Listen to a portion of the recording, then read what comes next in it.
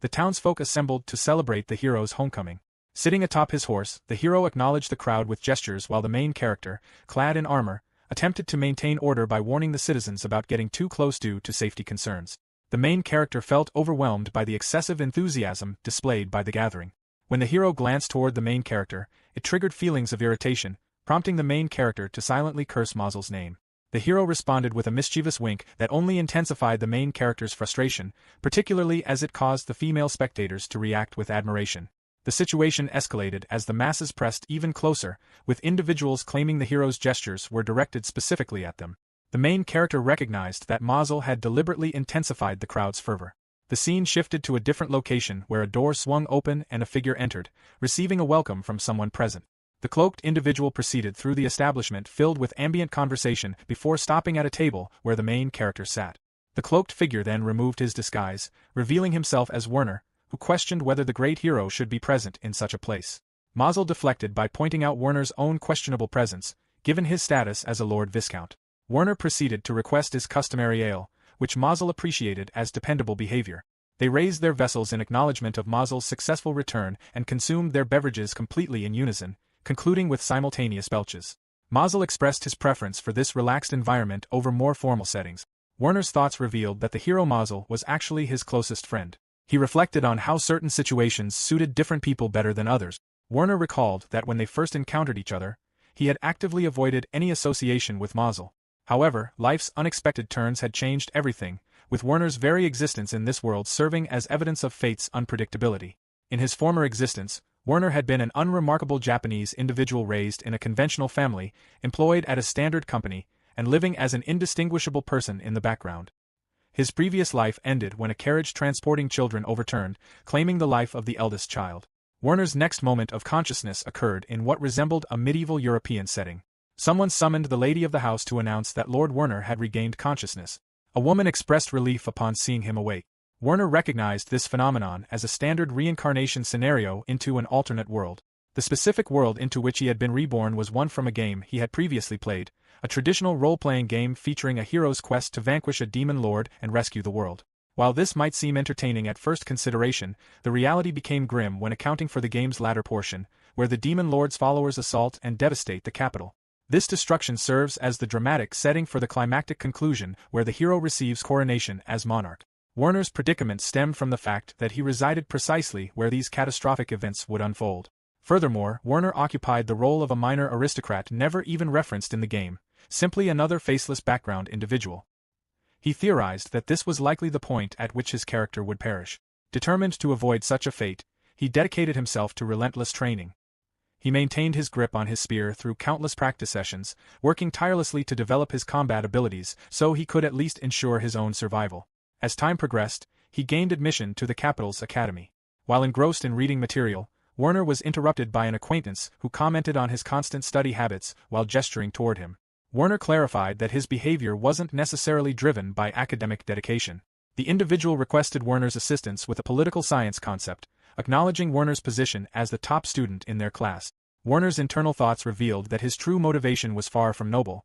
He was simply a diligent spearman desperately attempting to ensure his own survival, while also excelling in subjects that aligned with knowledge from his previous life. The acquaintance mentioned that certain female students regarded Werner with obvious romantic interest. Werner attributed this attention to his father's status as a count rather than any personal qualities. He reflected that if anyone truly deserved the designation of popular, it would be someone else entirely. His gaze followed the sound of animated conversation to where Mazel Harding held court, surrounded by students. Mazel represented both the most prominent figure on campus and the game's protagonist. Despite his commoner origins, Mazel had secured enrollment through a special scholarship awarded for his exceptional abilities. Whether fortunate or not, numerous individuals showed interest in him. Werner found it difficult to accept that they shared the same academic year. Mazel's enrollment had confirmed for Werner that this world was following the trajectory of the game's beginning. Meanwhile, Werner devoted his efforts to maintaining the demeanor of a non-player character, remaining in the background to allow the predetermined scenario to unfold naturally. His intention was to minimize any interaction with Mazel to the greatest extent possible. However, something captured his attention that disrupted this plan. A young woman offered Mazel confections she described as her country's specialty. Mazel accepted the offer graciously. Werner observed the exchange carefully. His recollection identified the girl as an exchange student from the adjacent nation of Salzanak and the daughter of a duke from that region. The campus cafeteria frequently hosted tea gatherings that functioned as matchmaking opportunities. Werner typically had no interest in girls who fixated on attractive men. Despite this usual stance, he had noticed the girl consuming what appeared to be a suspicious potion just before the hero's arrival, which naturally piqued his curiosity. While uncertain if the girl harbored malicious intentions, her persistent promotion of her sweets seemed questionable. Werner suspected the confections contained some form of additive. He attempted to redirect his focus toward his book, reassuring himself that he would not become involved, that such intervention was the furthest thing from his intentions. He reasoned that the hero wouldn't meet his demise before the game's events even commenced. There seemed no possibility that the hero would succumb to such an obvious stratagem. However, the situation took an alarming turn when the girl cried out, questioning what was happening to Master Harding. Mazel had begun clutching his head in apparent distress. The young woman expressed alarm at Mazel's pallid complexion. Werner experienced shock upon realizing that Mazel had actually consumed the confection. He surveyed the area in search of Mazel's customary security detail. The surrounding students had already begun murmuring amongst themselves, speculating about the nature of the incident. Werner's thoughts turned to the expectation that when the hero encountered difficulty, the bodyguards bore the responsibility of responding immediately. Given Mazel's role as the protagonist, it seemed virtually certain that he would recover without serious harm. Other students had already congregated around Mazel, inquiring about his vision and general condition. However, Werner harbored doubts about whether such certainty was justified. No absolute guarantee existed that the game's events would proceed according to their predetermined course. Nevertheless, the hero remained the only individual capable of confronting the demon lord. This reality meant Werner required Mazel to fulfill his heroic destiny. He approached Mazel and conducted an examination, determining that both pulse and respiration appeared stable. The campus medical facility should possess adequate resources to address Mazel's condition. The young woman reacted with surprise to this assessment. Werner declared that their informal gathering had reached its conclusion for the day, as the situation demanded immediate medical attention. The young woman pointed out that Mazel had fallen ill after consuming products from her homeland. She insisted upon accepting responsibility by arranging for a distinguished physician to examine him. Werner interrupted her proposal, explaining that transporting Mazel by carriage in his current state would present difficulties. He noted that they lacked certainty regarding whether her sweets had caused the problem. Even if they had been responsible, Werner would not consider imposing such responsibility upon her. He expressed his belief that entrusting Mazel to the school's medical staff represented the wisest course of action. The young woman and her companions directed hostile glares toward Werner. He assisted Mazel in walking as they departed unsteadily from the girl's presence. Werner's thoughts acknowledged the intensity of their hostile expressions, but he took satisfaction in having secured the protagonist's safety. Based on the circumstances, Werner theorized that this had been an attempted kidnapping. He contemplated how to address the broader situation. Subsequently, at the medical clinic, Werner's voice expressed frustration at the delayed arrival of others. He demanded to know how they could have permitted Mazel to remain so exposed to danger. Werner questioned the bodyguards regarding their thought process in arriving so belatedly when their duty was to protect Mazel. One bodyguard shifted uncomfortably while another explained that since an exchange student who was a duke's daughter had been entertaining Mazel, they believed diplomatic considerations were necessary. Werner's internal reaction noted that the bodyguards had recognized the potential dangers yet still abandoned Mazel. He questioned their intelligence in making such a decision. Werner instructed the bodyguards that one should report the incident to a faculty member while the other should monitor the young lady and her associates. His intention was to remain at the clinic to watch over Harding. The bodyguards attempted to object, but Werner demanded confirmation that they understood his instructions. They responded with frantic affirmation of compliance. Werner proceeded to open the curtains where Mazel remained unconscious. He reflected on what a catastrophic situation had unfolded. Had he possessed foreknowledge of these events, he would have warned Mazel before the poison's ingestion. The world currently existed in a state of peace, which meant people failed to recognize the hero's current value.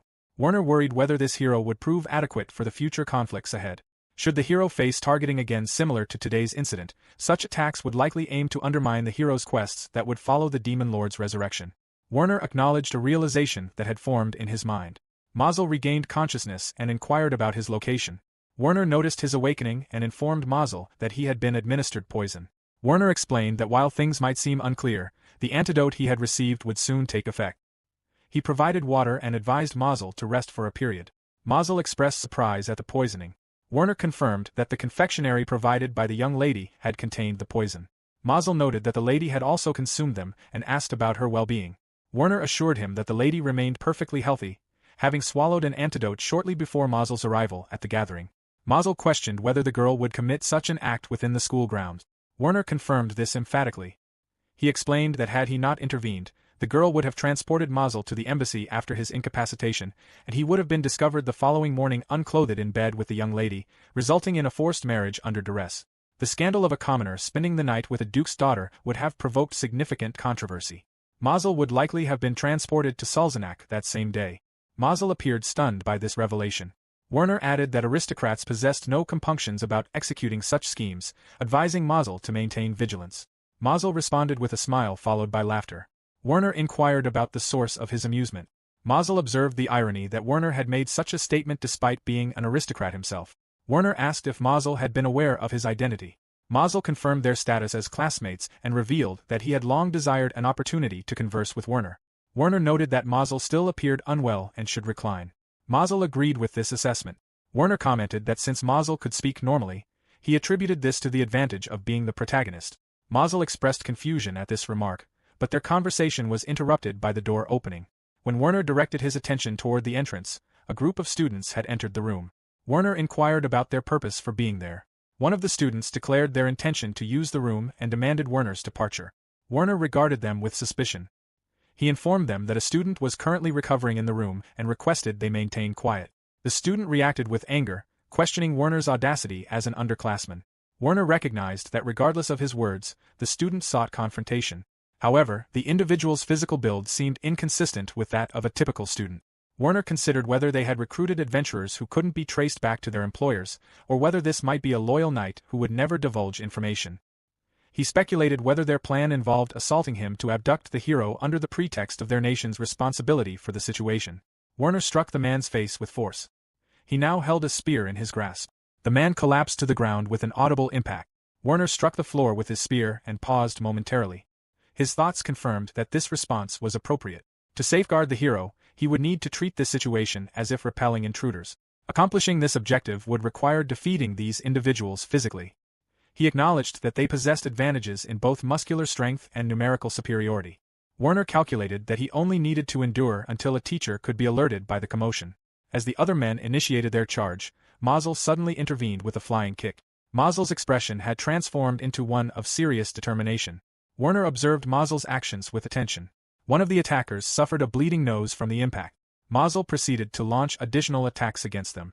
The remaining assailants experienced nervousness at witnessing the display. Mausel directed an intimidating glare toward them and persisted in delivering punches to the others. He systematically engaged each opponent in succession. The initial man attempted to regain his footing, but Mausel swiftly incapacitated him. Werner experienced amazement at the spectacle. His internal thoughts celebrated the performance as magnificent, acknowledging the extraordinary capabilities that heroes possessed. After successfully defeating all the assailants, Mausel turned his attention back. He inquired with enthusiasm whether Zerfeld had sustained any injuries. Werner confirmed his well-being, attributing his safety to Mausel's intervention, and reciprocated by asking about Mausel's condition given his abrupt entry into combat. Mausel responded with excitement that his hands experienced some numbness but he would recover completely. Werner questioned whether this represented Mausel's performance in a weakened state, expressing his astonishment. Werner's thoughts acknowledged that the situation had appeared precarious, but he felt grateful for Mausel's intervention. He anticipated feeling more secure once he reported to the faculty and transferred the hero into their custody. A voice suddenly interrupted, questioning the nature of the scene. The teacher inquired whether they were responsible for the situation. Mausel responded with hesitation. Werner's thoughts noted the fortunate timing of the teacher's arrival. He addressed the teacher, who then requested an explanation of the events. Werner promised to provide comprehensive details later, but emphasized the immediate concern that the individuals lying on the floor might not be legitimate students of their institution. The teacher reacted with surprise to this revelation. Werner explained that these scoundrels had launched an attack against them. He indicated that someone had evidently dispatched these individuals to target them, though their true motivations remained unclear to Werner. With an earnest demeanor, he requested that the teacher interrogate the assailants for additional information once they regained consciousness. The teacher instructed the students accompanying him to immediately summon other faculty members. They departed hastily while acknowledging the instruction. Werner's thoughts turned to allowing his father to manage the subsequent proceedings. The hero's bodyguards received blame for the incident and faced termination from their positions. Werner received a request to assume their role, which he categorically declined. While engaged in reading, Mazel approached him expressing a desire to seek his counsel on a matter. Werner's internal reflections noted that he never would have anticipated this outcome would result in Mazel developing an attachment to him. Mazel requested Werner's explanation of the appropriate protocol for an upcoming ceremony. Werner's thoughts acknowledged his inability to refuse when Mazel made such requests, particularly given the need to prevent similar troublesome episodes from recurring. Consequently, Werner resigned himself to providing assistance to ensure the game's narrative progressed according to its intended course. Before he fully comprehended the passage of time, they had experienced numerous events together, and Mazel and he had developed an exceptionally close friendship. Together they experienced their academic life in their distinctive manner. Eventually, the commencement of the game arrived and the narrative began with a demon stampede. Following the contest battles that Mazel and he had fought, Werner addressed Mazel with emphatic instruction. He declared that if preserving this world required sacrificing Mazel, then Werner would instead undertake to transform the world itself. This represented the legend of a hero that would endure through centuries of retelling, as well as the chronicle of his closest friend. Werner lived an ordinary life as an office worker until he awoke one day to discover he had been reborn as a child within the world of a video game he once played. This was a classic role-playing game centered around a hero destined to defeat a demon lord. As he pieced together his fragmented memories, a troubling realization emerged. He had been reincarnated as an inconsequential background character fated to perish in a widespread genocide that occurred midway through the storyline. This was certainly not the death he desired for himself. Fortunately, he had awakened at a point in time before the game's events had actually begun. Armed with knowledge of how the story would unfold, he believed he could alter his fate and avoid the deadly events ahead. Werner threw himself into relentless preparation, working tirelessly to ensure his own survival. During this time, he inadvertently caught the attention and earned the admiration of the hero, the game's protagonist. Initially, Werner deliberately kept his distance from the hero, fearing that any interaction might alter the course of future events. Despite his caution, they eventually developed a close friendship and became best friends. However, the protagonist proved to be a magnet for trouble. He was remarkably oblivious to danger and proved somewhat unreliable in navigating situations. The game had not even officially begun, yet Mazel was already finding himself in precarious situations. This made Werner increasingly anxious about how events would progress once the game truly started.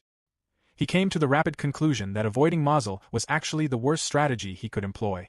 On one occasion, Werner advised Mazel that if anything ever appeared suspicious or concerning, Mazel should inform Werner immediately. Werner made a firm decision that he would stand by the hero and provide support throughout his journey until the demon lord was finally vanquished. Then came the announcement about the demon stampede. Their teacher explained that this was a massive outbreak of demons that occurred approximately once every 20 years. Their school would contribute to the efforts aimed at suppressing this threat. In Werner's mind, this marked the arrival of the game's first major event. Now that the story had officially begun, his nerves were on edge. The teacher continued, noting that if left unchecked, these demon stampedes possessed the capability to assault towns and villages in overwhelming numbers. However, if addressed quickly and decisively, they did not represent an especially grave danger. Werner's internal thoughts diverged sharply from this assessment. Under ordinary circumstances, the teacher's evaluation would be accurate. But this particular stampede was different. It served as the game's opening scene. With the demon lord's resurrection underway, the demons would be far more numerous and powerful than anyone anticipated. The attack would result in the complete annihilation of the capital's knights, the death of the heir apparent to the throne, and would ultimately devolve into an absolute bloodbath. The teacher proceeded to outline the arrangements. Students from families of rank would return to their homes in the capital and await further instructions there. Meanwhile, students from families without rank would join support squads responsible for providing transportation and healing injured individuals. While they would probably not face direct attacks, they were cautioned not to let their guard down. The students from families without rank acknowledged these instructions. Werner's thoughts turned to Mazel, reasoning that the protagonist would likely protect the other students during the conflict. The knights positioned at the front lines would be completely wiped out. This meant that since Werner would be fighting alongside those knights, the probability of his own death was extremely high. To prevent this outcome, Werner needed to prepare their fighting capabilities and develop a solid strategy. Suddenly, Mazel's loud voice interrupted Werner's contemplation. Werner asked what the matter was. Mazel expressed equal confusion about Werner's behavior, pointing out that it was break time yet Werner had not moved from his seat at all. Werner's heart raced as he realized he had become too absorbed in his strategic planning. He abruptly stood up and announced his intention to go home. Mazel appeared confused by this sudden declaration. Mazel reminded Werner that they had made plans to visit the weapon shop that day to look at daggers. Werner apologized, explaining that he needed to undertake extensive preparations for the upcoming battle, including securing additional manpower. He suggested they postpone their shopping trip. Mazel asked if these preparations were for the demon stampede, commenting that it seemed like overkill. Werner countered that there was no guarantee the situation would unfold as it typically did. Mazel responded that he would simply follow Werner's guidance as he always had. Werner informed Mazel that this time would be different because Werner would not be accompanying him. Mazel reacted with visible surprise. Werner explained that because his family held rank, they would be assigned to different groups.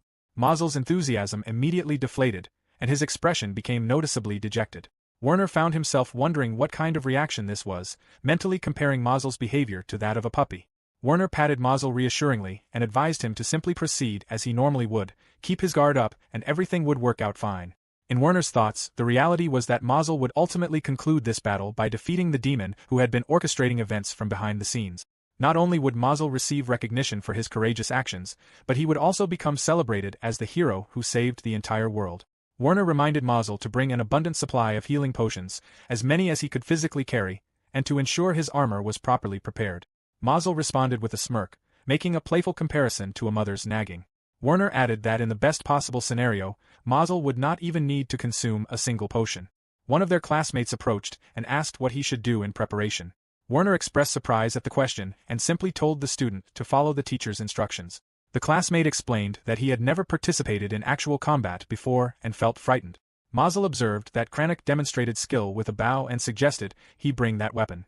Mazel speculated that Kranich would likely be requested to join the support squad in an escort capacity. Kranich asked Mazel if he truly believed that would be the case. A female classmate then approached with her own inquiry about what preparations she should make. Mazel informed Kalina that as a mage, she would be assisting with treating the wounded. He recommended that she acquire protective gear as a safety precaution. Werner observed as an increasing number of students approached Mazel seeking guidance and advice regarding their preparations. In Werner's mind, there was no logical way Mazel could have memorized the skills and abilities of every single student. Once again, Mazel's extraordinary memory impressed and astounded him. Some of the students seeking advice were not even from their own class but from the adjacent one. This world operated according to a skill system similar to those found in video games. Werner had acquired spearmanship through countless hours of intensive and dedicated training. Mazel's skill, by contrast, was designated as heroism. While the name was somewhat obvious and lacking in subtlety, Werner accepted it for what it was. The practical application of this skill essentially granted Mazel mastery over any combat-related ability. Consider Werner's spearmanship, which he had labored over for an extended period. Merely by observing the technique a single time, Mazel could instantly replicate and utilize it with proficiency. The skill was, in essence, a blatant cheat ability. The first time Werner witnessed this skill in action, he had been moved to tears. This Demon Stampede event had been specifically designed to provide Mazel with an opportunity for genuine combat experience. It would allow Mazel to employ his various skills to the fullest extent possible.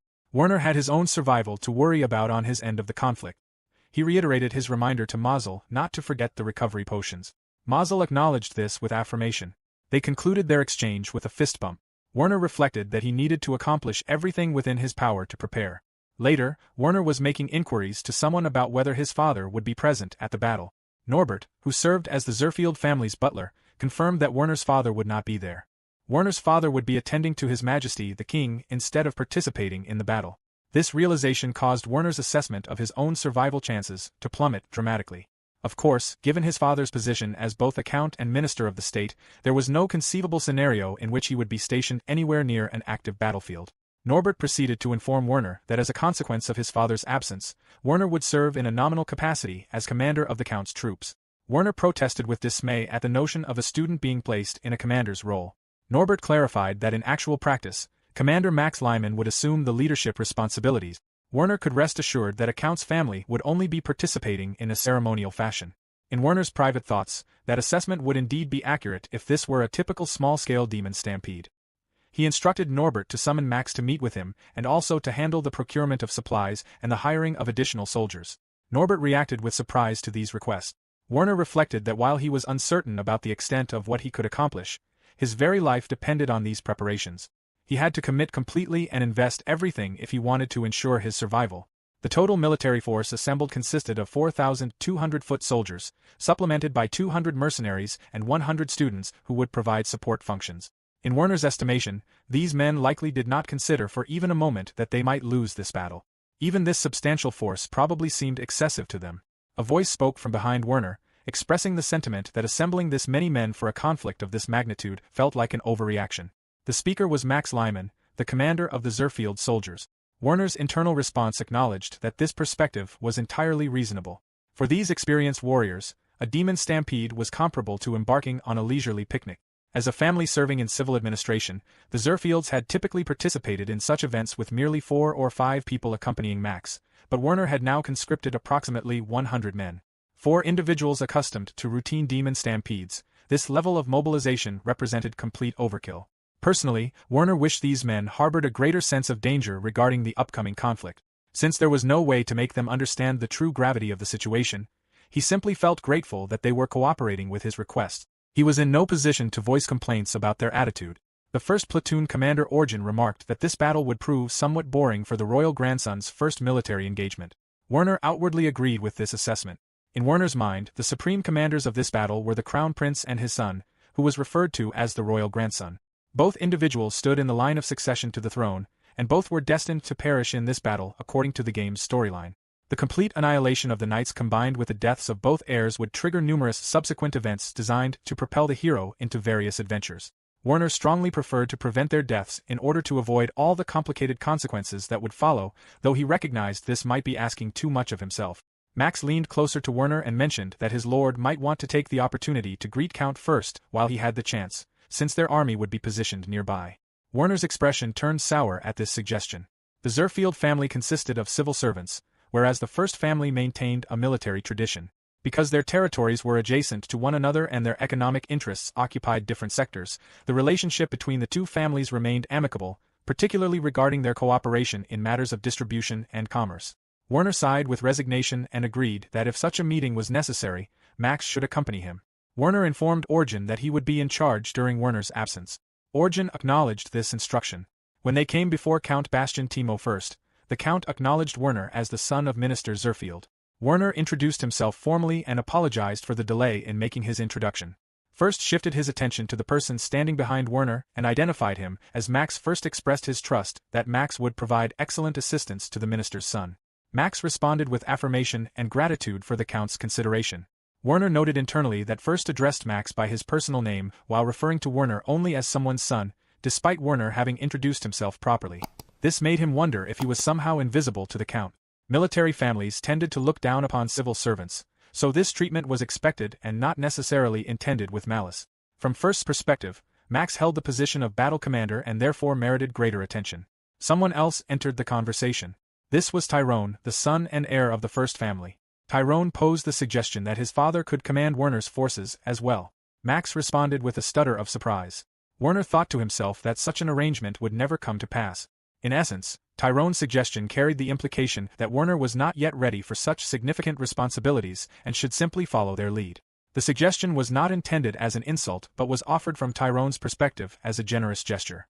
The hierarchical structure placed the royal family at the apex, followed by military aristocrats, then civil servants, then noblemen, and finally common people. This was precisely why Warner had been reluctant to make this visit in the first place. The situation was deeply uncomfortable, and the disparity in rank between them was so pronounced that it created an atmosphere of discomfort. The sound of footsteps approached. A woman appeared and addressed her brother, stating that his suggestion was simply not feasible. Tyrone acknowledged that he understood this. She was identified as the Count's second oldest daughter. If Warner's memory served him correctly, her name was Hermine or something similar. Hermine observed that she had heard Warner was still a student. She expressed her belief that it would be best for Warner to remain positioned behind their forces and not exert himself excessively. Warner responded with a smile, though internally he felt as if he had been stabbed. Warner thanked her for her concern. First advised them not to push themselves too hard and to not hesitate to retreat to the rear if they found themselves in danger. In Warner's mind, the First family's collective attitude confirmed that they had never intended to take him seriously from the very beginning. Warner stated that he should return to his men. Tyrone told Warner to ensure he did not cause the minister any worry. Warner responded with apparent enthusiasm, though internally he was exhausted and simply wanted to depart from this encounter. He and Max then took their leave. Hermine expressed to her brother that she harbored doubts about his earlier comment. Tyrone acknowledged that he was aware of her concerns. Both Hermine and her father watched the retreating figures of Warner, and Max first noted that Lord Warner attended his school with a reputable academic record. He was not merely the son of a count. Tyrone confirmed that the rumors had reached his ears as well, including the information that Warner was the only militarily capable member of his entire household. Though it might be considered shameful, Warner's primary distinction was being first in spearmanship. When it came to the profession of knighthood, nothing held greater importance than mastery of the art of swordsmanship. Though spearmanship represented a suitable starting point for a junior knight's training, questions remained about succession. If Lord Werner were to be killed in battle, who did they suppose would inherit the Zerfield lands? Hermine called out to Tyrone in response to this concern. Back at the Zerfield military encampment, Werner stood before his assembled men. Both Werner and Max displayed visible signs of exhaustion and weariness. Werner announced his intention to review the strategy once more. Someone posed a question, observing that although the battle had not yet commenced, judging by their appearances, it seemed that something significant had transpired during their visit with the first family. Werner denied that anything of consequence had occurred. The troops began chanting that they should demonstrate their capabilities to that old soldier and show him what they were made of. Another soldier expressed confidence that they would emerge victorious and earn their medals with distinction. The men cheered enthusiastically. Werner attempted to redirect their focus, stating that this was not the essential point. The second platoon commander Barkey remarked that considering Werner had only assembled his troops the previous day, they demonstrated impressive discipline. Orjan agreed, noting that they had managed to gather quite a collection of trained soldiers. In Werner's mind, he reviewed the organizational structure for this battle. 5 men constituted a squad with 1 member serving as the squad leader. They had 18 squads in total, which were divided among 3 platoons. Additionally, Werner maintained a hunter unit under his direct command.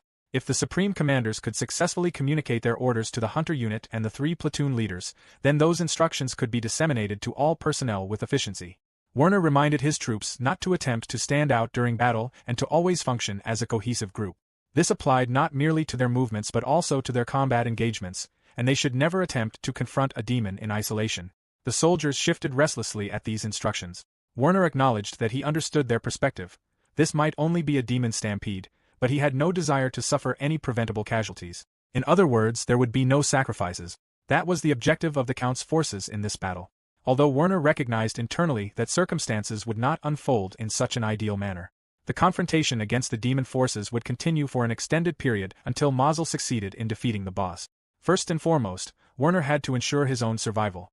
Meanwhile, at Mazel's location, someone commented on the remarkably large quantity of recovery potions he had acquired. Mazel responded with a chuckle. The woman positioned beside Mazel observed that for someone possessing such considerable strength, Mazel displayed surprising caution. Another person remarked that if he sustained injuries, he would be depending on Mazel for assistance. Their leader instructed them to cease their idle chatter and form up into their group. In Mazel's thoughts, he had procured as many potions as he could manage, precisely as Werner had instructed him to do. He recalled Werner's emphatic reminder about bringing an abundant supply of potions for himself. Mazel had come to believe that when Werner made statements that seemed excessive or unusual, there was typically a valid reason underlying such advice. He found himself wondering what Werner might be planning or preparing for at this moment. Werner declared that regardless of circumstances, he wanted to minimize casualties to the greatest extent possible. He reiterated his reminder that they should always engage each demon in groups of 5 and never fight in isolation. They were currently positioned at the left flank, the location of Count Zerfield's military encampment. His instructions continued. Once they had finished defeating one enemy, they should provide assistance to any adjacent teams, and then repeat this pattern. A voice spoke up in response. When Werner looked up, he identified the speaker as the 2nd Platoon Commander Barkey. Barkey stated that he could not agree with Werner's approach. Standing beside Barkey was the 1st Platoon Commander Orjan. Werner responded by pointing out that the demons would never engage in one-on-one combat to begin with, and there was absolutely no advantage to be gained by displaying their chivalry in this situation. The knights reacted to this statement with visible displeasure. Observing their unhappy expressions, Werner thought to himself that he could not blame them for their dissatisfaction. In a world that placed high value on individual valor and courage, a battle plan that involved defeating small numbers of enemies through group tactics probably struck them as belittling their abilities and prowess. However, such an approach would not be effective this time around. He told them that since this was His Highness the Royal Grandson's first battle, there was no need for them to outshine His Highness with their own achievements. The knights expressed their agreement with Werner's reasoning. Werner grinned at their acceptance. He continued by explaining that they did not yet know the true scale of the demon stampede itself. Since this was a large outbreak, more and more enemies would continue appearing no matter how many they managed to defeat. It was entirely possible that the monsters would keep coming throughout the entire day. They could not realistically maintain combat for that entire duration, could they? Barkey acknowledged that even if the individual demons were relatively weak opponents, their sheer numbers would gradually wear away at their stamina. If they became surrounded and were already exhausted at that point, they would certainly suffer casualties, would they not? Werner confirmed that to minimize damage while achieving sufficiently favorable results, this approach represented the best strategy. He instructed them to conserve enough of their energy so that when the worst possible scenario arose, they would be capable of providing aid to the other noble families. The knights reacted with surprise to this consideration and still voiced their agreement with Werner's plan. Orjan laughed and requested that when such a situation occurred, Werner should please send his platoon over to assist the first household. Werner responded that this would be excellent. Barky informed Werner that the only reason Orjan wanted to go there was because he was a womanizer and had set his sights on First's daughter. Orjan reacted defensively to this accusation. Werner chuckled and said that in that case, Barky would be the one to go instead. This prompted a burst of laughter from those assembled.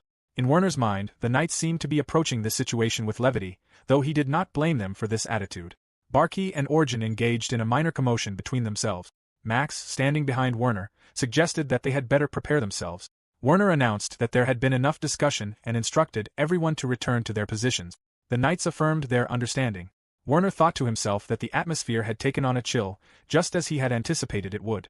The battle commenced shortly after they had confirmed their strategy. Several hours later, monsters were flooding the battlefield in massive numbers. In accordance with the game's storyline, the knights struggled intensely against the onslaught. Units that attempted to stand out or distinguish themselves were crushed, and the dead continued to accumulate steadily. Deserters fled from the battlefield one after another, and amid the chaos engulfing the field, word had been passed throughout the Count Zerfield forces to coordinate their actions with nearby comrades. Orjan checked on the others to ensure they were unharmed and instructed the wounded to proceed to the rear for medical treatment. The injured knights acknowledged these instructions. The remaining forces continued to advance. Werner shouted that retreating squads should provide support to the forward squads while simultaneously regrouping their own formations. The Zerfield forces continued to maintain organized combat readiness while evacuating their wounded away from the frontline positions. Werner's body was gradually becoming accustomed to the rhythm of battle. For every enemy he successfully defeated, another one seemed to spawn in its place. He did not have time to think clearly, let alone wipe the blood from his face. Thankfully, his body was moving on its own accord through muscle memory. All that intensive training he had undergone was proving its worth. He called out to the others not to advance too far forward and to remain vigilant. He was breathing heavily and panting from exertion. Werner thought to himself that he was simply grateful everyone was adhering to the plan. If they could just maintain this frontline position until Mazel succeeded in defeating the boss, they should be able to survive this ordeal. While they were engaged in fighting the monsters, someone's voice rang out shouting and pleading for help. There were too many deserters abandoning their positions. Werner found himself wondering what he could do about this deteriorating situation. Granted, it was not as if their troops significantly affected the overall tide of the battle. They possessed a substantial number of soldiers for a civil servant family, but in the grand scheme of things, they constituted a relatively insignificant unit. The Royal Elite Order of Knights was positioned on the right, and the military family of Count First occupied the left. The Zerfield forces were situated in a manner that left them protected by these main forces on either side. However, if either of those two forces collapsed, then the Zerfield unit would find itself fighting for its very survival. As a commander and simply for the sake of his own life, Werner could not permit those two forces to fall into ruin. He could always dispatch reinforcements to assist them, but the First family possessed considerable pride in their military heritage. If he did not time his offer of assistance correctly, their help would be rejected outright. Max shouted to the others to utilize the bodies of the fallen as shields for protection. Werner called out to Max, asking how the situation appeared on his side of the battlefield. Max responded that there were no problems in his area. However, the forces of other noble families that had advanced forward were being pushed back by the demons. The other families were hemming in their own army's movements. The families that had already joined forces with them had been unified and regrouped with their forces. Werner acknowledged this information with understanding. Suddenly, a blood-curdling scream pierced the air. It came from a knight. Werner gripped his weapon tightly and slashed at the monster threatening the fallen warrior. Werner commanded his soldiers to charge at the monster and moved toward the knight. He asked the knight if he was unharmed. The knight stuttered but managed to express his gratitude. Werner recognized that this knight belonged to Count First's unit. The knight confirmed this identification. Werner asked what had become of the others from his unit. The knight trembled visibly and said that he had no knowledge of what transpired. He had suddenly found himself fighting desperately for his life.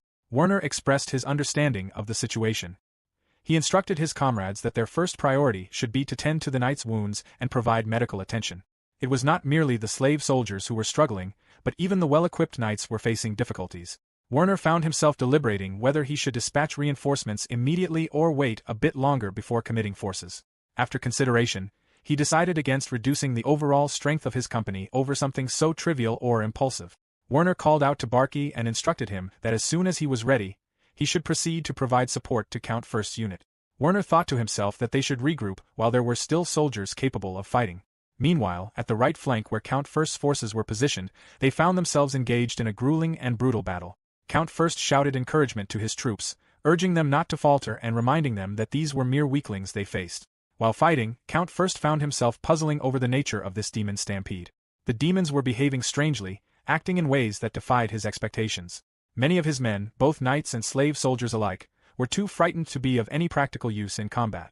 He had his hands full simply trying to prevent fleeing soldiers from abandoning their positions. He called out asking where Tyrone and Hermine were located. A soldier informed him that they had departed to support the front line and had not been seen since that time. Count First paused momentarily and instructed the others to avoid direct engagement with the enemy and to gather together. They needed to regroup their scattered forces. Meanwhile, Hermine had heard her father's voice calling out but could not discern what he was saying. She looked around and realized she had become separated from everyone else. She continued fighting against the monsters. In her thoughts, she recognized that it was dangerous remaining in this position and it would be best to return to the main group. Suddenly she heard a pained grunt. She recognized her brother and moved to assist him against a monstrous enemy. She asked if he was unharmed. Tyrone apologized and acknowledged that she had saved him, but stated that they could not remain in their current position. They needed to rejoin their father and receive new orders. As they conversed, they continued slashing at the approaching enemies without pause. In her mind, despite being superior in both ability and armor, the best they could manage was avoiding fatal injuries. Hermine called out to the other knights to summon backup reinforcements. However, another cry for help rang out. A person was caught in the mouth of a monster. The individual was torn apart by the creature. Hermine gritted her teeth in frustration and horror. She commanded anyone still capable of fighting to position themselves behind her and to collect the fallen while they made their way back to her father's position. A female knight questioned how they could accomplish this. The demons remained as numerous as ever. Another soldier voiced their despair with a growl. Hermine instructed them not to cower but to maintain cohesion and stick together. Internally, she was also wondering how they would accomplish this. That was precisely what she wanted to know. However, if they did not keep moving forward, this battlefield would become their collective grave. For the moment, she simply needed to reduce the number of enemies and cut a path through their rank. Decrease their numbers, decrease them further, and make their way back to her father. But she suddenly found herself trapped in the mouth of another demon beast. The creature's drool dripped onto her face. At the very threshold of death, someone slashed the monster in half. Blood splattered across her face. Someone arrived and instructed his troops not to push themselves beyond their limit. The person issued another command to maintain their positions. Hermine wondered who these people were. As Hermine wobbled unsteadily, she was caught by the person who had saved her. She wondered if these were reinforcements, and if so, from which army they had come. It was Barky. Barky asked if she was unharmed and recognized her as the daughter of Count First. Hermine expressed her gratitude to Barky and requested his name. Barky apologized for not introducing himself sooner and identified himself as Barky from the Zerfield unit. Barky explained that he had come to provide assistance according to Lord Werner's orders.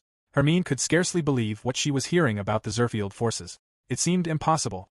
However, considering that earlier attack and the subsequent assistance being provided, it was evident that their warrior house was struggling while the Zerfield forces had somehow managed to gain an advantage. She praised Barky and asked if this was the doing of the minister's son. Barky responded with barely contained pride that everything had been accomplished according to Lord Werner's commands. Hermine acknowledged this information with understanding. Barky explained that the wounded noble units were regrouping behind their troop. He suggested that if it pleased Hermine, she and Count First's forces should consider retreating temporarily as well. He asked if she could advise his lordship Count First to take advantage of this opportunity. Hermine thought to herself that her father and brother would probably consider relying on the Zerfield forces to be a disgrace to their honor. However, this presented their chance to snatch victory from the jaws of defeat. She thanked Barky and stated that she would speak with her father immediately about this matter. Now at the left flank where Count Zerfield's forces were positioned, word reached them that Count First's troops would be joining them as well. Max reported that the armies of the noble families who had joined them earlier were steadily returning to the battlefield. Werner acknowledged this positively. In Werner's thoughts, their ability to regroup was essential.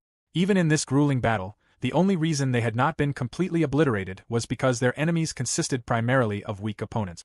If the battle concluded now, they might avoid losing the entirety of the knightly order. This implied that there might still be something else waiting to occur. He simply hoped that Mazel could defeat the demon mastermind before that additional threat manifested. What troubled Werner was that in the game, there had been no information available regarding how the knights had fared during this battle. Suddenly, from behind Werner, someone exclaimed with jubilation that victory was theirs. Werner reacted with surprise to this proclamation. His soldiers declared excitedly that the enemy forces were retreating. Another soldier expressed relief that their prolonged endurance had paid off. Werner found himself questioning whether they had truly won. Had Mazel defeated the primary antagonist in accordance with the game's storyline? However, in the game's original narrative, that victory did not occur until after the Order of Knights had been completely obliterated. There had to be something more to this situation. He contemplated the implications. He then called out to Max. Werner commanded the troops to assemble immediately. There were healing potions available in the rear unit supplies, and he ordered that the injured should consume them. Max was about to express a contrary opinion, but Werner cut him off, stating that he did not care about objections and to simply prepare. He announced his intention to proceed to the main army, to the location of the royal prince. The soldiers proclaimed that they had emerged victorious and that the victory belonged to them. Another soldier commented that it had been a difficult fight, but it appeared that the royal knights had demonstrated their capabilities. Max observed that it was due to Werner's leadership that their unit had sustained so few casualties, which was most impressive. The only remaining task was to issue the order to pursue the retreating enemy, but Max noticed that Werner was not paying attention to his words. Werner was preoccupied with his thoughts, finding the situation peculiar. This bore no resemblance to the game's storyline. Max explained that the enemy was withdrawing and urged Werner to quickly issue his orders. Werner questioned whether the enemy was truly withdrawing, rather than scattering and fleeing in disarray. Max confirmed that they were indeed heading toward the forest. Werner then ordered Max to assemble the troop. There were healing potions available in the rear unit supplies, and he instructed that the injured should consume them. Max was beginning to protest when Werner cut him off, explaining that this was a ruse. Werner announced his intention to proceed to the main army. Max acknowledged this with understanding. Werner stepped through pools of blood as he made his way forward. In his thoughts, he noted that the path was narrow. The abundance of dead bodies combined with the slippery ground created treacherous footing. What made matters worse was the awful stench of blood and insectoid bodily fluids. Simply remaining upright required tremendous effort. He questioned why he was even sprinting at full speed. However, he could not help himself. He was the only person who understood the horror that was approaching. When he neared his destination, he came to an abrupt halt because the knight's blades blocked his path. He insisted that they allow him passage. He had something of critical importance to report to His Highness the Crown Prince. The guarding knights refused his request and instructed him to have the commander of the left flank deliver the report instead. In Werner's mind, waiting for that process would mean arriving too late. If time was wasted at this juncture, everything would be for nothing. He needed to secure an audience with the Crown Prince directly. However, the soldiers remained firm in their refusal. Werner overheard the knights conversing among themselves. They were discussing the Second Order of Knights and what a remarkable achievement it was to have defeated the ringleader. Things had become somewhat precarious for a moment, but they were simply pleased to watch the demons fleeing for their lives. Another voice commented that the reason the demons had not feared their magic was probably due to the ringleader controlling them. This observation was met with laughter. Another soldier remarked that although the situation had been frightening for a period, all that remained was eliminating the weaker enemies, which would be easily accomplished. Werner thought to himself that the soldiers believed they had already secured victory. He wondered what course of action he could take. He heard the voice of the royal grandson addressing his father, requesting that if they were going to pursue the enemy, his father should give him the order to do so. The royal prince responded with approval. Werner directly called out to the prince, stating that he had something urgent to communicate to him. The prince heard Werner's voice and looked in his direction. Werner's expression conveyed determination. The knights reacted with indignation, demanding to know how he dared address the prince directly. Another questioned Werner's identity, observing that he appeared to be a nobleman from the left flank and stating they would remove him at once. However, the prince instructed them to allow Werner to pass. They complied with the prince's command. The prince observed that although they had emerged victorious, the left wing had still borne the brunt of the fighting. Werner must have possessed something important to report. The prince gestured for Werner to proceed. Werner acknowledged this and walked toward the prince, kneeling before him in respect. The prince asked for Werner's identity. Werner introduced himself, stating that he was from Count Zerfield's household. The prince recognized Werner as the son of the Minister of Ceremonies. The prince remarked that Werner was young but must be quite brilliant. The prince asked what Werner desired to communicate. Werner released a breath before speaking. He then informed the prince that the prince must order the troops to retreat immediately. There arose considerable murmuring from behind the prince where the soldiers were gathered. In Werner's mind, he should have anticipated that cold reception. They had finally achieved their hard-won victory. He could not fault them for their excitement. Although he possessed knowledge of the game's storyline, Werner doubted he would be able to persuade them easily. The soldiers were preparing to mock Werner when the prince interjected, instructing them to wait. He asked Werner what led him to make such a statement. Werner expressed surprise and explained that the enemy's behavior was abnormal. The prince countered that the demon they believed to be the monster's leader had been defeated by the knights. There was nothing unusual about their forces retreating as a consequence. Werner disagreed, clarifying that the enemy was neither retreating nor fleeing. They were withdrawing in an organized manner. All of them, including the insectoid creatures that appeared to possess no intelligence of their own, were moving together. The prince listened attentively. Werner continued, explaining that the demons had not shown fear of the human forces. In other words, this was a trap designed to lure the knights into the forest. The main enemy forces consisted of insects and beasts who possessed an inherent advantage in moving freely through forest terrain. Meanwhile, the knights would find themselves at an overwhelming disadvantage given their heavy armor. The prince quickly issued orders to sound the retreat and to summon the knights. They should regroup immediately with the remaining personnel.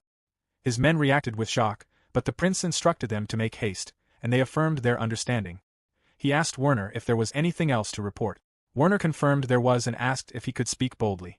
The prince granted permission. Werner suggested that the royal grandson be entrusted with guarding the capital's castle gates. The prince agreed and ordered his men to assist his son Reuven and escort the injured soldiers along with a supply unit to the North Great Guard. The knights acknowledged these orders. At Reuven's age, Werner could not place much confidence in his combat capabilities. Under this pretext, Reuven could return to the capital with his dignity intact, and they would not need to allocate any additional soldiers to protect him. The prince asked if that constituted all of Werner's recommendations. Werner confirmed it did. The prince instructed Werner to first return to his camp and bring his army to regroup with the central main forces. Werner appeared confused by this instruction. The prince explained that he would inform Werner when the deployment was complete. Werner had not yet finished his service to the prince. Werner smiled and responded with affirmation. Werner returned to camp where Max enthusiastically greeted him and inquired about his mission. Werner explained that he had successfully warned the prince about the enemy's strategic deception and that once the night returned, a full-scale assault would be launched. He also mentioned that the prince had ordered him to merge his forces with the central army. Max expressed astonishment that Werner had received direct commands from the crown prince himself and announced his intention to gather everyone for a celebratory discussion. Werner responded with hesitation, noting that this was hardly a cause for celebration, as the fighting would continue. Despite his reluctance, he eventually conceded to Max's enthusiasm. At that moment, one of Werner's soldiers announced the arrival of the count's daughter, which surprised Werner as he wondered about Hermine's purpose for being there. Hermine apologized for the intrusion, acknowledging its impropriety, but insisted she needed to speak with Werner urgently. Werner informed her that while he anticipated further instructions, the crown prince had ordered them to relocate to the center in preparation for the upcoming battle. When Hermine questioned this, Werner clarified that the enemy's withdrawal was a tactical trap. Though initially incredulous, Hermine accepted his assessment, which made her visit seem even more necessary. She first offered her apologies for any previous disrespect and expressed gratitude for his assistance, bowing her head and acknowledging that without him, she would have lost her life. Werner's eyes widened as he recalled their earlier interactions and first encounter, leaving him uncertain how to respond. Hermine then revealed that if the battle was indeed proceeding as Werner indicated, she had a request to seek his counsel on battle strategy for the royal family units positioned on the left flank. Observing her completely serious expression, Werner felt unable to refuse and agreed to her request. Subsequently, Werner found himself exhausted as they arrived at their new position ahead of the main encampment. He swayed on his feet, remarking on how draining merely traveling had been. Max advised him to rest until the prince issued new orders, noting that not only the nobility but numerous others had sought Werner's strategic advice during their journey, which made Max feel vicariously proud. Werner downplayed this, suggesting that it was primarily Hermine who had sought his counsel. Max dismissed his modesty, asserting that all of Werner's advice had been remarkably accurate. Werner continued to demur, and Max expressed surprise at discovering Werner's talent for strategy. Internally, Werner reflected that his knowledge was merely borrowed from his previous life and questioned whether he deserved such praise. A knight then arrived bearing orders from the crown prince, announcing that Werner van Zerfield had been granted command authority over various noble units and was to position them on the right flank of the main force in preparation for the enemy attack. Werner humbly accepted this responsibility. Werner contemplated the gravity of his situation, realizing he would not only be fighting at the front lines but also commanding multiple aristocratic family units despite being a student in his first battle. His troops erupted in celebration, praising and congratulating him enthusiastically. Max and Barkey approached Werner, acknowledging his likely nervousness but pointing out that while others had taken the demon stampede lightly, only Werner had calmly assessed the battle's progression and responded appropriately. Max encouraged him to continue as he had been, assuring him there was no need for worry since the Zerfield troops would fully execute his orders and support him, and they still possessed abundant potions. Internally, Werner reflected that nervousness was not his issue.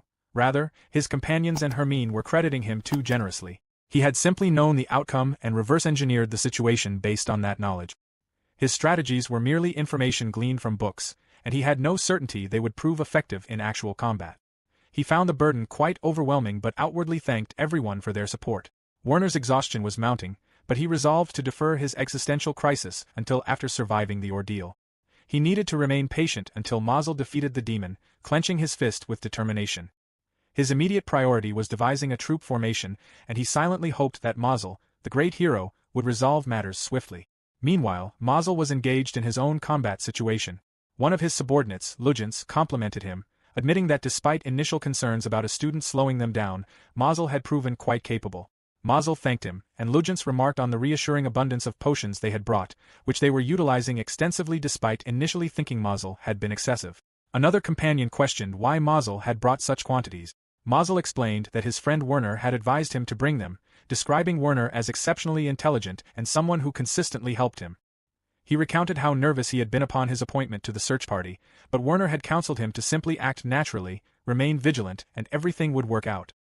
His companions inquired whether this friend Werner was involved in the demon stampede, and Mazel confirmed that he was, given his aristocratic status. They expressed surprise at Mazel befriending a noble, to which Mazel responded that Werner did not behave arrogantly like typical nobility. A female companion expressed concern, having heard that the main forces were struggling. Mazel paused momentarily before asserting his confidence in Werner's safety.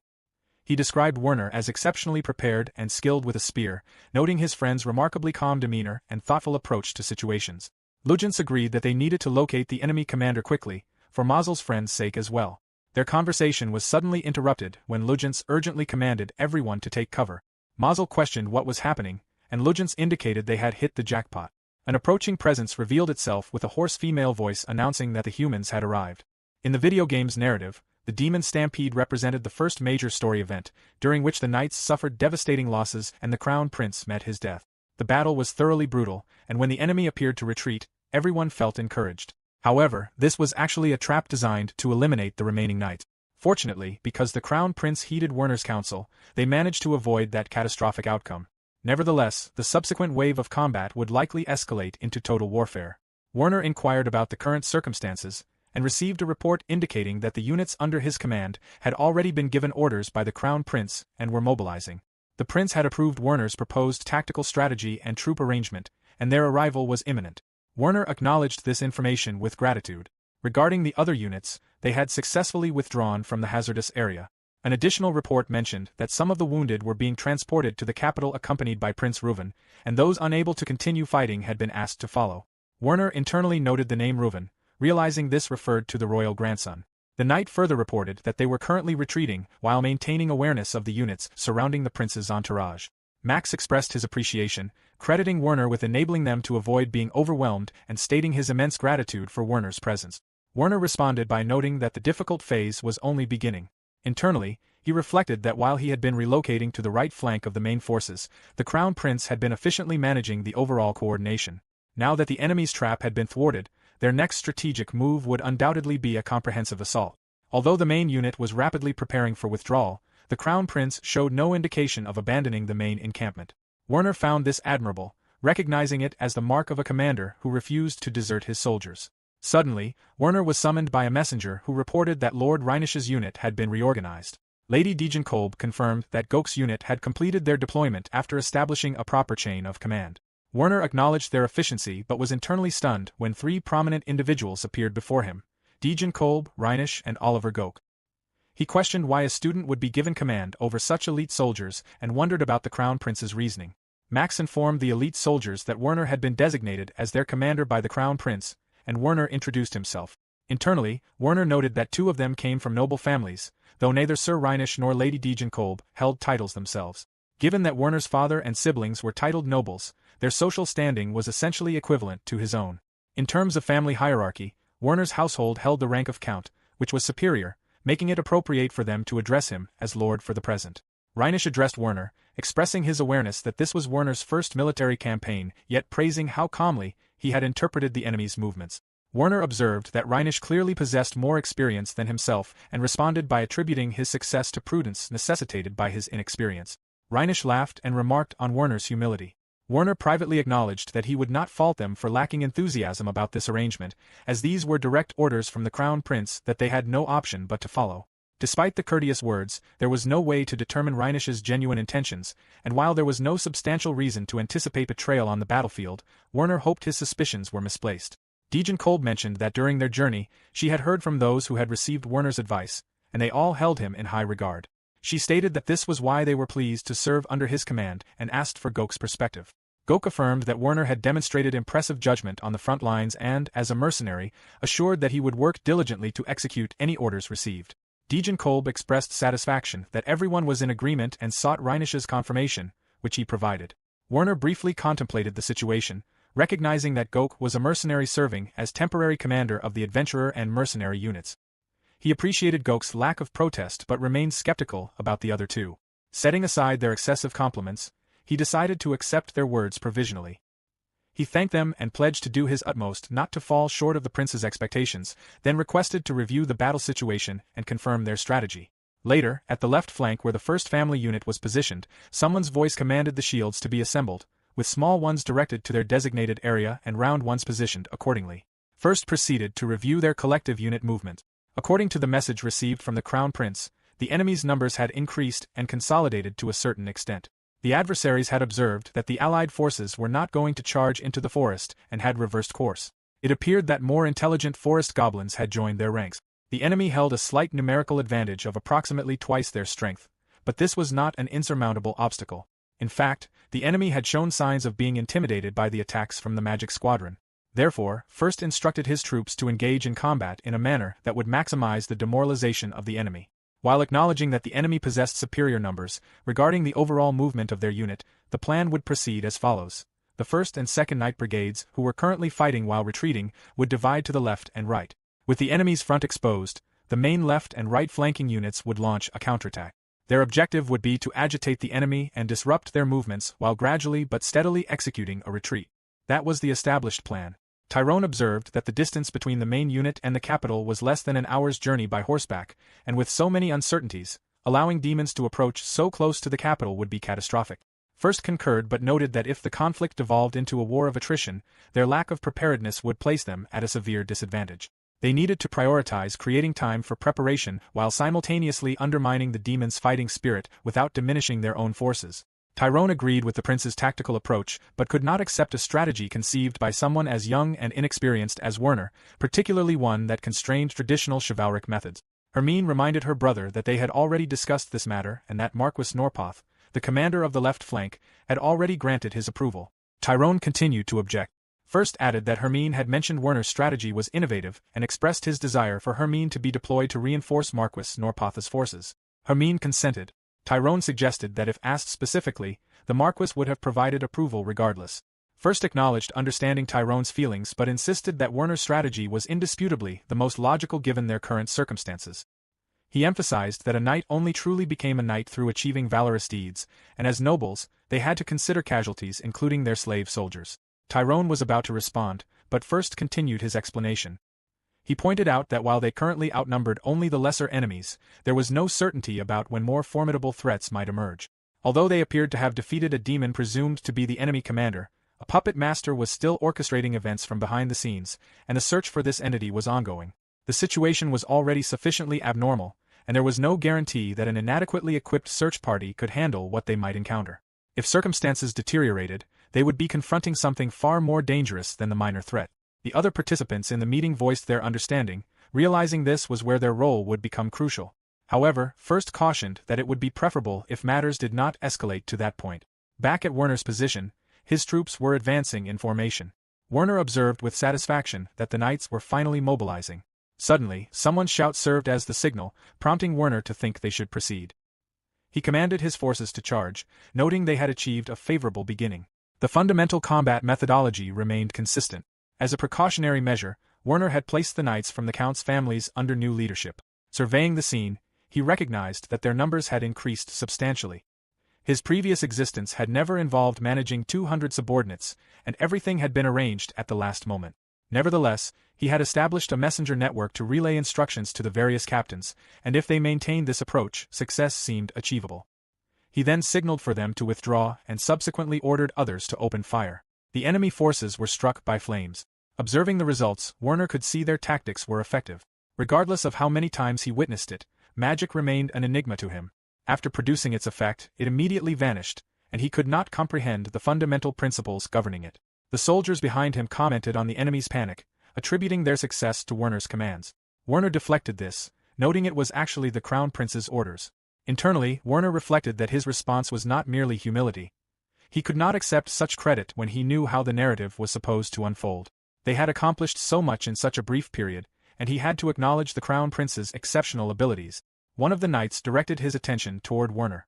Werner observed the approaching knight, who introduced himself as Wachtel from the 2nd Knight Brigade.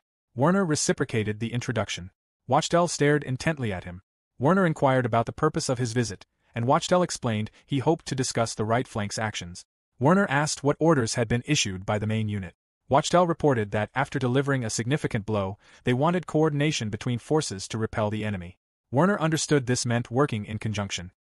He paused to inquire about the 2nd Knight Brigade situation.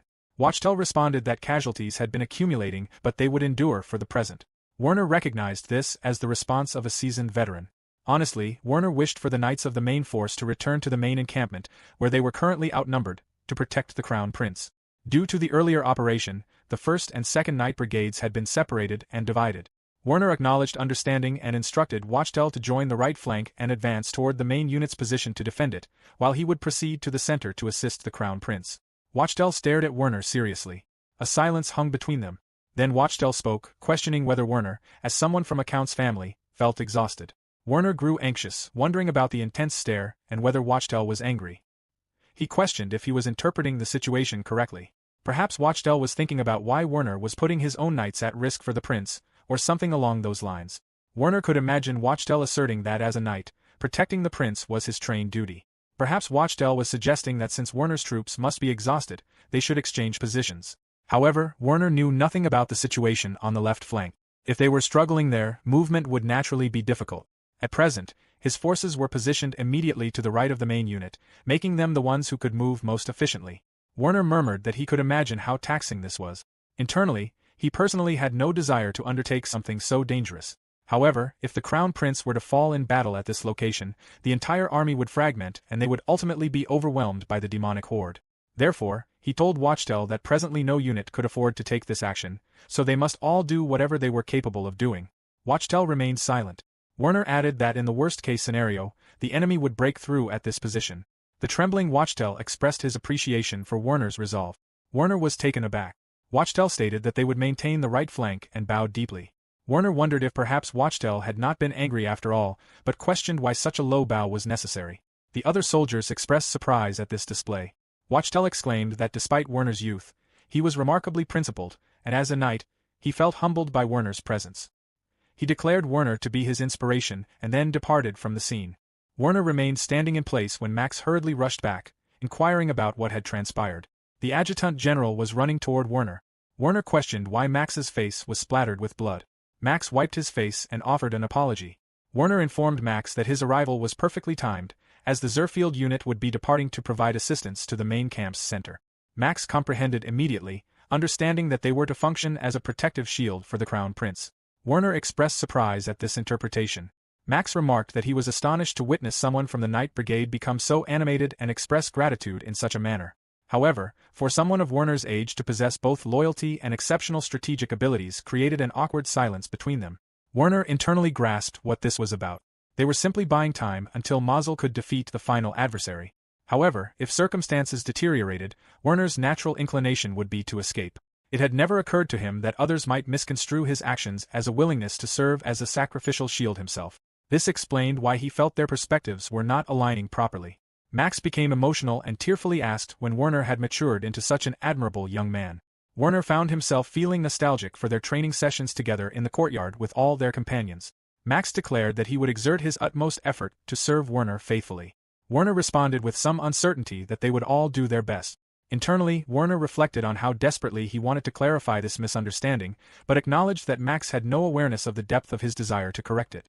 Nevertheless, Werner could not afford to concern himself with this matter at present. He called out to Max and issued commands to advance once more and penetrate the enemy's front line, then maintain their momentum while providing protection for the Crown Prince. Meanwhile, at Mazel's search party location, the demon commander had materialized. They were engaged in combat with it, but the enemy continued regenerating. They were uncertain about how to proceed, as nobody had mentioned the presence of demons in their mission. Someone inquired about Mausel's condition, and he confirmed he was managing adequately. Lugence observed that one would assume striking the main body would produce some progress. The female member of the party noted that even when they struck it decisively in a single blow, it regenerated instantaneously. Lugence glanced at her and assured her not to worry, claiming he had the situation under control and suggesting she return home. The girl reacted indignantly, questioning why he was behaving so arrogantly. She insisted this was manageable and straightforward, particularly because thanks to a certain someone's friend, they were abundantly supplied with recovery potions. An attack was approaching from behind her, but Mausel successfully intercepted and slashed the demon. Mausel recognized internally that everyone was exhausted. The potions should maintain them on their feet, but they needed to conclude this encounter somehow. However, he acknowledged that he lacked Werner's intelligence. Mausel's thoughts turned to Werner as he continued slashing at the enemy. Werner's words echoed in his consciousness, advising him not to rush matters and simply to be himself. Mausel was just an ordinary person desperately monitoring the combat situation and attempting to comprehend it.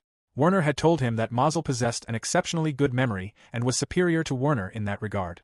Mausel recalled Werner instructing him to observe carefully and think critically. Mausel's eyes widened with realization. He called out to Lugence and everyone else, announcing that he had formulated a strategy. Degen Kolb expressed surprise upon hearing that Werner intended to assist the Crown Prince. Max confirmed this, explaining that after discussing strategy with a member of the 2nd Night Brigade, Werner had made this decision himself. Consequently, he was calling for them to advance once more to dismantle the enemy's entire formation and then proceed to the front of the main unit. Barky attempted to get Degen Kolb's attention. Degen Kolb apologized and indicated her understanding. She remarked to Barky that Werner might very well become a pillar supporting their central nation in the future. Barky responded that if such a development occurred, he believed it would bring great prosperity.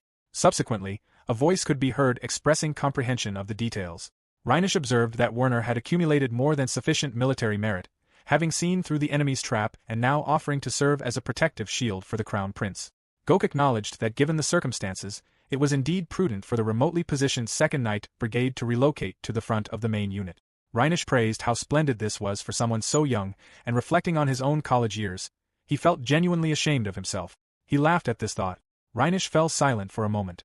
Max noted that these were the foremost battle lines and there was no necessity for Reinisch to be placed in such obvious peril. Reinisch questioned what Max was referring to, stating he had been granted the honor of protecting the Crown Prince and there existed no greater privilege. Gok remained silent.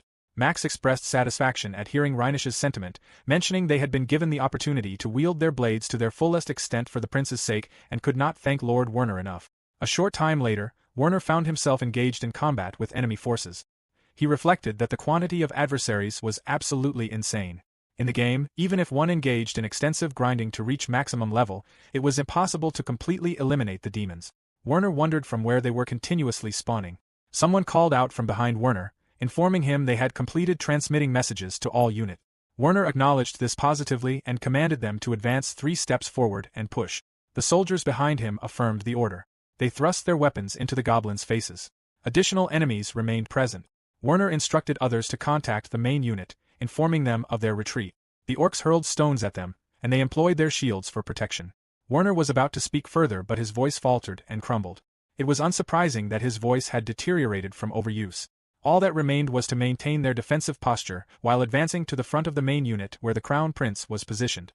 The 2nd Night Brigade would join them, leaving the right flank, where they had been stationed earlier, to defend itself. Werner could only pray that the left flank would not collapse, as he would be fighting at the front and center of the engagement. Meanwhile, at the left flank where the Count First family unit was stationed, they had utilized shields while pressing forward. Count First commanded his soldiers to repel the enemy and break through their formations. Someone observing from a distance expressed his impressed admiration, noting this was a highly sensible strategy and precisely what one would expect from Count First and his family. This was General Marquis Norpoth, the commander of the left flank. The Marquis remarked that it was hardly surprising they were all respected as a military family. Hermine corrected him, explaining that this strategy had been proposed by Lord Werner of Count Zerfield's family. The Marquis inquired if this was Count Zerfield's son, asking Hermine if he was not mistaken and whether it was truly that boy.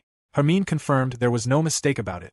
Before being relocated to the main unit's right flank, Werner had personally advised Hermine herself. She closed her eyes and acknowledged that Werner had provided them with their strategy at that time, to construct a wall of shields to impede the enemy and then attack through the gaps between shields. If a shield bearer fell, the army line would crumble, Therefore Werner had instructed them to assign the bravest soldiers to shield-bearing duties. The enemy corpses would then be utilized to facilitate their retreat. The Marquis paused before stating his understanding, indicating that Werner was even more exceptional than he had initially believed. Tyrone mumbled something, and the Marquis admitted that Werner was indeed excellent. The Marquis contemplated this and declared he would report these developments to the Crown Prince. Back at the center of the main unit, within the Imperial Guard unit directly under the Crown Prince's command, a directive rang out to maintain their position. They needed to clear a passage through the demonic horde. The battle was grueling and exhausting. Soldiers maintained their formation as the commander surveyed the scene. He noticed something significant. The Count Zerfield family unit had arrived. The commander's voice then sounded confident and reliable. They all fell back while Werner's unit marched forward. Werner shouted the command to advance to the front. His unit demonstrated firm determination. Events were proceeding according to plan. The commander of the Imperial Guard told his troops this was a relief, and once they had an opportunity to rest, they would fortify the Crown Prince's surroundings. The troops concurred. The Imperial Guards looked back toward Werner's unit as they advanced forward. They inquired which one was Werner, and the commander indicated it was probably the slender individual wielding a spear. Werner's troops engaged in battle. The Imperial Guards located Werner and commented that he appeared fresh from school. They questioned whether Werner came from a civil servant family. Another remarked that it was no wonder the Crown Prince could not leave him alone. Another added that this was a valid observation, noting that Lord Werner would have to work extraordinarily hard in the future. They agreed with this assessment. Another slash occurred as Werner eliminated another monster. He retrieved a tube from his waist and consumed a potion. One of his soldiers informed Werner that the units had completed their movement and were now engaging in combat. Werner acknowledged this positively and told Max he would withdraw slightly to focus on issuing commands, asking Max to maintain the front line. Max assured Werner he could rely on him and then marched off, leaving Werner in awe of Max's energy level. Actually, perhaps it was excessive energy. There had been numerous casualties. If it were not for the potions, Werner was certain many people would have fallen, including himself. His hope was that they could concentrate on maintaining their position from this point forward. There was also the matter of recovering the wounded, adjusting troop numbers, and reorganizing the chain of command. Simply wielding a weapon against the enemy was challenging enough. Deep within, Werner recognized he needed to develop into a competent commander gradually, but it was genuinely difficult. Additionally, there were the Imperial Guards positioned at the rear. Having allies at one's back served as a morale booster, but it simultaneously meant they had nowhere to retreat. If it were not for the Imperial Guard's presence, Werner might have fled. However, in this situation, everyone was fighting with maximum effort. Thanks to this, they had successfully secured the front line. Werner instructed his messenger to transmit a message and signal the hunters, thinking it was approximately time to deploy the particular asset he had in mind. In accordance with their coordination with the 2nd Night Brigade, they had relocated to the front of the Crown Prince's position and had finally succeeded in stabilizing the front lines. This meant it was approximately the appropriate time to deploy the particular weapon Werner had in mind. Werner then commanded the knight to signal the hunters to prepare the slingshots, while instructing the rest of the forces to be ready to fall back and prepare for a counterattack. The knight swiftly conveyed the signal by waving the flag. The hunters immediately complied with the command, seizing the jars and preparing themselves. Someone shouted the order to fire, and instantly they hurled the containers into the air.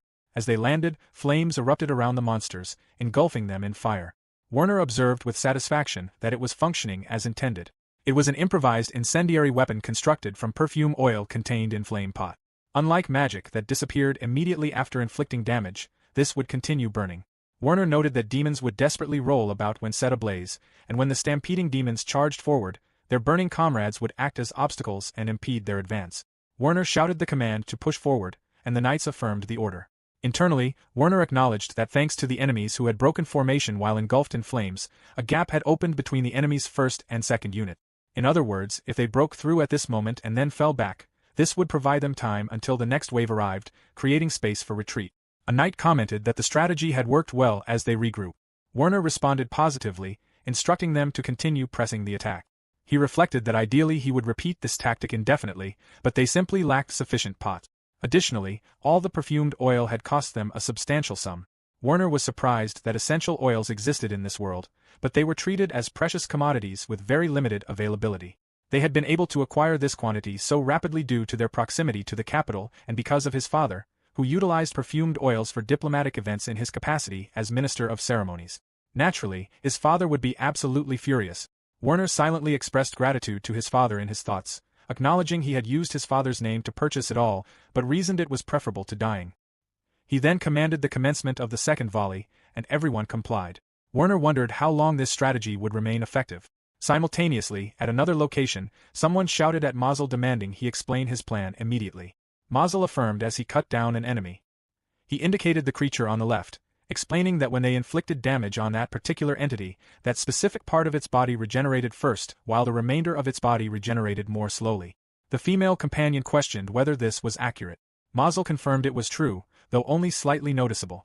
The male companion acknowledged understanding, noting that it appeared the monsters were protecting the demon positioned in the center, so they had been attacking the humanoid one.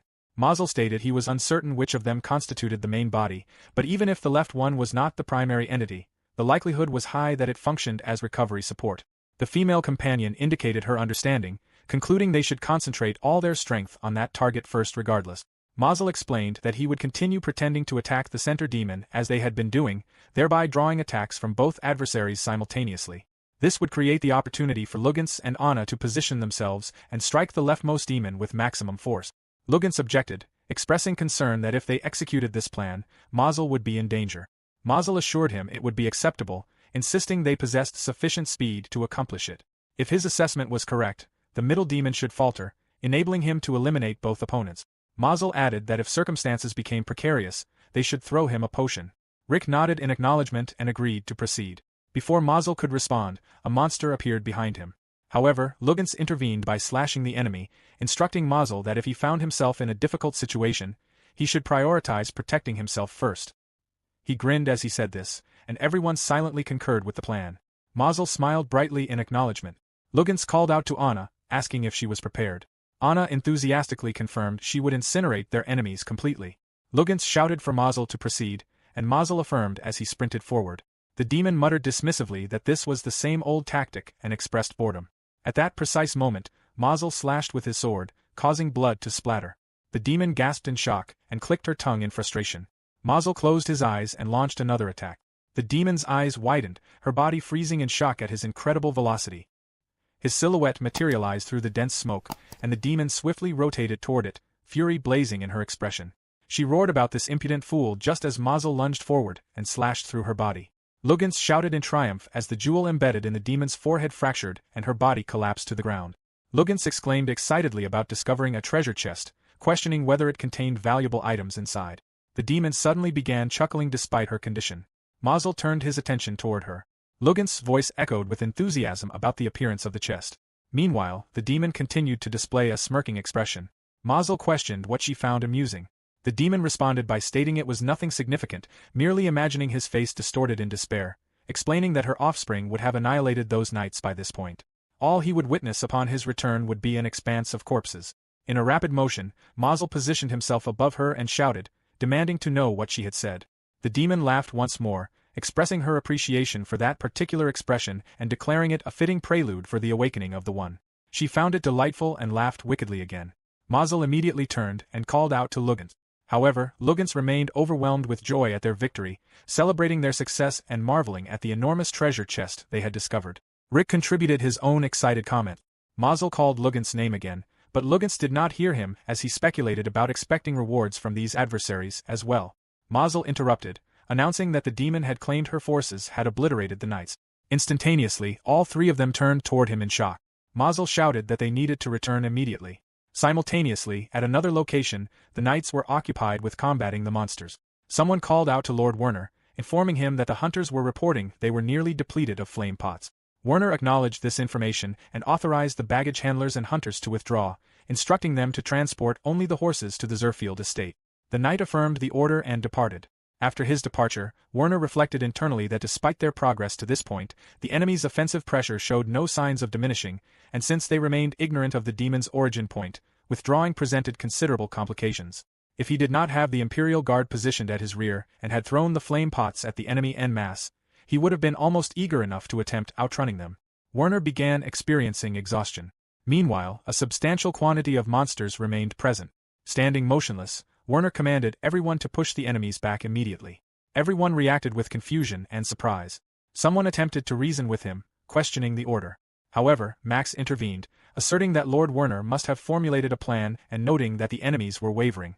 He urged everyone to push forward, and everyone responded with affirmative shouts. Hermine exhaled with relief and inquired about what had transpired. Marquis Norpoth explained that through the efforts of the royal grandson who had been dispatched to the capital ahead of schedule, reinforcements had arrived. Hermine remarked that this was reassuring. Norpoth concurred, observing that the enemy had also stabilized, and they should be capable of cautiously concluding the engagement. He then instructed a knight to notify him if any developments occurred. The knight confirmed the order.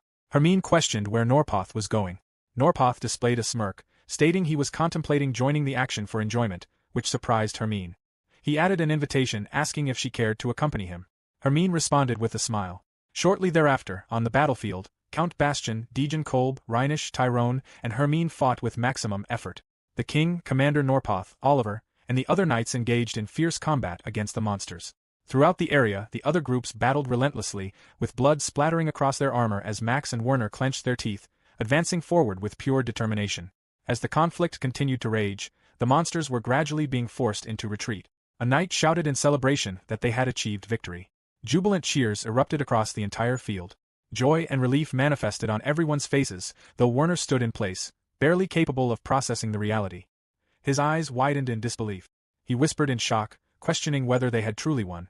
The knights congregated around him, shouting his name and offering congratulations, declaring they were victorious and expressing their profound indebtedness to his diligent efforts.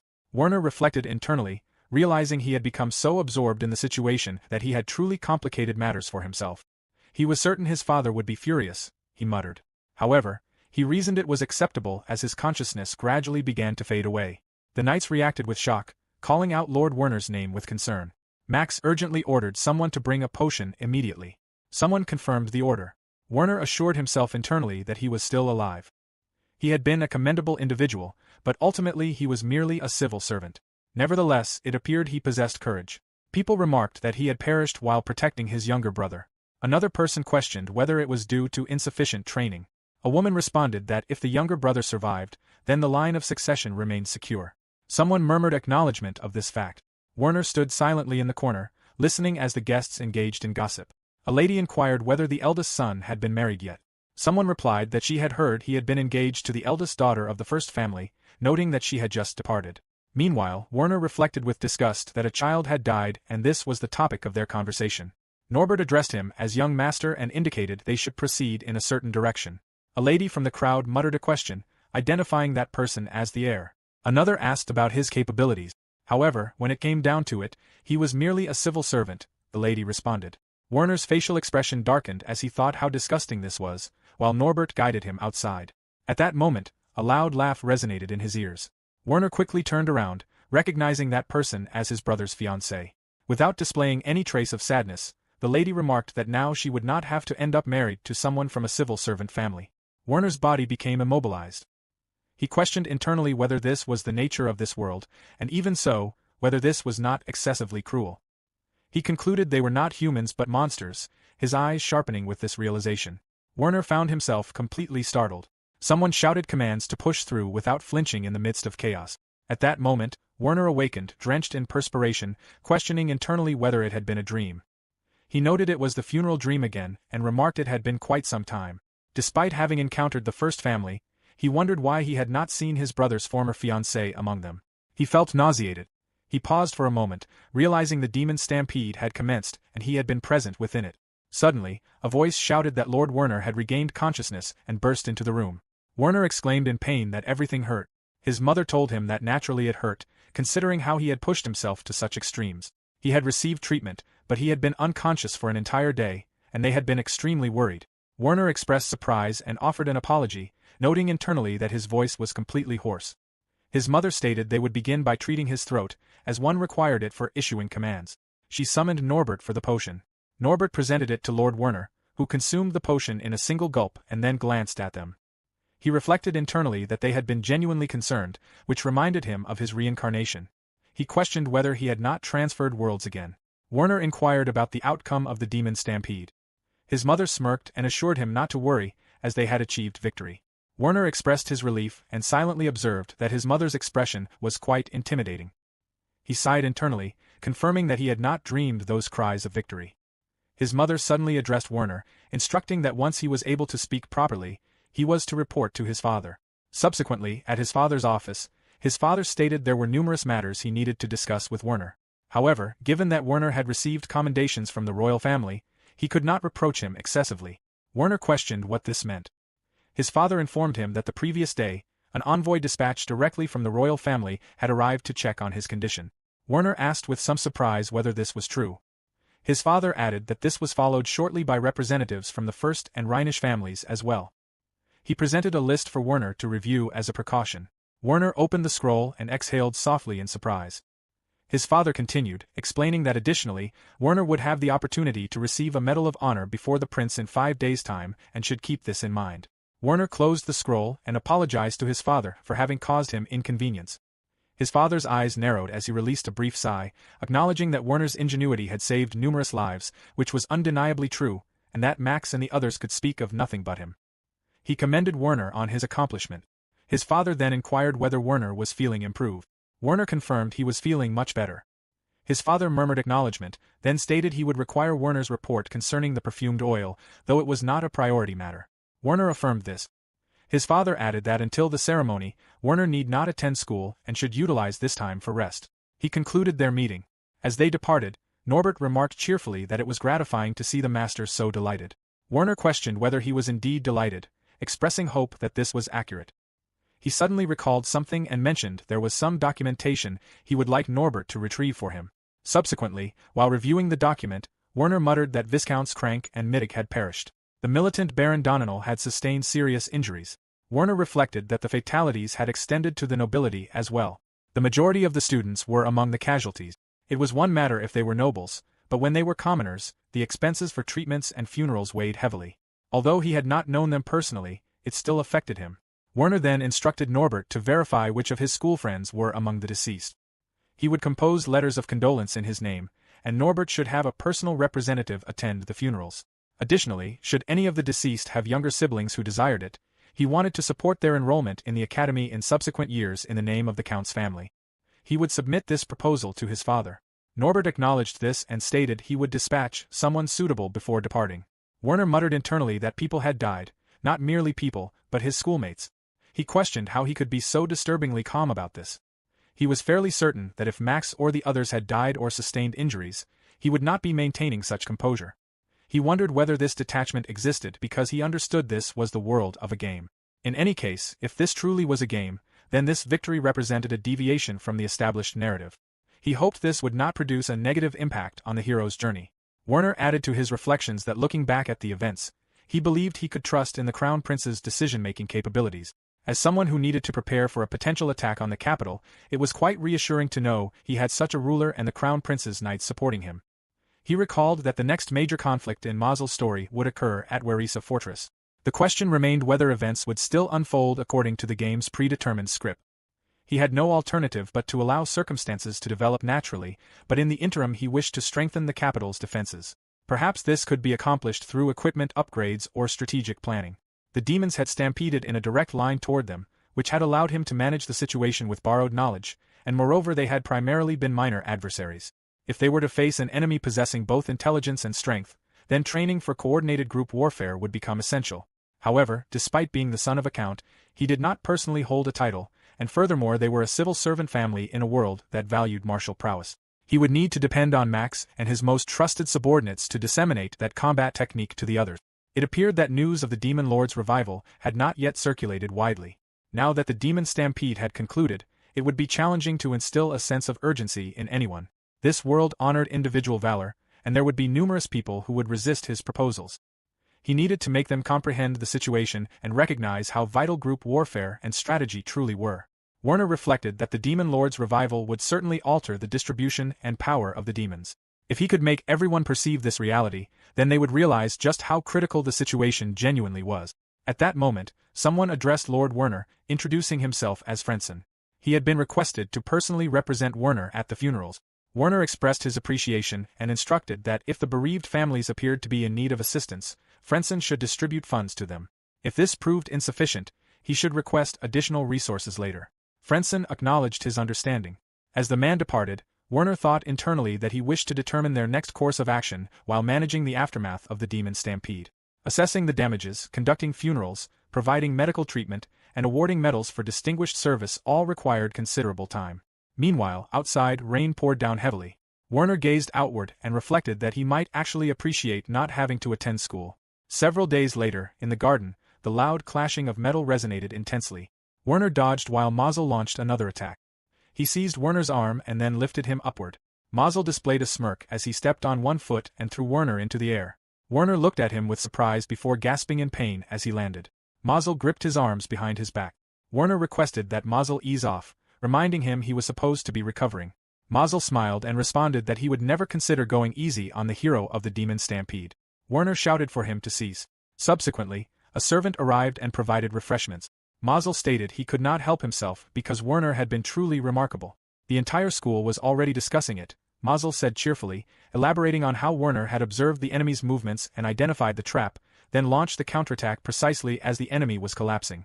Lord Hubertus had praised Werner extensively, saying he possessed an outstanding capacity for assessing battle situations. Werner questioned who Lord Hubertus was.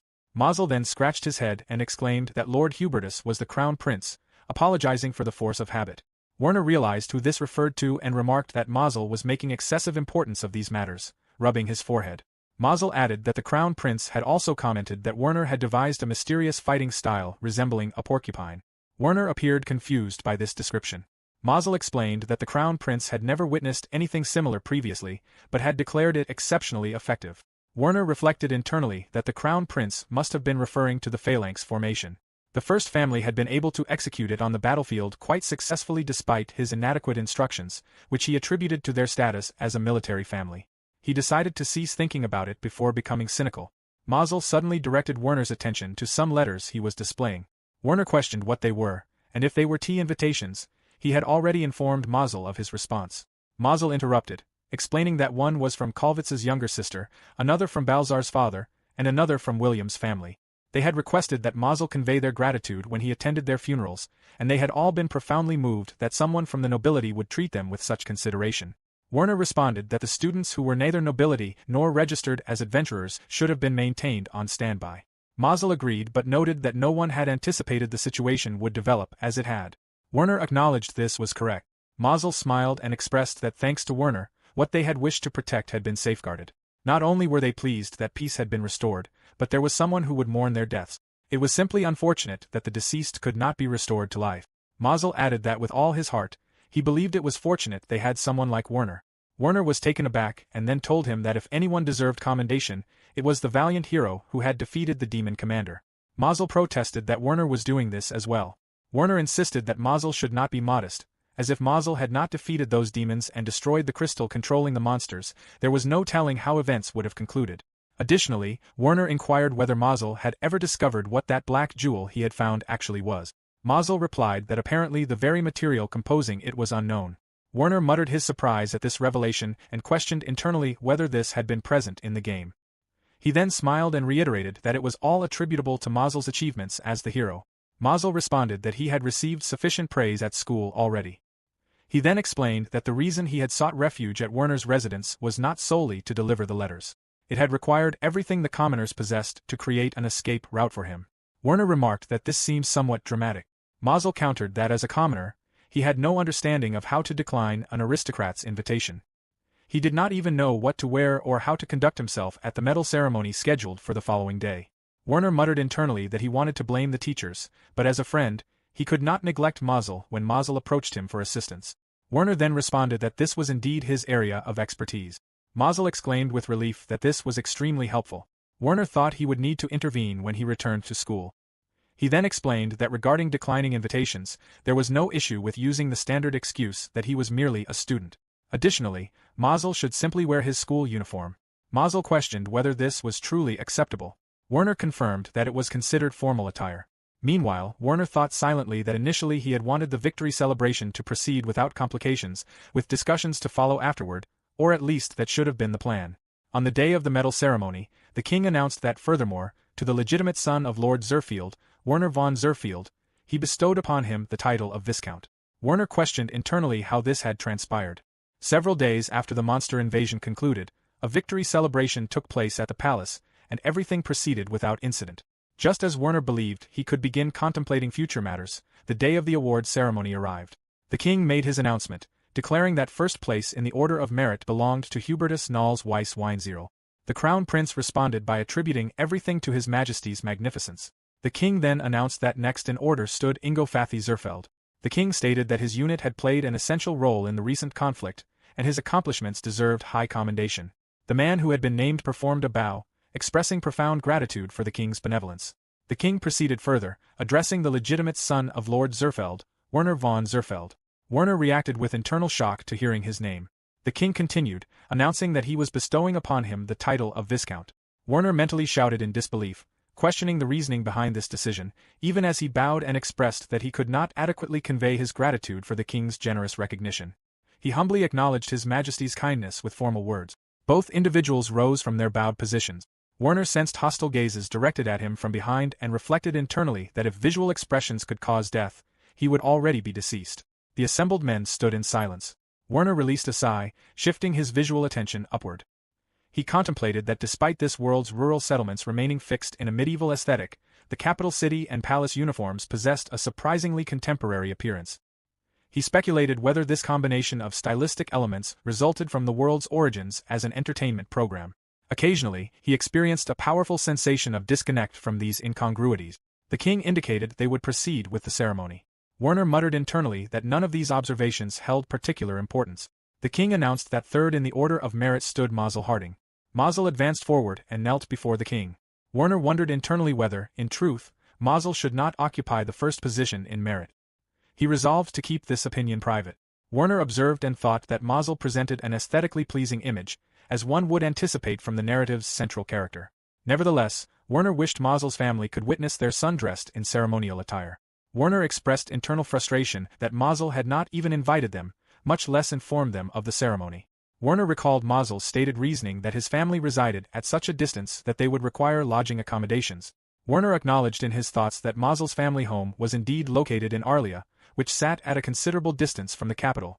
Even had Mazel extended an invitation, they would not have arrived in time, and their family enterprise required consideration as well.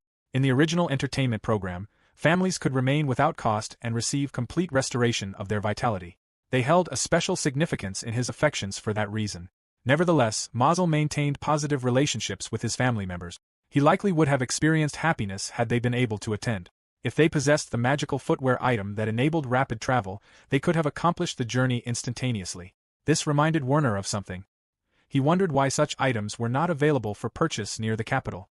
He questioned whether their existence was even commonly known. He determined he would need to investigate this matter. Werner shifted his visual attention and noticed Mazel looking in his direction. Mazel displayed a brilliant smile, and Werner grinned in response, thinking that he should not be surprised that the main character executed this performance flawlessly. The king announced that next, fourth in merit, stood Marquis Danilo Stipe Norpoth, instructing him to come forward. Werner thought to himself that he now needed to stand quietly and wait until the standing reception. As the ceremony continued its progression, Werner surveyed his surroundings and recognized familiar individuals. Not far from his position, someone approached. Mazel offered congratulations on their performance. Werner released a sigh, responding that the genuine challenge would begin now. Female attendees kept stealing furtive glances toward them, while male attendees watched them with focused attention, gradually moving closer. Werner's eyes narrowed in reaction to this observation. He hoped these opposing forces could perpetually restrain each other, Werner reflected, then mentioned that his stomach felt distressed. Mazel expressed confusion. Werner explained that by elevating him to Viscount status, was the king not instructing Werner to provide assistance to his father, the Count? He had received recognition as his father's successor, which should constitute cause for celebration, should it not? Werner acknowledged this possibility, while noting that the king's motivation differed. The concept of aristocratic obligation meant certain responsibilities accompanied the rank automatically. The king essentially communicated that although Werner remained merely a student, they would permit him to assume leadership of the count's household. However, as an aristocrat, he would be required to participate in military and other governmental functions.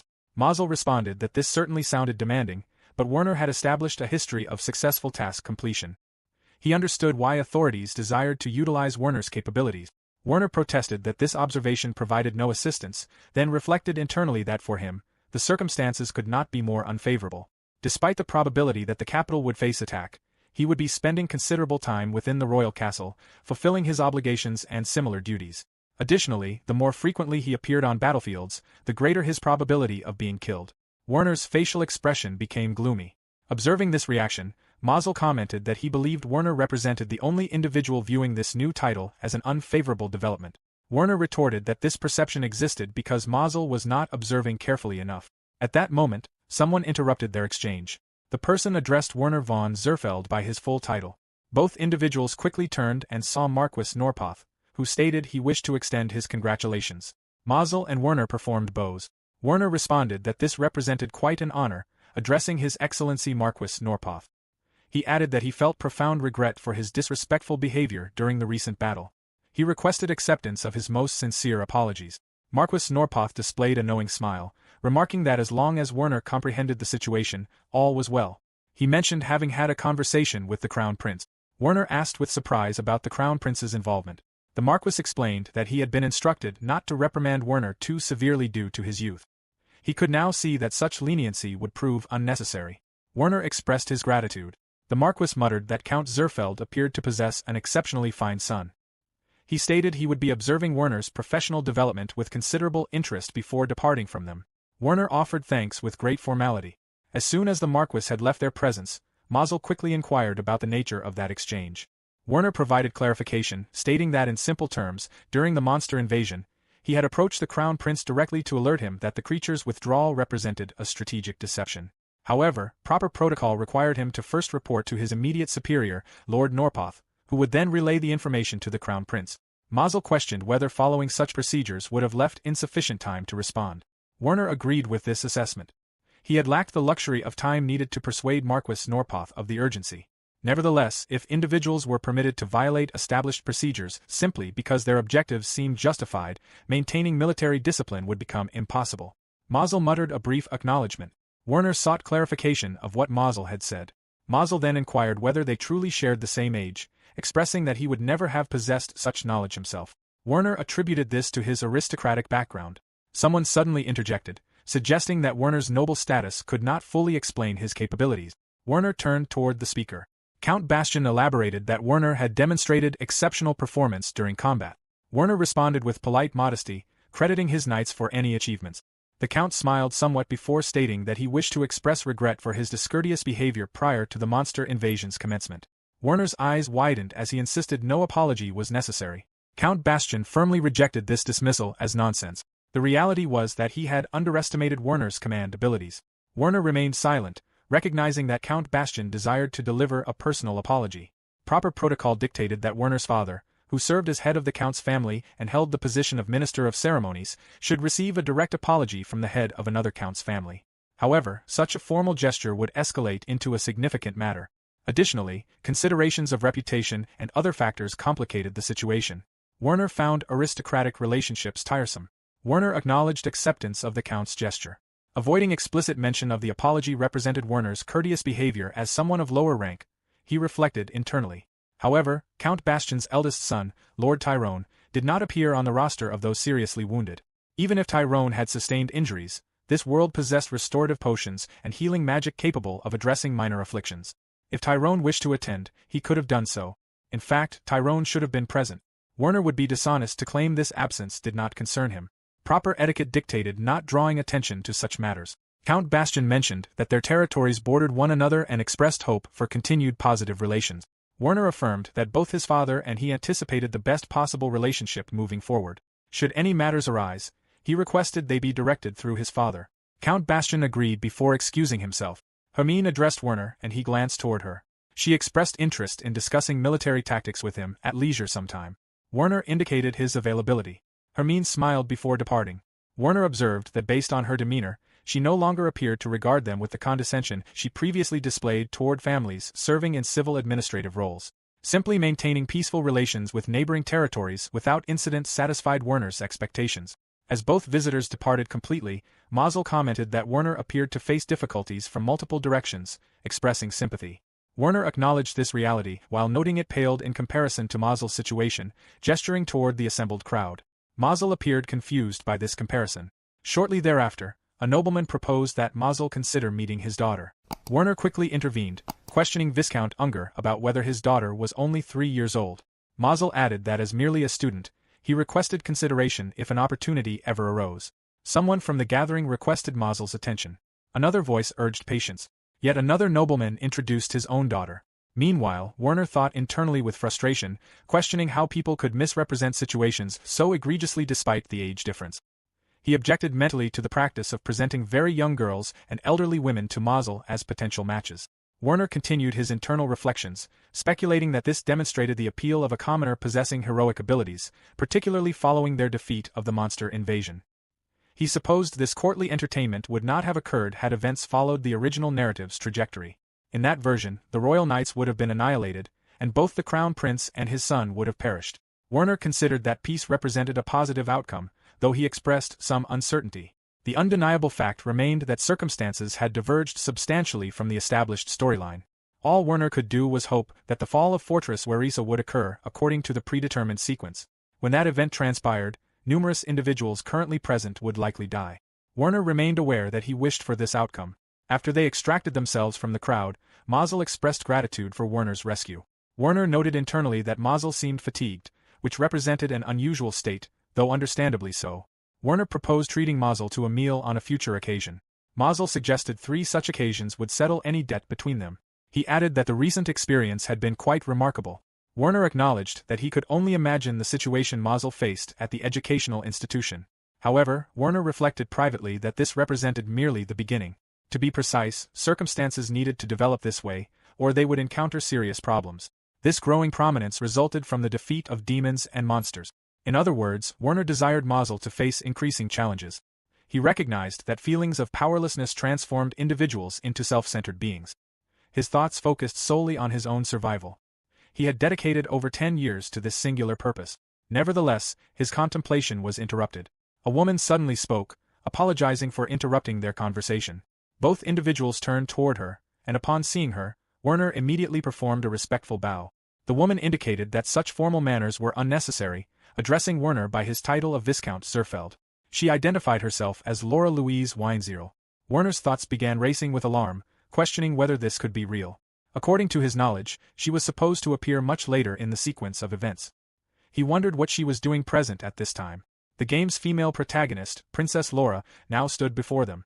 Princess Laura inquired whether she might have a moment with both of them. Werner and the others were guided by the princess through a brilliantly lit doorway into a palace garden, accompanied by her attendants.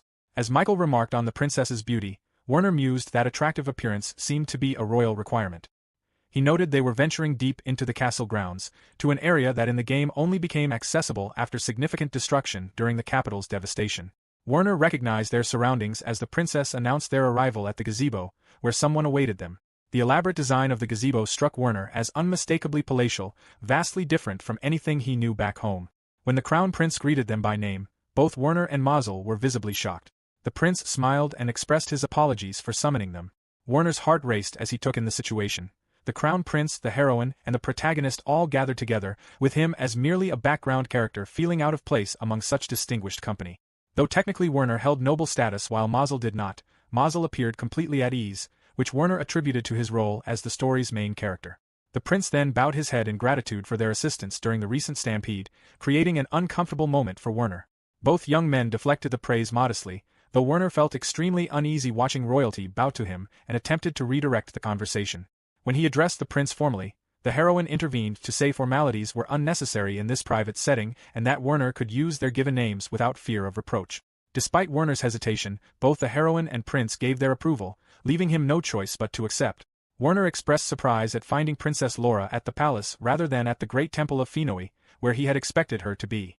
Laura noted his knowledge was impressive, and Werner explained he had heard about it from his father. The crown prince observed that such information wasn't unusual for the son of the minister of ceremonies to possess.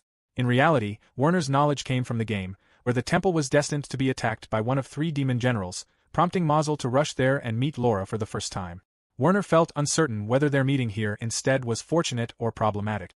The prince revealed that Laura had received a divine message and returned to deliver it, which concerned the demon lord's revival.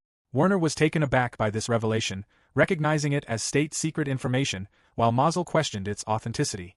The prince clarified they could confirm Laura had received the message but lacked sufficient evidence to verify its accuracy. Werner reflected that this made sense, given that the demon lord was generally considered mythological despite the existence of ruins from an ancient kingdom supposedly destroyed by this entity.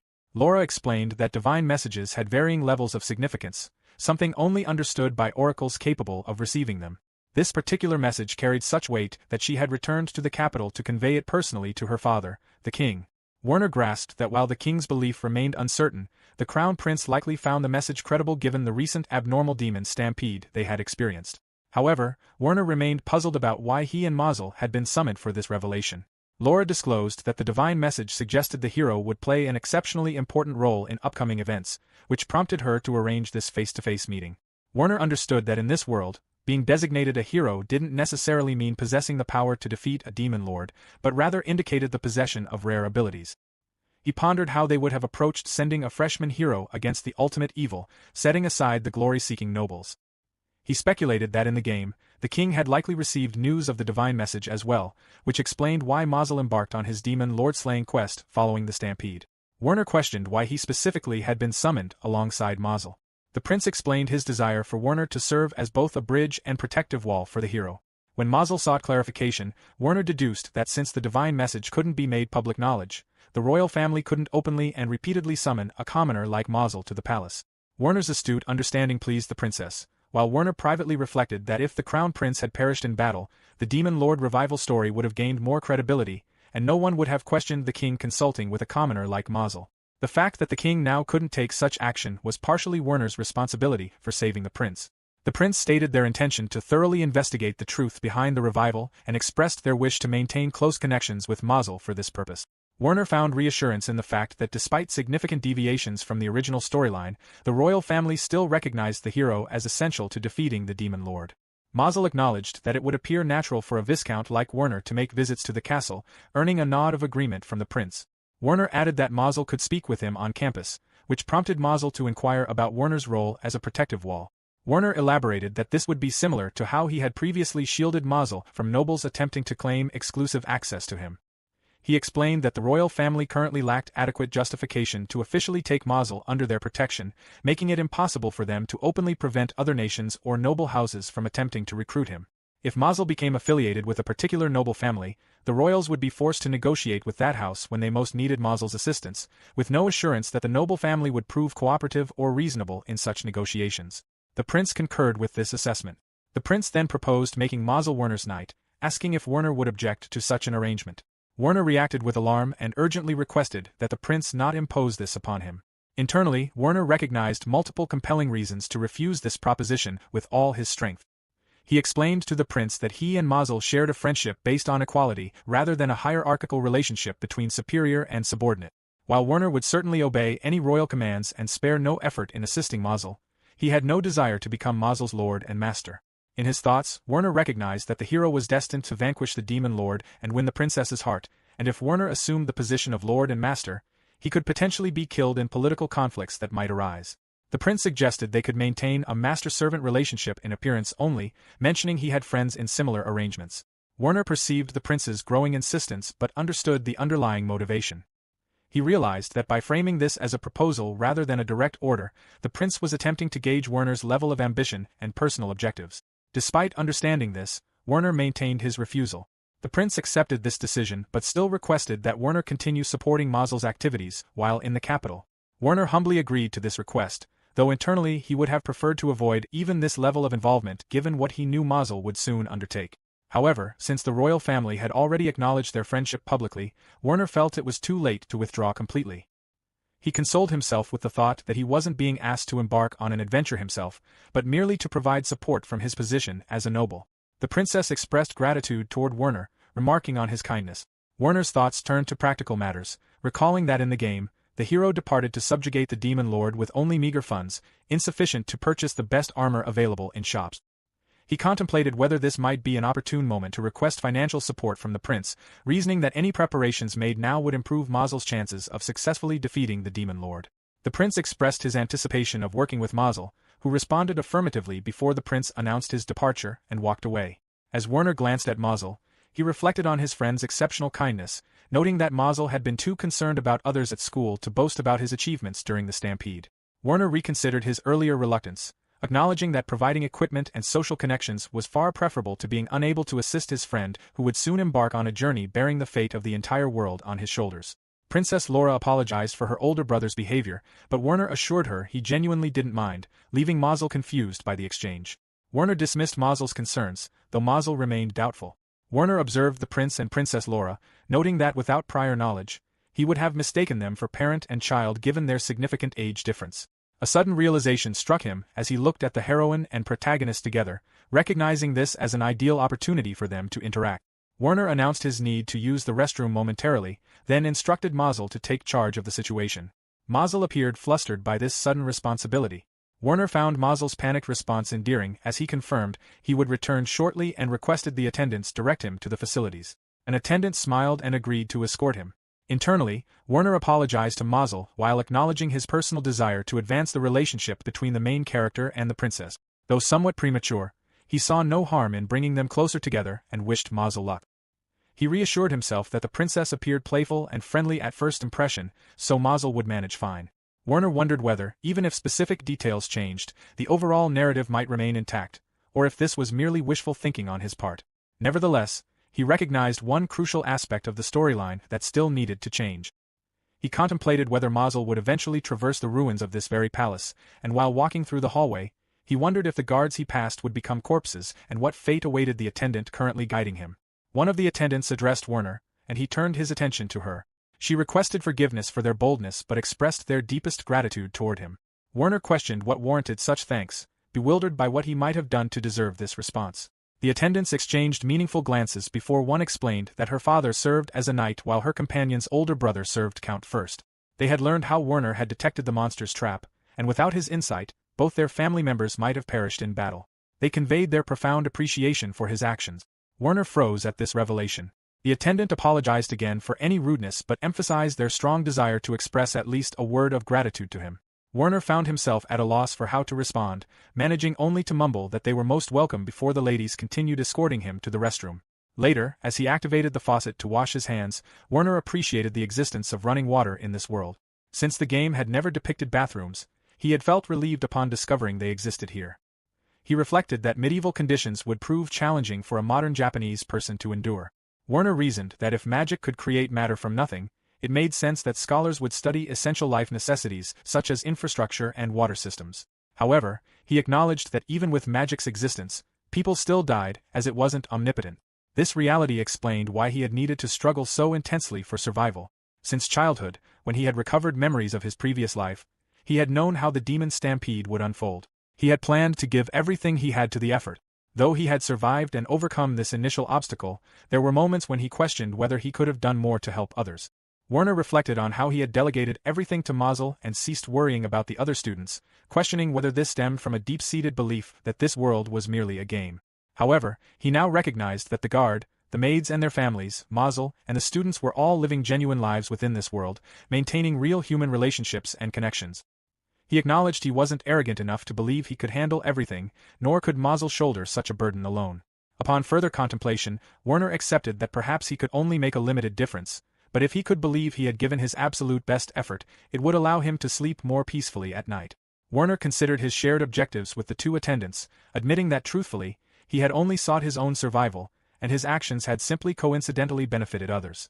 The gratitude expressed by the attendants pierced him like needles, yet he reasoned that if his actions resulted in preventing deaths, wouldn't that be the most constructive perspective moving forward?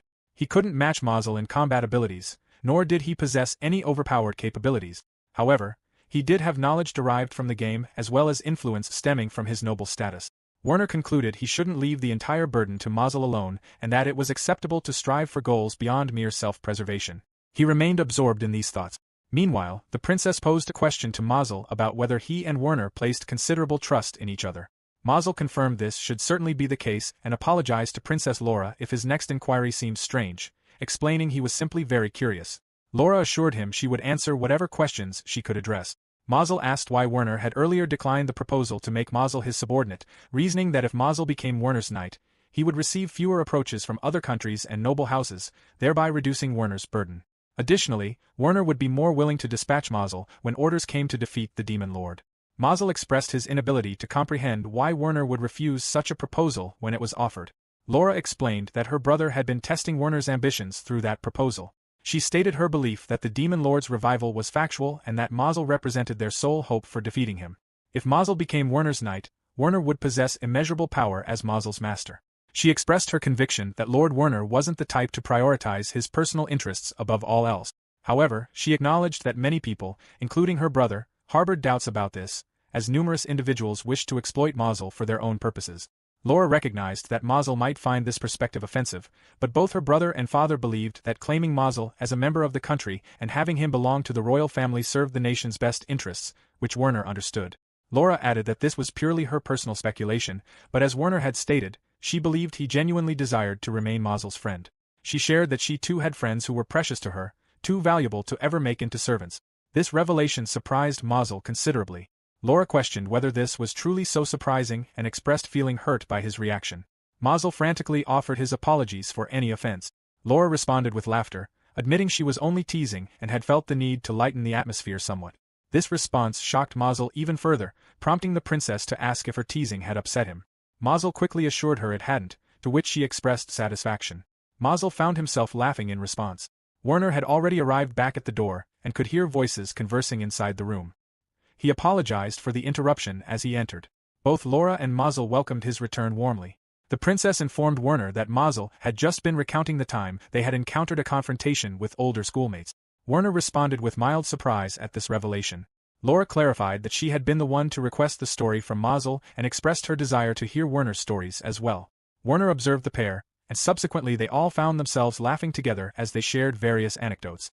Chapter 11 takes place a few days after the ceremony, and Werner is already certain that his school life will be anything but peaceful. On that particular day, as a girl boldly caresses his chest, she politely asks if she could have a moment to speak with him, addressing him as Mr. Zerfeld. Internally, Werner is taken aback, reflecting on how surprising it is for a noble to flirt so openly with him, and not just one, but several of them. Leaning away from her, Werner responds courteously, saying that if another opportunity arises someday, he would be honored. As he begins to walk away, he reflects on how the academy mirrors noble society, where it is not unusual for noble students to rely on teachers to support their intentions. The teacher had instructed him to go to the preparation room, but Werner finds the situation far too forward. He believes that true love is not something noble daughters genuinely possess, including this girl, and concludes that she likely approached him under her parents' orders. Just as he reaches for the door, the girl stops him, bringing up the opportunity he mentioned. When Werner glances back, he feels a hint of sympathy for her, but it is overshadowed by his growing exhaustion with the situation. The girl smiles sweetly and asks him to tell her when that opportunity will come. In his mind, Werner admits he is genuinely tired of being placed in such circumstances. The girl then softly insists that she wants him to make a promise. Feeling increasingly uncomfortable, Werner forces a smile and reaches for the doorknob behind her, only to discover that it is locked. Realizing that she had gone as far as locking the door, Werner quickly assesses the situation. He notes that his classmates will likely assume he is being reprimanded by a teacher and will not come looking for him, meaning he is effectively isolated. Suddenly, both Werner and the girl are startled by a noise as the door opens, and a short, light-haired student steps in. The boy looks surprised and calls out Werner's name, then politely greets Lady Nadia. Werner lets out a quiet sigh of relief, thinking to himself that he is fortunate to have taken precautions. He concludes that it is not just noble women he must be wary of, but noble upbringing and education as a whole. Lady Nadia calmly asks if something is wrong. The light-haired student explains that Professor Leiden, formerly known as Professor Ryden, asked him to deliver a statue. As he removes the cover, he loudly remarks on its large size. Then, casually placing an arm around Werner's shoulder, he asks Lady Nadia if he may borrow Werner for a while. Maintaining her composure, Nadia smiles politely and agrees, excusing herself. Werner and the light-haired student watch as she walks away with heavy steps. Once she exits, the two exchange a knowing glance, silently acknowledging the situation that had just unfolded. After a short while, Werner and the light-haired student, Drexler, begin carrying the statue together. As they walk, Werner apologizes, expressing his gratitude and admitting that Drexler truly saved him earlier. Drexler casually brushes it off, telling him not to worry, and adds that Mazel had also followed Werner's instructions. Curious, Werner asks what Professor Leiden had said. Drexler explains that the professor wanted to hear Mazel's account regarding the demons, so he took Mazel along with him. He also mentioned that they could use his name if anything happened, which is exactly what Drexler did to get Werner out of trouble. Hearing this, Werner reflects internally on Professor Leiden, a commoner who had been appointed at the request of His Highness. It aligns with Werner's expectations. He had already believed Leiden to be capable, and this only confirmed it further. Moreover, Werner reasons that there is no way His Highness would fail to place safeguards within the academy beyond himself. Still, Werner wonders what kind of conversation is taking place between the professor and Mazel. He finds it somewhat troubling that he cannot fully trust Leiden simply because he is a teacher, though he suspects the professor is likely under surveillance as well. Even so, Werner believes that while Leiden may be somewhat rough in his methods, he will at least support and protect Mazel. This thought brings Werner a small sense of relief. As they continue through the academy halls, Werner apologizes once again for the trouble he caused. Drexler reassures him, then jokingly asks him to continue being his patron in the future, addressing him as the future Count. Werner immediately tells him to stop. Drexler then remarks that Werner was already impressive after the Stampede battle, but after the previous day's conferment, it feels as though Werner's rise in status has been meteoric. Noticing the attention of the surrounding female students, Werner sighs, which prompts Drexler to suggest that perhaps it would be easier for him to quickly enter a committed relationship. Werner promptly rejects the idea, saying it would only complicate things further at the moment. In his thoughts, he reflects that he simply does not have the time for such matters. Engagements and marriages are customary among nobles, making them inherently troublesome.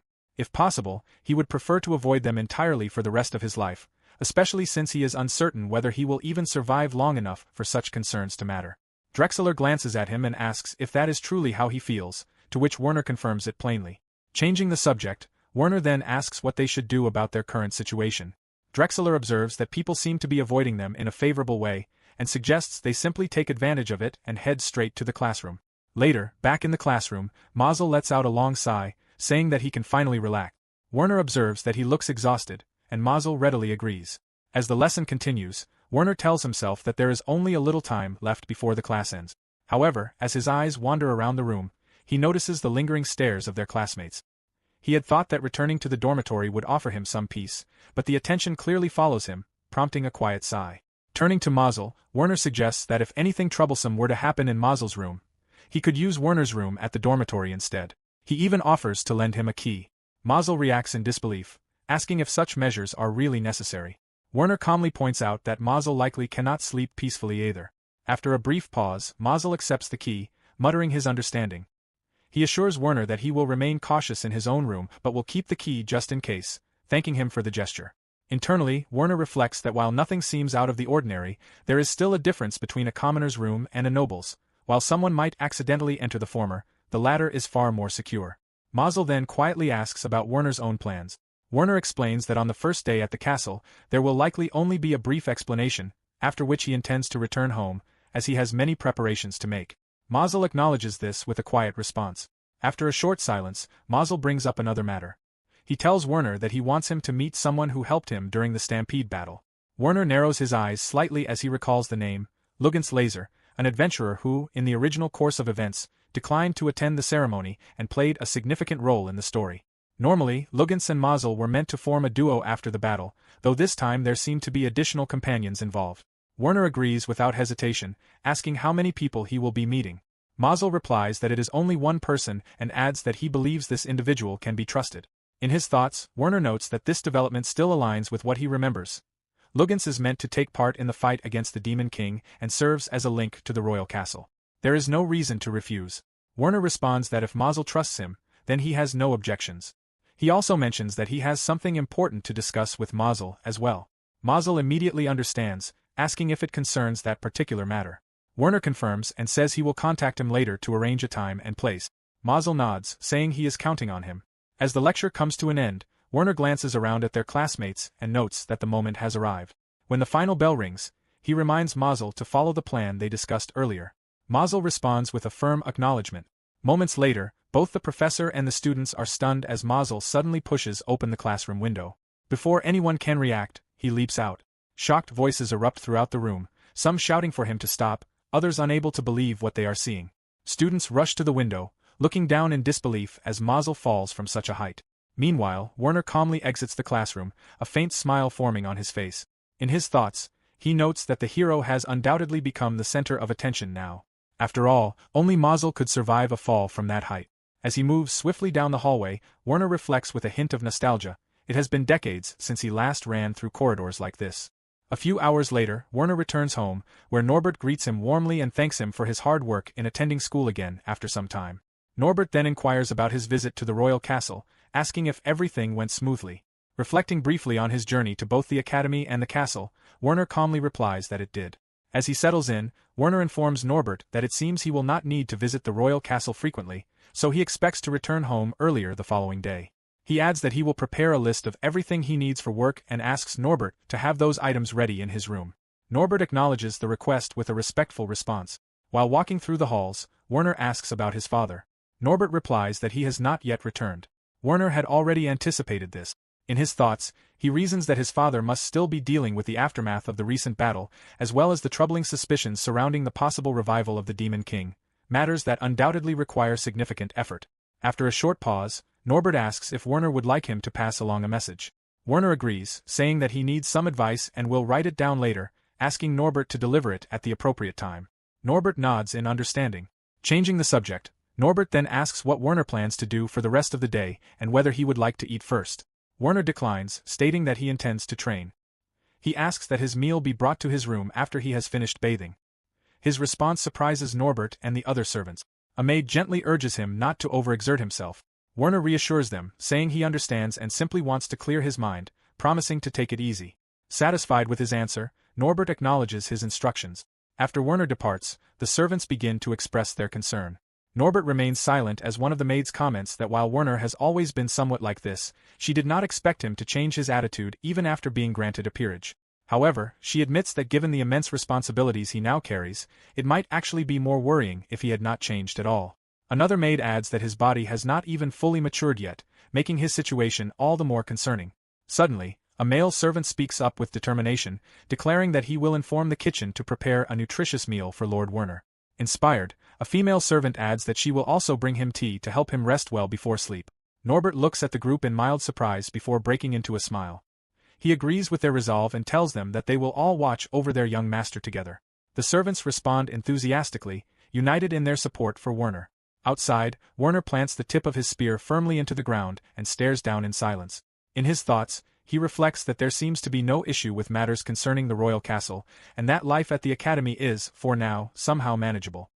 He soon begins his training, moving with precision as he assesses his current situation. In terms of physical ability, he acknowledges that no one can surpass Mazel. Still, Werner is confident that as long as he remains in peak condition, he could at least ensure his own escape if necessary. Moreover, Mazel is destined to soon depart on a mission to eliminate the Demon King. However, Werner admits to himself that if things continue as they are now, the situation may become difficult.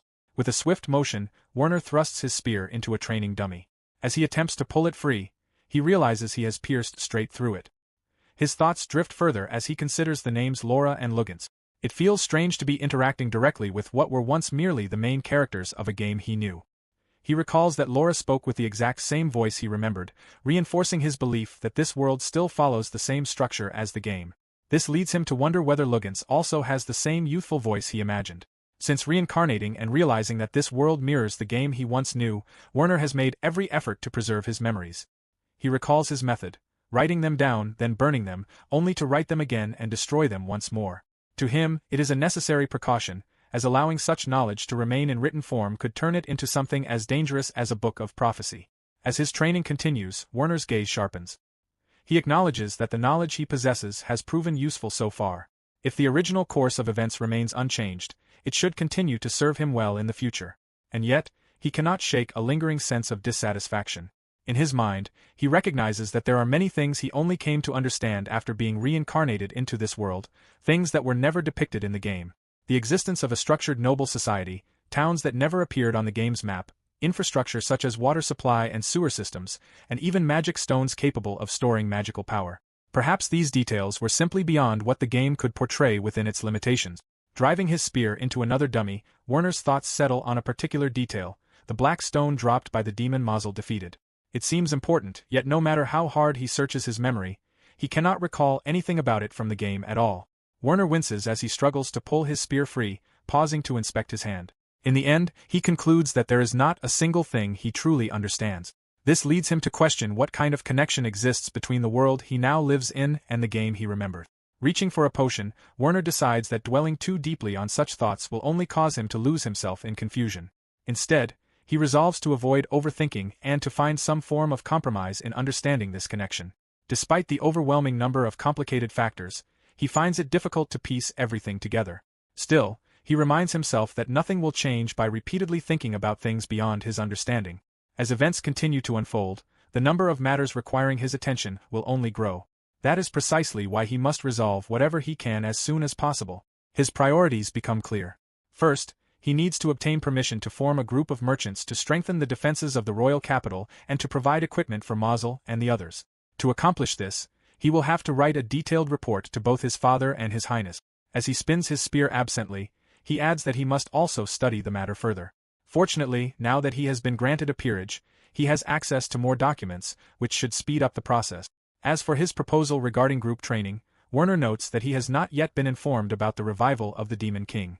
Regardless, he decides he will consult Max and the others for advice. Meanwhile, inside the residence, Norbert respectfully bows as Werner's mother enters. Outside, still lost in thought, Werner continues organizing his plans. After that, he considers his upcoming meeting with Mazel and Lugens, scheduled for the day after tomorrow. Until then, he thinks about making a fair copy of the map, but quickly dismisses the idea, realizing it would not change anything. Other matters will depend on how events unfold. Even so, he decides he should at least write down the things he needs to keep in mind while he still has time, knowing he might forget otherwise. As his thoughts continue, he shifts to another concern: magic. There is still something about it that piques his curiosity, something he feels he should investigate soon. At that moment, his mother, Lady Zerfeld, calls out to him. However, Werner remains absorbed in his thoughts and does not respond. Drawing closer, Lady Zerfeld takes a deep breath before shouting his name. Startled, Werner jumps and hurriedly responds. Turning to face her, he is met with her firm gaze as she remarks that she had heard he was supposed to take it easy today. Werner quickly apologizes, explaining that he became too absorbed in his thoughts. Lady Zerfeld reminds him that while working hard is commendable, he should not cause unnecessary worry for the servants. She asks if he has forgotten that he had been unconscious for several days. Werner apologizes again and tries to insist that he only needs a little more time, but before he can finish, his mother fixes him with a sharp glare and calls his name once more. His face pales instantly. Lowering his head, Werner panics and quickly retreats, shouting that he will go wash up immediately. As he hurries away, a single thought becomes clear in his mind: there may be many things in this world that he does not understand, but one truth remains absolute. No matter where he is, nothing is more frightening than making his mother angry. Chapter 12 opens with Hermine seated quietly in the first garden. Her attention is drawn to the sound of a door opening, and she turns her gaze toward the entrance, acknowledging Tyrone as he steps inside. She asks if he is heading out to train at such an hour, to which Tyrone replies that there is no guarantee the stampede battle will not occur again. Hermine nods in understanding as Tyrone remarks that when such a time comes, they must fulfill their duties as knights, for the sake of her highness. A faint smirk forms on Hermine's lips as she recalls something she had heard. She mentions that Tyrone has been appointed to oversee the reconstruction of the Werisa fortress, formerly known as Fort Werisa. Tyrone responds that the responsibility will instead fall to Marquis Neep. Hermine quietly acknowledges this, and Tyrone adds that he has heard the Marquis himself intends to initiate the project. Hermine comments that such initiative is very much like the Marquis. Tyrone agrees, then mentions that their father had instructed him the previous night to greet Marquis Neep upon his arrival. After a brief pause, Tyrone looks at Hermine and asks if she would like to accompany him. Slightly surprised, Hermine asks whether the legitimate child will also be present. Tyrone clarifies that she is referring to Mangold and says that he believes he will be there as well. Hermine responds thoughtfully, saying that if she has the time, especially with the knights scheduled to train, she will join him. Tyrone accepts her answer without issue. As the conversation ends, Hermine smiles to herself, thinking that next time, they will surely fulfill their duties, for the sake of her highness. Elsewhere, a horse gallops wildly as soldiers chase after it. A rope is pulled taut, and together they shout as they struggle to bring the animal to a halt. Once the horse is subdued, the soldiers pause to catch their breath. Werner then declares that the training for the day is sufficient. With a slight smirk, he remarks that the situation is not quite the same as during the stampede battle. One soldier agrees, noting that they must remain flexible. Another adds that they need to grow accustomed to receiving sudden instructions, while yet another emphasizes the importance of preparing countermeasures as enemy numbers increase. As Max leads Werner's horse away, Werner watches with satisfaction, thinking that the training has been effective. He then tells Max that in his absence, he will leave him in charge. Max acknowledges the responsibility without hesitation. While assisting Werner in dismounting, Max takes the opportunity to offer advice, mentioning that Werner still needs more training with his horse and should be more cautious when attacking. Werner groans slightly but apologizes, promising to improve. Max responds with a wide smile. Moments later, Max and Werner turn their attention to Orjan, now known as Augen, who steps forward and announces that he will be Werner's opponent for the day. Werner smiles confidently and tells Ogden that he is counting on him. As the soldiers gather to watch, Max raises his voice and signals the start of the match. Ogden immediately takes the initiative, stepping forward and launching a swift attack toward Werner. Despite the force behind it, Werner manages to block, bracing himself against the overwhelming pressure. Ogden smirks as he continues his relentless assault, while Werner grits his teeth, struggling to keep up as he defends each strike. Step by step, Werner is pushed backward. His footing falters when his ankle catches on a rock, and his eyes widen in realization. In a desperate attempt to recover, he slashes his spear toward Ogden. However, Ogden easily evades the attack. Werner quickly jumps back to regain distance, but Ogden presses forward once more. Seeing an opening, Werner charges toward him, yet in an instant, Ogden seizes the spear and throws it aside. With a decisive blow, he strikes Werner, sending him crashing to the ground. The spear clatters nearby as Werner slowly sits up. Ogden approaches him with a smile and remarks that he felt a sudden chill during their exchange. Extending his hand, he adds that Werner seems to have improved. Werner accepts the hand and allows himself to be pulled up, replying that if that is the case, then he is glad. However, in his thoughts, he curses quietly, convinced the remark was nothing more than sarcasm. As Ogden helps him to his feet, Werner reflects inwardly, feeling grateful that the knights serving his family are so strong. At the same time, he recognizes that he still has much ground to cover to catch up with them. Ogden comments that Werner has indeed grown stronger, which is why he had to take the fight seriously, and then asks if he is injured. Werner dismisses the concern, saying he is not that fragile. Yet in his mind, he briefly wonders if he might have survived more easily had he fled the royal capital and lived elsewhere. It was once a thought he entertained, but that dream had been quickly cast aside. Ogden then notices a small scratch and points it out, but Werner pulls away and tells him not to worry, adding that he is actually pleased Ogden took him seriously. Despite this, Ogden continues to apologize sincerely. A short while later, as Werner receives treatment for his minor injuries, Barcy, formerly known as Barky, approaches from behind and remarks that Ogden had not held back at all. He then offers some advice, suggesting that if Werner trained his left axis more, it would improve his stability when swinging his spear. Werner quietly acknowledges the suggestion. As he is being tended to, Werner reflects once more. No matter how much he trains, he still cannot win. He wonders if it is simply because he is an ordinary person.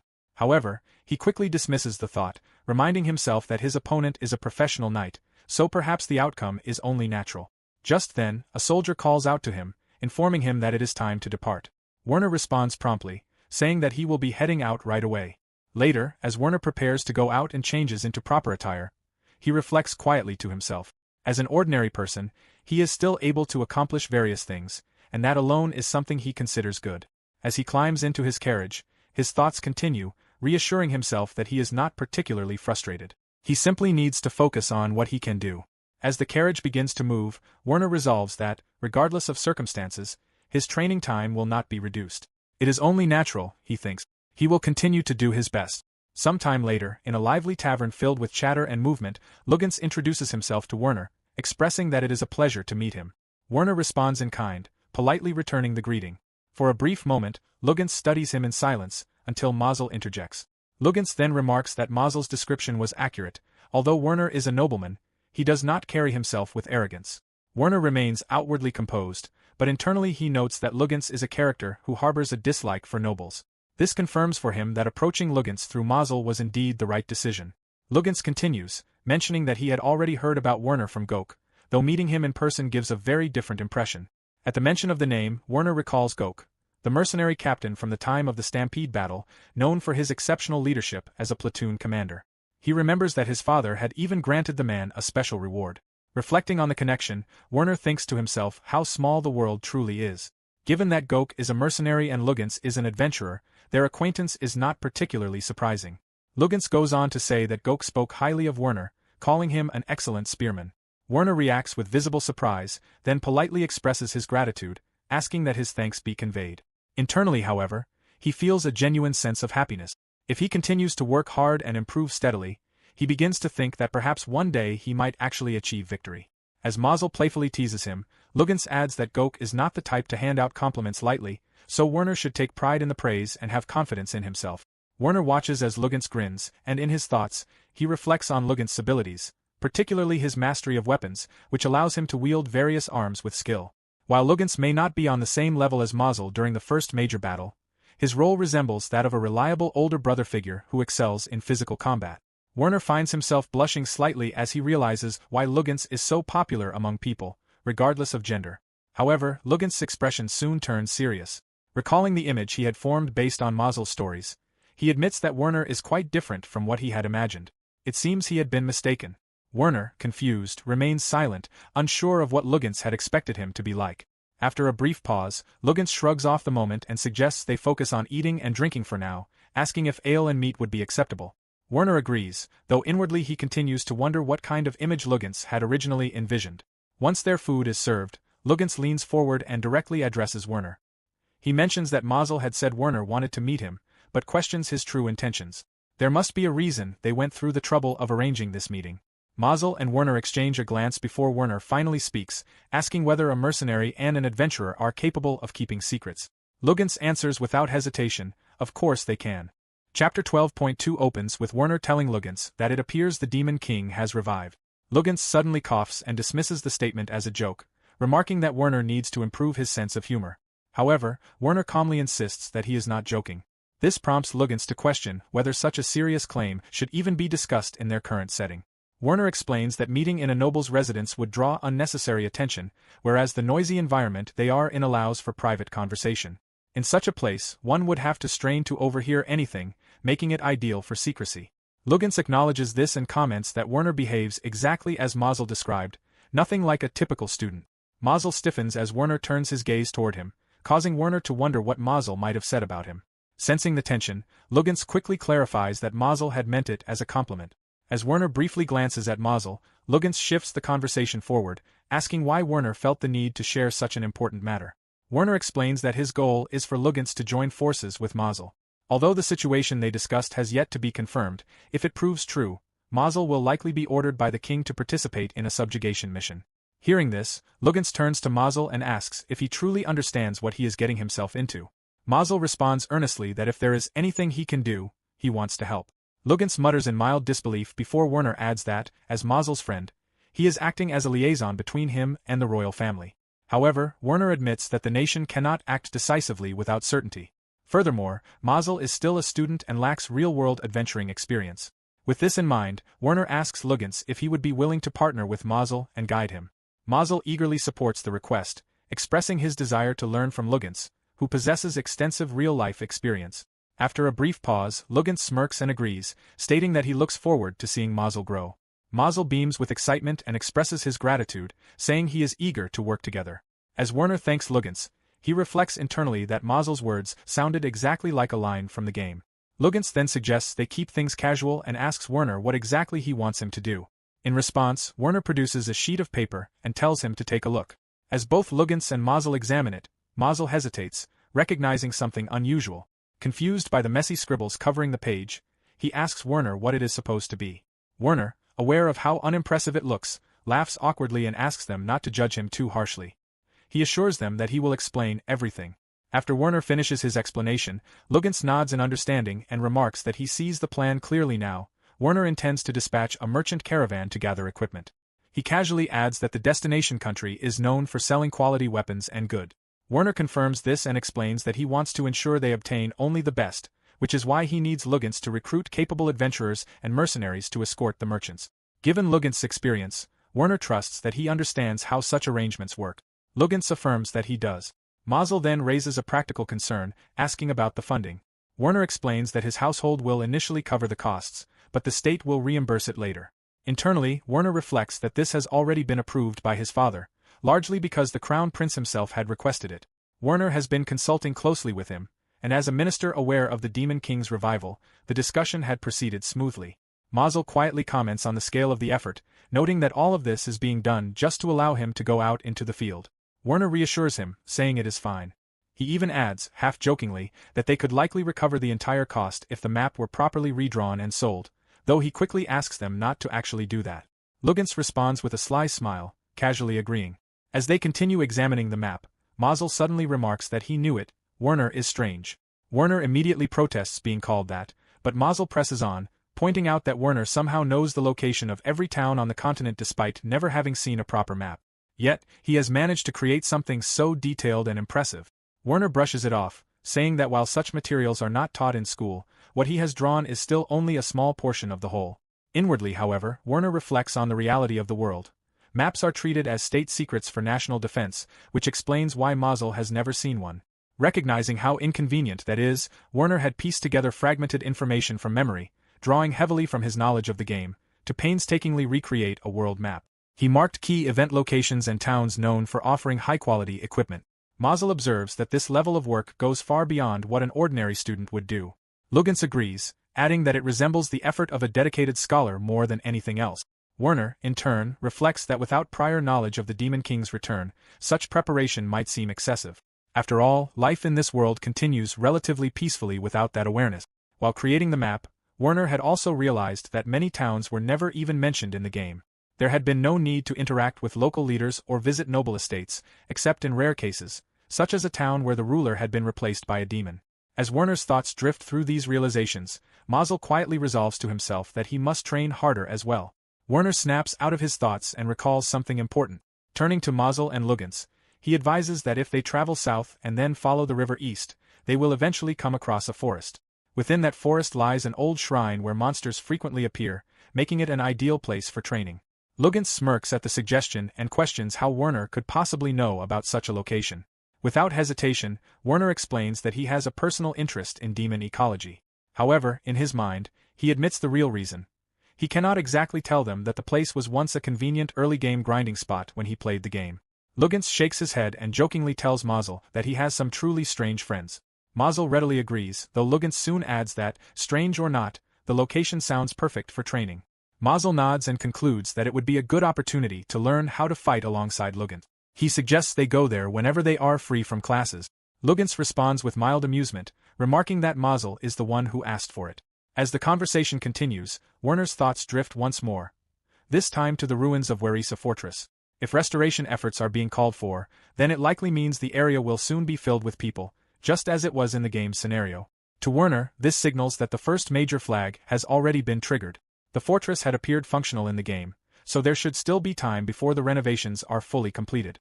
After finishing their meal, Lugens stands and announces that it is time to leave. Werner agrees, and as he pays for the food, he reflects that no matter how much preparation he makes, everything will ultimately fall to the heroes. The best he can do is ensure they are ready by helping them gain experience. Stepping out of the tavern, Werner continues to reflect on this reality. He finds it almost laughable how people eagerly place their hopes on heroes while leaving the most difficult burdens entirely in their hands. Yet, he knows there is no way for him to keep up with them. He would only become a hindrance. Accepting this, he resolves to simply do what he can. His thoughts are interrupted when Mazel calls out to him, shouting that he will see him at school. Werner smiles and calls back that he will see him later as well. Inwardly, however, Werner reminds himself that for that next meeting to happen, he must first get through the important event awaiting him the following day. As he walks away, Werner lets out a quiet groan, clutching his stomach as discomfort begins to set in. Meanwhile, within the royal palace, the king inquires about the situation at Werisa Fortress. The crown prince reports that everything is proceeding without issue and that full-scale renovations will begin once Marquis Neep arrives. The king acknowledges this with a thoughtful hum before shifting the discussion to a more pressing matter, the rumored revival of the Demon King. In response, the crown prince explains that there have been unusual movements in neighboring nations, particularly in Salzanak and Triad. However, the connection between these activities and the Demon King remains uncertain. The king nods, instructing him to continue the investigation thoroughly. The crown prince complies without hesitation. He then provides an update on military matters, stating that the reorganization of the knights is progressing well. Fortunately, casualties have remained low, and the assessment of the militia's strength is also advancing smoothly. He reassures the king that there is no cause for concern on that front. After a brief pause, the king asks about the Viscount. The crown prince responds that, just as previously reported, the Viscount appears to have no hidden agenda. Both in appearance and in truth, he seems to be acting as a genuine ally. The king then presses further, asking whether there are any signs of influence from the count. The crown prince answers that there are none, adding that he detected no deceit in the Viscount's stated desire to prioritize friendship above all else. Reports from the Academy's teachers also indicate no noticeable change in the Viscount's behavior before or after the demon stampede. Hearing this, the king concludes that the Viscount may be trusted for the time being. He then turns his attention to the matter of the hero. The crown prince explains that several noble households have taken a rather aggressive stance in their approach, though he does not anticipate any significant issues arising from it. The king remarks that it is fortunate such actions are being taken at this stage and entrusts the crown prince with handling the situation moving forward. The crown prince acknowledges this responsibility and adds that, regarding the incident at the academy, Viscount Zerfeld played a key role. The king notes that if Viscount Zerfeld has no intention of bringing the hero into his own household, then his position as an intermediary could prove beneficial. The crown prince agrees but remarks that, despite this, the Viscount may not be the most conventional or ideal noble. The king observes that, despite such reservations, the crown prince appears to be in good spirits. In response, the crown prince elaborates that the Viscount, though only slightly older than his own son, is not particularly driven by ambition yet possesses remarkable talent. With an impeccable family background, he could potentially serve as a capable close aide. The king considers this and concludes that the Viscount is worth monitoring. The crown prince then mentions that the following day, the hero will be absent from the academy, providing an opportunity for him to meet the Viscount directly. It will serve as a suitable occasion to evaluate his abilities. The king agrees to this plan. A faint smile then appears on the crown prince's face as he remarks that he is curious to see what the Viscount will present next, and he finds himself genuinely looking forward to it. In the past, a young Werner sits quietly as he draws a map, his expression tense with concentration. As he works, he worries to himself that he might get caught, yet he lacks the confidence to rely solely on his memory. Carefully scribbling across the paper, he reassures himself that these are merely rough notes for the time being. Still, the risk lingers. If someone were to discover them, he would undoubtedly be in trouble. Then, a sudden idea strikes him. A smile spreads across his face as he realizes a solution. Instead of keeping everything in one place, he decides he will write the information in fragments and scatter them. To avoid suspicion, he plans to fill in the remaining spaces with meaningless markings, making the contents appear random and unintelligible to anyone else who might find them. Chapter 13 opens with an explanation of how time is structured in this world. Like Werner's original world, a week consists of 7 days, but each day bears a unique name. Agriculture and fishing, commerce, smithing, hunting, arts, prayer, and nativity. Among these, the day of prayer is considered the most auspicious for weddings. When Werner first learned of these names, he initially assumed the world followed a polytheistic belief system, with different gods or goddesses presiding over each day. However, he later discovered that the world is, in fact, monotheistic. On this particular occasion, it is the day of nativity, a holiday. As Werner quietly waits, he reflects that even the royal family seems to observe a day of rest. The crown prince soon responds, stating that he understands the contents Werner has presented and finds them quite interesting. However, he asks for Werner's understanding if the materials are only added to the knighthood's arsenal after he personally reviews and approves them. Werner readily agrees, expressing his hope that he can secure the prince's approval in advance. The crown prince acknowledges this, saying he understands the need for prior permission and appreciates Werner bringing the matter forward. Still, he requests to see the items firsthand before making a final decision about their use. Werner confirms that this was his intention all along, to gain approval before proceeding further.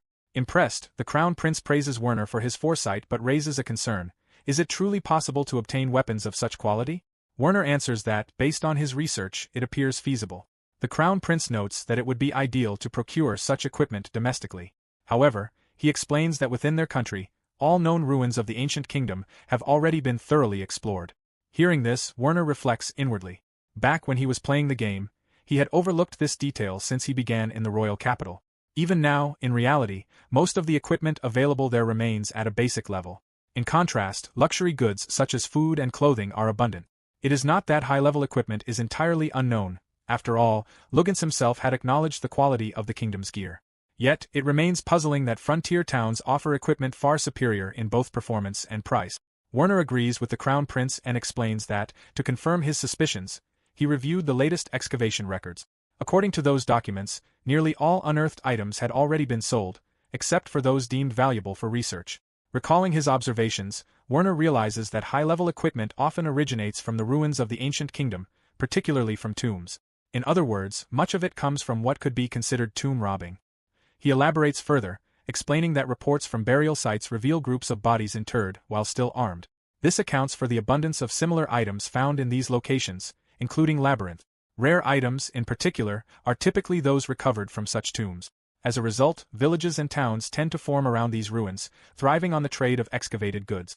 Armor is usually sold through blacksmiths, while other items are distributed through tool shops, though the exact quantities remain unclear. The crown prince quietly acknowledges this, remarking that it makes sense. Meanwhile, Werner reflects on the broader situation. The Wine Kingdom possesses overwhelming military power across the continent, which may explain why there has never been a pressing need to focus heavily on equipment or magical items. Still, it remains a mystery why such powerful gear, widely sold in foreign countries, is known to so few within their own land. He briefly wonders whether this lack of awareness is intentional, perhaps to prevent a drop in the value of items obtained from labyrinths. After a moment of thought, Werner decides that this issue is worth reporting as well. When he mentions this, the Crown Prince simply encourages him to proceed. Grateful for the approval, Werner offers his thanks. After a brief pause, the Crown Prince speaks again, expressing his approval. He tells Werner that he is already familiar with the use of smoke signals and will inform Marquis Neep about the potential threat of a demon army attack.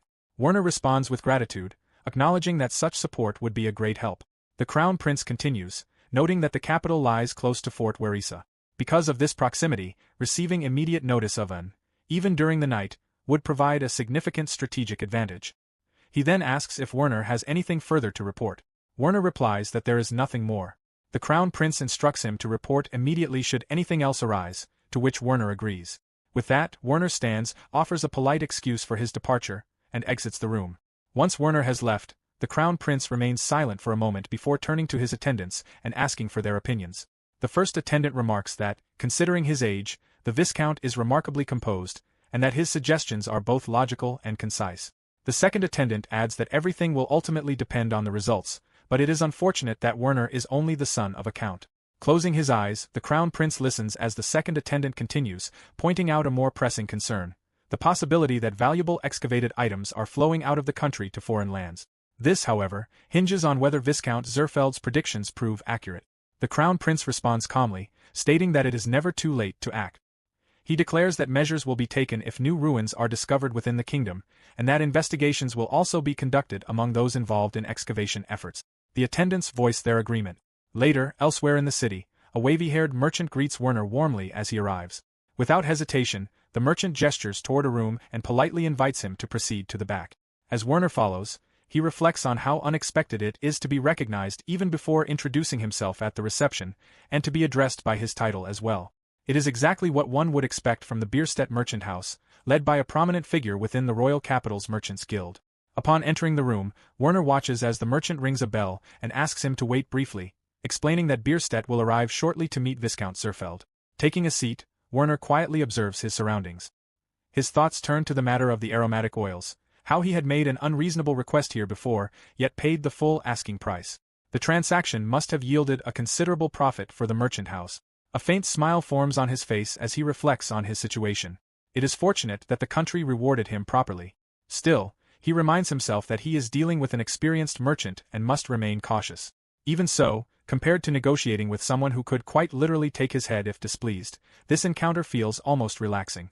As Werner calmly sips his tea, a man enters the room and immediately apologizes for the delay. He then introduces himself as Bierstedt, the representative of the Bierstedt Merchant House. Werner responds politely, assuring him that there is no need for concern. He explains that he himself had been in a hurry and had not sent prior notice of his visit. Taking a seat, Bierstedt thanks Werner for his understanding. He adds that he had not expected the Viscount to come personally and expresses his gratitude for the large order Werner had placed earlier. Bierstedt then remarks that he has heard of Werner's accomplishments during the recent monster stampede, praising his efforts as truly remarkable. Werner responds modestly, offering his thanks and expressing his appreciation for Bierstedt's willingness to accept such a sudden deal. After a brief pause, Werner shifts the conversation to the purpose of his visit. He explains that he has come to request the organization of a merchant caravan to carry out a series of purchases. He assures Bierstedt that he will personally arrange for guards to accompany it. Bierstedt reacts with visible surprise, his gaze sharpening as he studies Werner more closely. Werner notices this reaction and reflects inwardly that such a response is only natural. Although he now holds the title of Viscount, this kind of proposal is far beyond what would normally be expected from a student. Without hesitation, Werner slides a set of documents across the table and explains that they contain a list of towns to be visited, along with the items to be procured. He adds that, in addition, he would like Bierstedt to verify the available stock in each location. Bierstedt nods and begins reviewing the papers. As he reads, he comments that the plan is unusual, then quickly corrects himself, noting that it is, in fact, exceptionally thorough. Hearing this, Werner silently agrees. To an outside observer, it might even appear as though he were preparing to establish a business venture.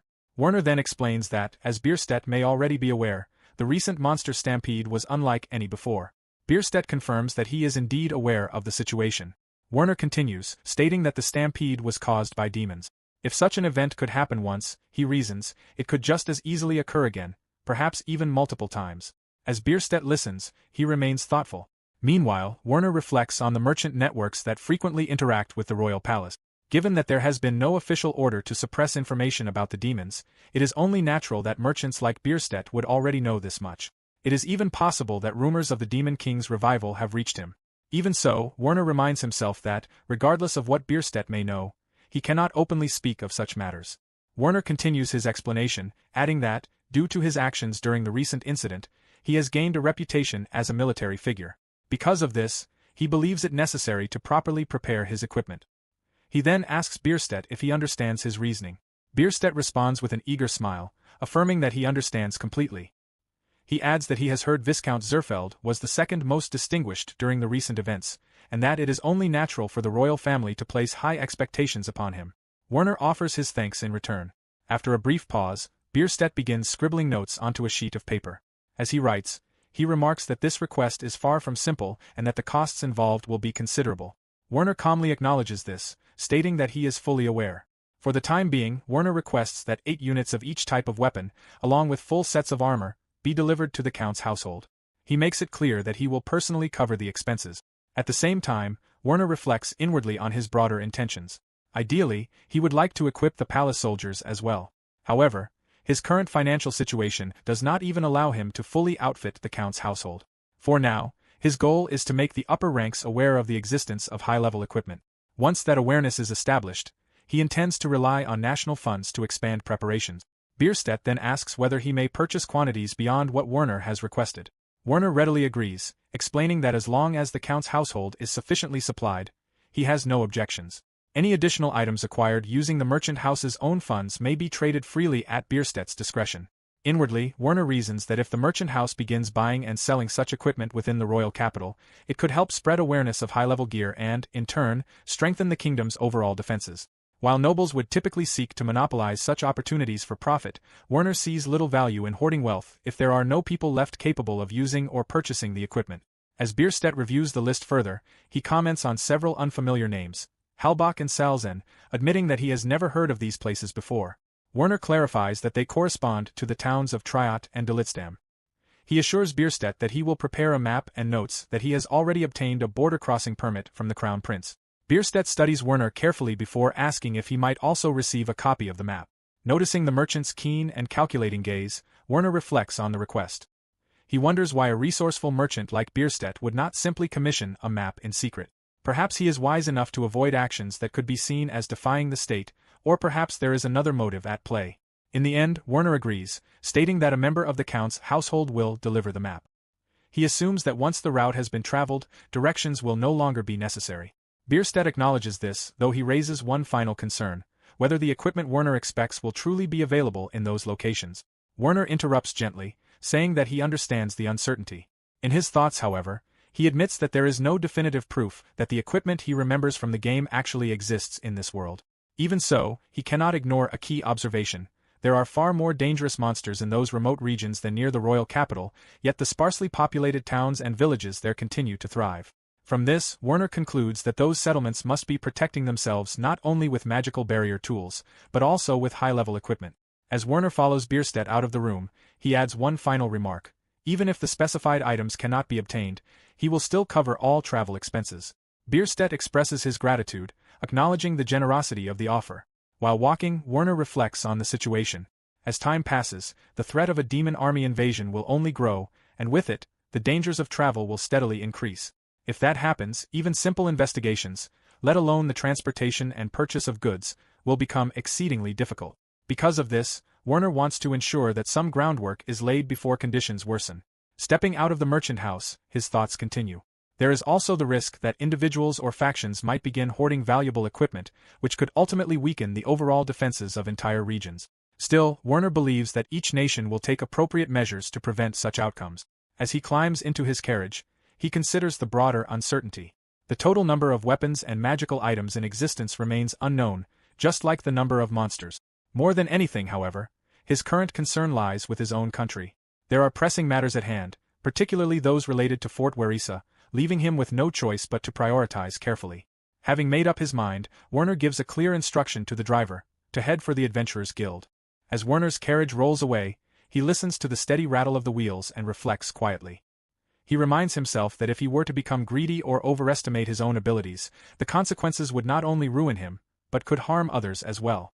A few hours later, Werner arrives at the Adventurers Guild. A young woman greets him warmly and asks how she may assist him. Werner blinks shyly before replying that he would like to hire several people. Understanding his intent, she confirms that he is making a request and politely guides him further inside. As Werner follows her, he finds himself momentarily distracted, wondering how someone so delicate in appearance manages to deal with the rough and often unruly adventurers. Then another thought crosses his mind: perhaps it is precisely because of her appearance that no one dares to cause trouble. A guild staff member opens a heavy door for him. As Werner steps inside, he takes note of the surroundings and realizes that the room is soundproof. Passing through a set of curtains, he is greeted by a man who recognizes him immediately as Viscount Zerfeld and asks what business brings him there. Werner explains that he wishes to commission an investigation. Specifically, he needs scouts to gather information on monster activity and the state of security in several designated locations. Since there are multiple sites involved, he cannot determine the exact number of personnel required, but he estimates that around 20 scouts will be necessary. The guild assistant remarks that this is quite a large-scale request. In response, Werner clarifies that the objectives have already been prioritized. He intends to assign tasks based on each scout's preferences and abilities, adjusting the number accordingly. The assistant then asks whether the scouts will have the option to decline after hearing the full details of the request. Werner confirms that they may, and adds that he will provide hazard pay for particularly dangerous assignments. Hearing this, the assistant notes that it would be difficult to state exact rewards in advance. Werner responds that a minimum reward will be guaranteed, with increases depending on the difficulty of each location. He also assures the assistant that the guild itself will be compensated accordingly, with additional payment included. Satisfied, the assistant smiles and expresses his gratitude before asking for the specific locations. From there, the two begin a detailed discussion. Some time later, Werner leaves the Adventurers Guild. As he steps outside, he reflects that the process took longer than expected, though it was unavoidable given the many small details that needed to be addressed. There had even been a moment of tension when the mention of foreign eyes led the assistant to suspect that Werner might be preparing for war. Fortunately, the misunderstanding was eventually resolved, though not without difficulty, as the assistant clearly preferred to avoid involvement in political matters. Letting out a quiet sigh, Werner gathers his thoughts. For now, at least, the initial arrangements have been successfully completed. As Werner makes his way toward his next destination, his thoughts continue to turn over his plans. Once the scouts return, they will likely share updated information, such as shifts in monster distribution, with the guild. Accurate intelligence, he reminds himself, is essential for minimizing casualties. After some time, he arrives at the Mercenaries Guild, where a man greets him and asks how he can be of service. Werner states that he has come to request the protection of a merchant caravan. The man nods and invites him inside. As he walks in, Werner reflects on the fact that the Adventurers Guild and the Mercenaries Guild are housed within the same building. Even so, the distinction between the two professions is quite noticeable. Adventurers tend to operate in small groups and are versatile in nature, often taking on a variety of tasks, including dungeon exploration. Mercenaries, in contrast, are primarily focused on combat, whether against monsters or other people. They are usually organized into structured companies and frequently accept long-term contracts. Adventurers, on the other hand, often prefer shorter assignments or even solo work, sometimes handling multiple requests at once to reduce travel time. As Werner steps further into the Mercenaries Guild, he glances around, taking in the atmosphere. Despite being adjacent to the Adventurers Guild, the difference in ambience is striking. To him, the place feels noticeably rougher. Perhaps it is just his impression, but the scent of alcohol seems even stronger here. Taking a seat, Werner is soon addressed by a muscular man, who gets straight to the point, asking if he is seeking escort services. Werner replies that it is something along those lines, then proceeds to explain the details of his request. After listening carefully, the man nods in understanding and remarks that it is a large-scale operation. Including reserve and replacement personnel, the total would likely amount to around 150 individuals. Werner acknowledges this, saying that he had expected as much. He assures the man that he intends to offer fair compensation for the job. The muscular man expresses his appreciation in response. In Werner's mind, he reflects on the nature of the guild. It is not merely an organization for assigning jobs, but a mutual aid system. It arranges joint funerals for members without families, supports those who can no longer work, and provides compensation to the families of those who fall during missions. On top of that, there are the ongoing costs: maintaining the building, paying staff, conducting preliminary investigations, and handling compensation for incidents caused by troublemakers.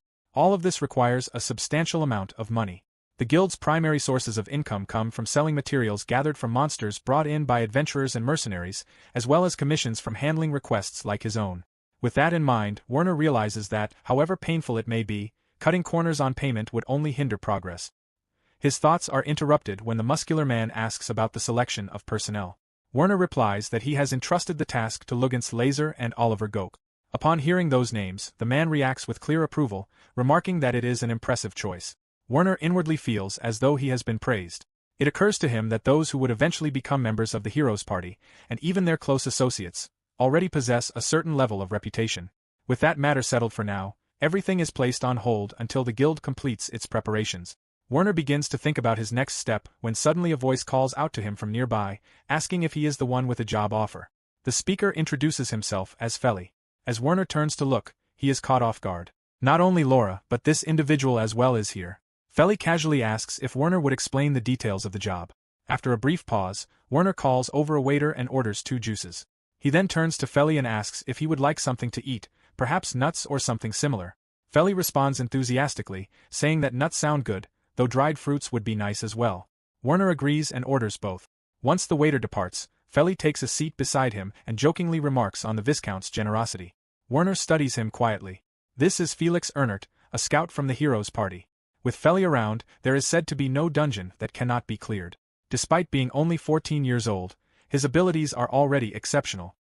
His appearance is rather cute, almost delicate, yet he is unmistakably a boy. Werner briefly wonders if, had the game been released at a later time, the character might have been designed as a girl instead. Werner then comments that Feli seems to recognize him quite easily. Feli replies that any adventurer in the capital who does not know the Viscount must be a complete novice. He adds that Werner's ponytail makes him particularly easy to identify.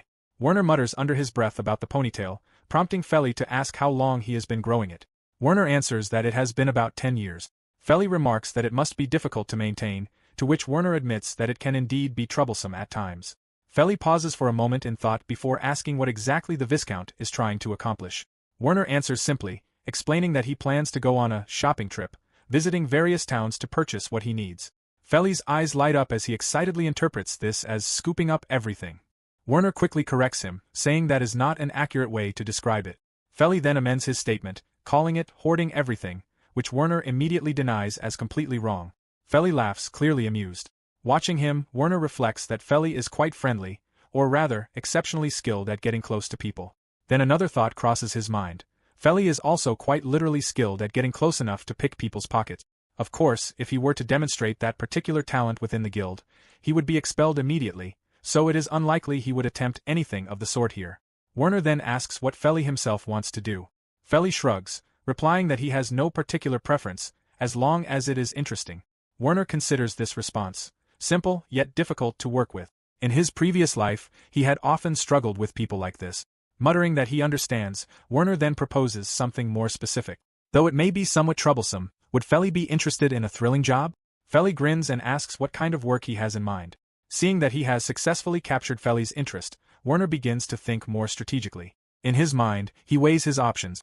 Feli is an exceptionally talented scout and a member of the Heroes Party, an invaluable asset. One option would be to have him gather intelligence within the royal capital.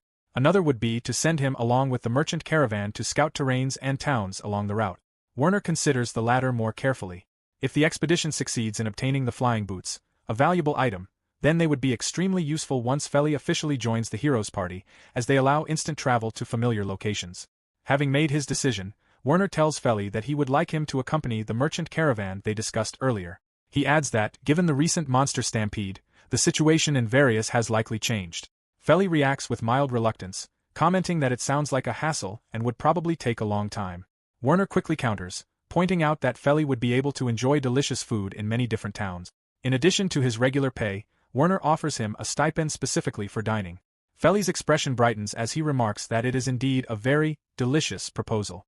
Meanwhile, Werner reflects inwardly that although he could gather information himself with enough effort, creating advantages for Mazel and the others would have a far greater long-term impact. If he considers it an investment toward that goal, the cost is relatively small. As Feli continues to think it over, Werner senses that he is hesitating, though clearly interested. To push things further, Werner casually mentions that there will be a gathering at his residence on the next day of hunting and invites Feli to attend if he feels like it. Then, without warning, Werner places a pouch filled with coins in front of him. As the contents spill slightly onto the table, he explains that it is meant to cover travel expenses. Feli looks surprised and asks if it is not too much. Werner shakes his head, saying it is simply a gesture of sincerity. Whether Feli accepts the job or not, the money is his to keep. Meeting Feli's gaze, Werner adds that he will not complain if the coins are spent on food or even given away. Privately, Werner recalls that Feli comes from an orphanage and possesses the kind of personality that would naturally draw him toward companions like Mazel and the others. He doubts that Feli has truly distanced himself from them. At last, Werner stands and suggests that it is time to leave. Feli responds with a slight stutter, still staring at the pouch of coins. After a moment's hesitation, he grabs it and hurriedly runs after Werner, calling out to him before shouting his thanks. Werner does not turn back, only raising a hand in acknowledgement as he walks away. Still, a faint smile forms on his lips. He knows this is something of a gamble and wonders if Feli might grow wary of him because of it. Even so, he cannot shake the feeling that things will turn out well. Chapter 14 opens in the city, where chaos spreads in every direction. People shout over one another as confusion fills the street. A man yells, demanding to know where Yozak is, complaining about his hangover and insisting they leave him behind. Nearby, a child calls out to her mother, pointing out something she forgot. A bald man angrily questions why the bathhouse is closed again, clearly frustrated. A staff member snaps back, telling him to stop worrying about trivial matters and that the man can bathe later. The bald man refuses to back down, insisting it is not a small issue since the man always cleans himself before long jobs. Further away, another man anxiously wonders what they will do if monsters appear, expressing his unease. An old man reassures him, explaining that Marquis Neep is known for his bravery and that his knights will accompany them, so there is no need to worry. However, the man brings up the recent monster stampede, his concern lingering. Before he can continue, soldiers begin to arrive, loudly ordering people to clear the way. Soon after, Marquis Neep himself appears on horseback, commanding that all craftsmen move to the back of the line. Meanwhile, inside the Bierstedt merchant store, Werner hears the noise outside and remarks on how loud it has become. A wavy-haired man informs him that Marquis Neep has completed his formal greetings at the royal castle and is now departing for Fort Werisa. Werner reacts with surprise, quietly repeating the information, while the man simply grins. As Werner reflects inwardly, he notes that it has been several days since Marquis Neep arrived in the capital. He considers how troublesome nobles can be, with their endless greetings and formalities delaying actual work. Werner had previously thought that the changes in circumstances might lead to the cancellation of the fort's renovations, but he feels relieved that this does not seem to be happening. He then begins to suspect that some kind of corrective force may be at work, maintaining the flow of events despite deviations. However, he remains uncertain about the nature of this force, its intentions, its criteria, and whether it acts favorably or not. During the recent monster stampede, multiple search teams had been dispatched, yet it was Mazel's team that ultimately discovered the demons. Werner interprets this as an example of the force working in a beneficial direction. Still, this thought leads him to a troubling possibility. If such a force exists, could it also mean that the Crown Prince and his entourage, who were originally fated to die, might still meet their end through some other means? The idea causes Werner's face to pale. Such an outcome would be disastrous.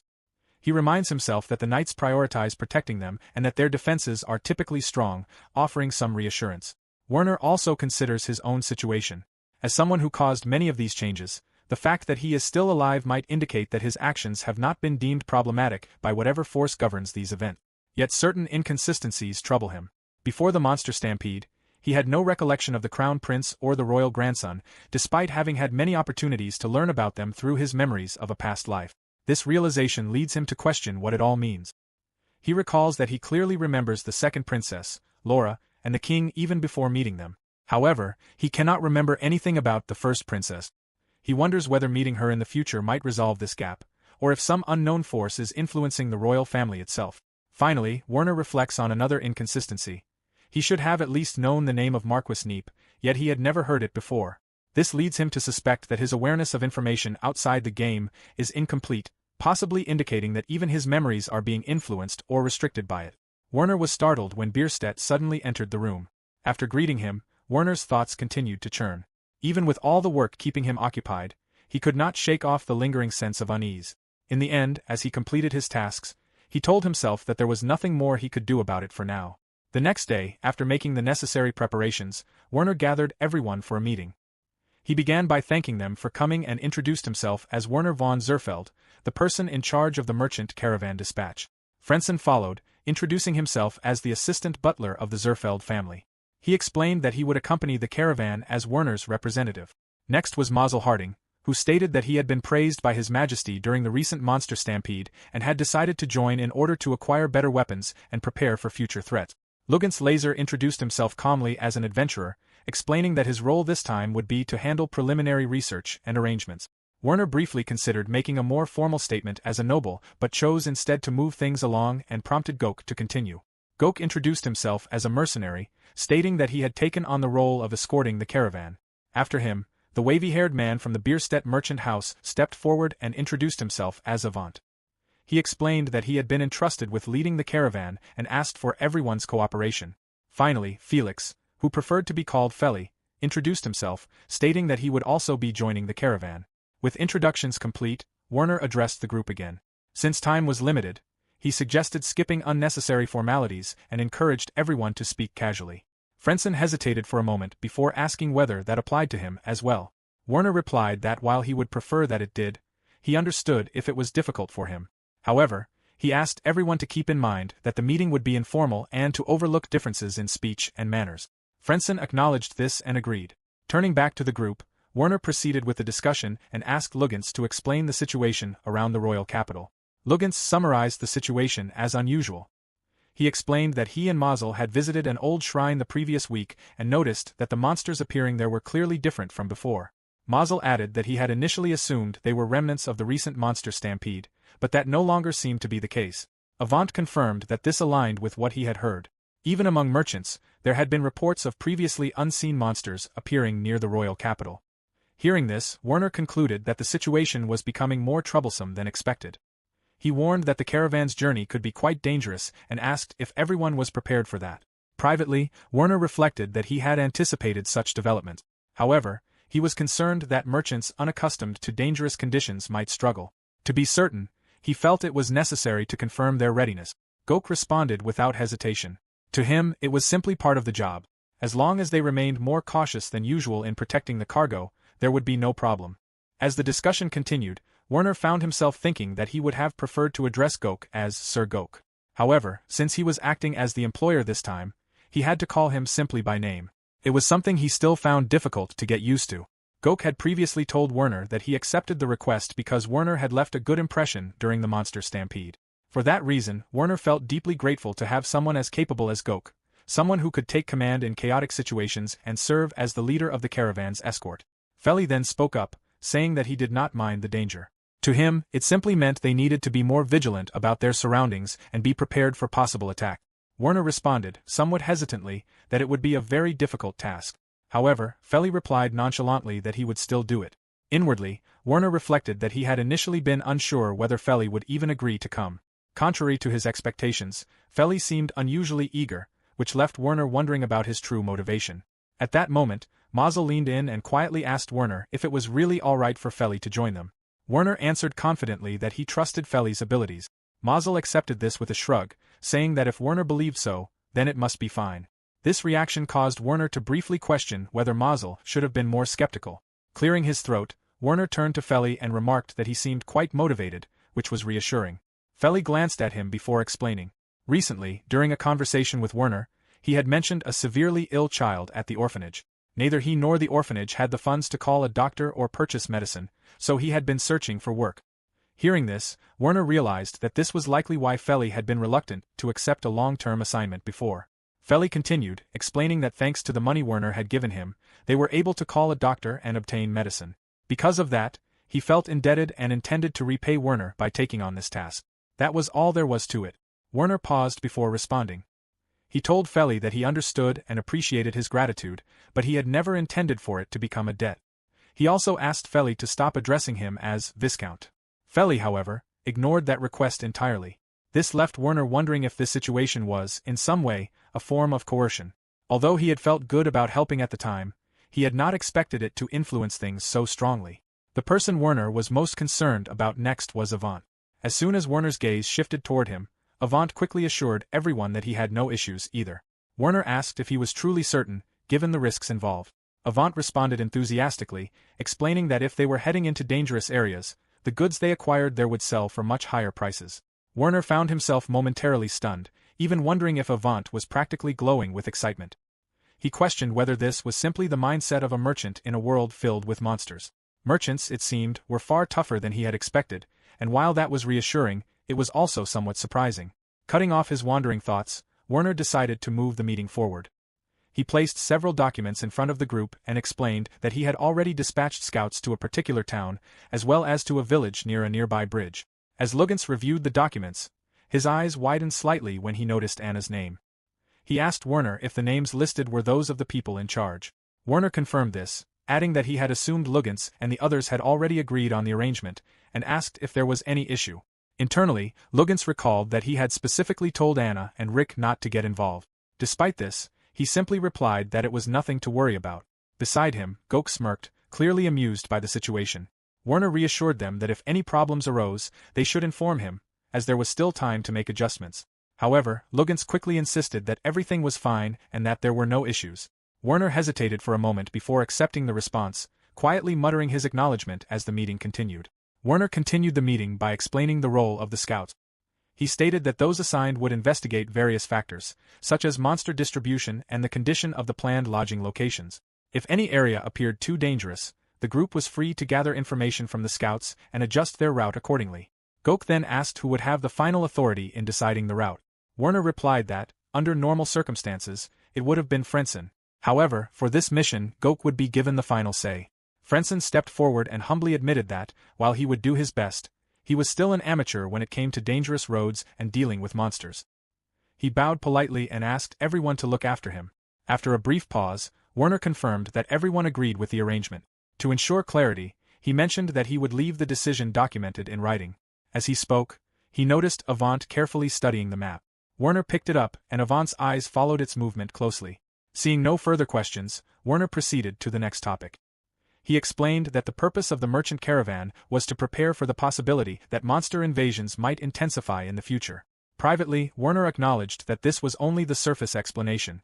If everyone were aware of the existence of the Demon Lord, matters might progress more quickly, but such information could not be openly shared.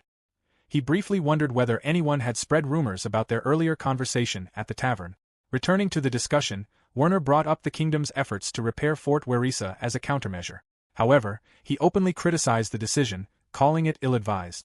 Feli questioned what he meant, and Avant clarified that it referred to a decision that was unwise. Werner elaborated that the kingdom seemed to intend the fort as a refuge from the royal capital. However, it was located only half a day's distance away and had weak defenses. He reasoned that if he were a demon, he would wait until the fort was sufficiently restored, then attack and seize it, using it as a strategic foothold. He admitted that such a scenario was entirely possible. Gok agreed, remarking that if demons existed, they might very well be intelligent enough to act in that way. Lugens then asked whether that would place them in serious danger. Gok confirmed that it would, noting that capturing the fort would likely be far easier than attacking the royal capital directly. Feli, in a joking tone, asked what Werner planned to do about it, casually referring to him as Big Bro.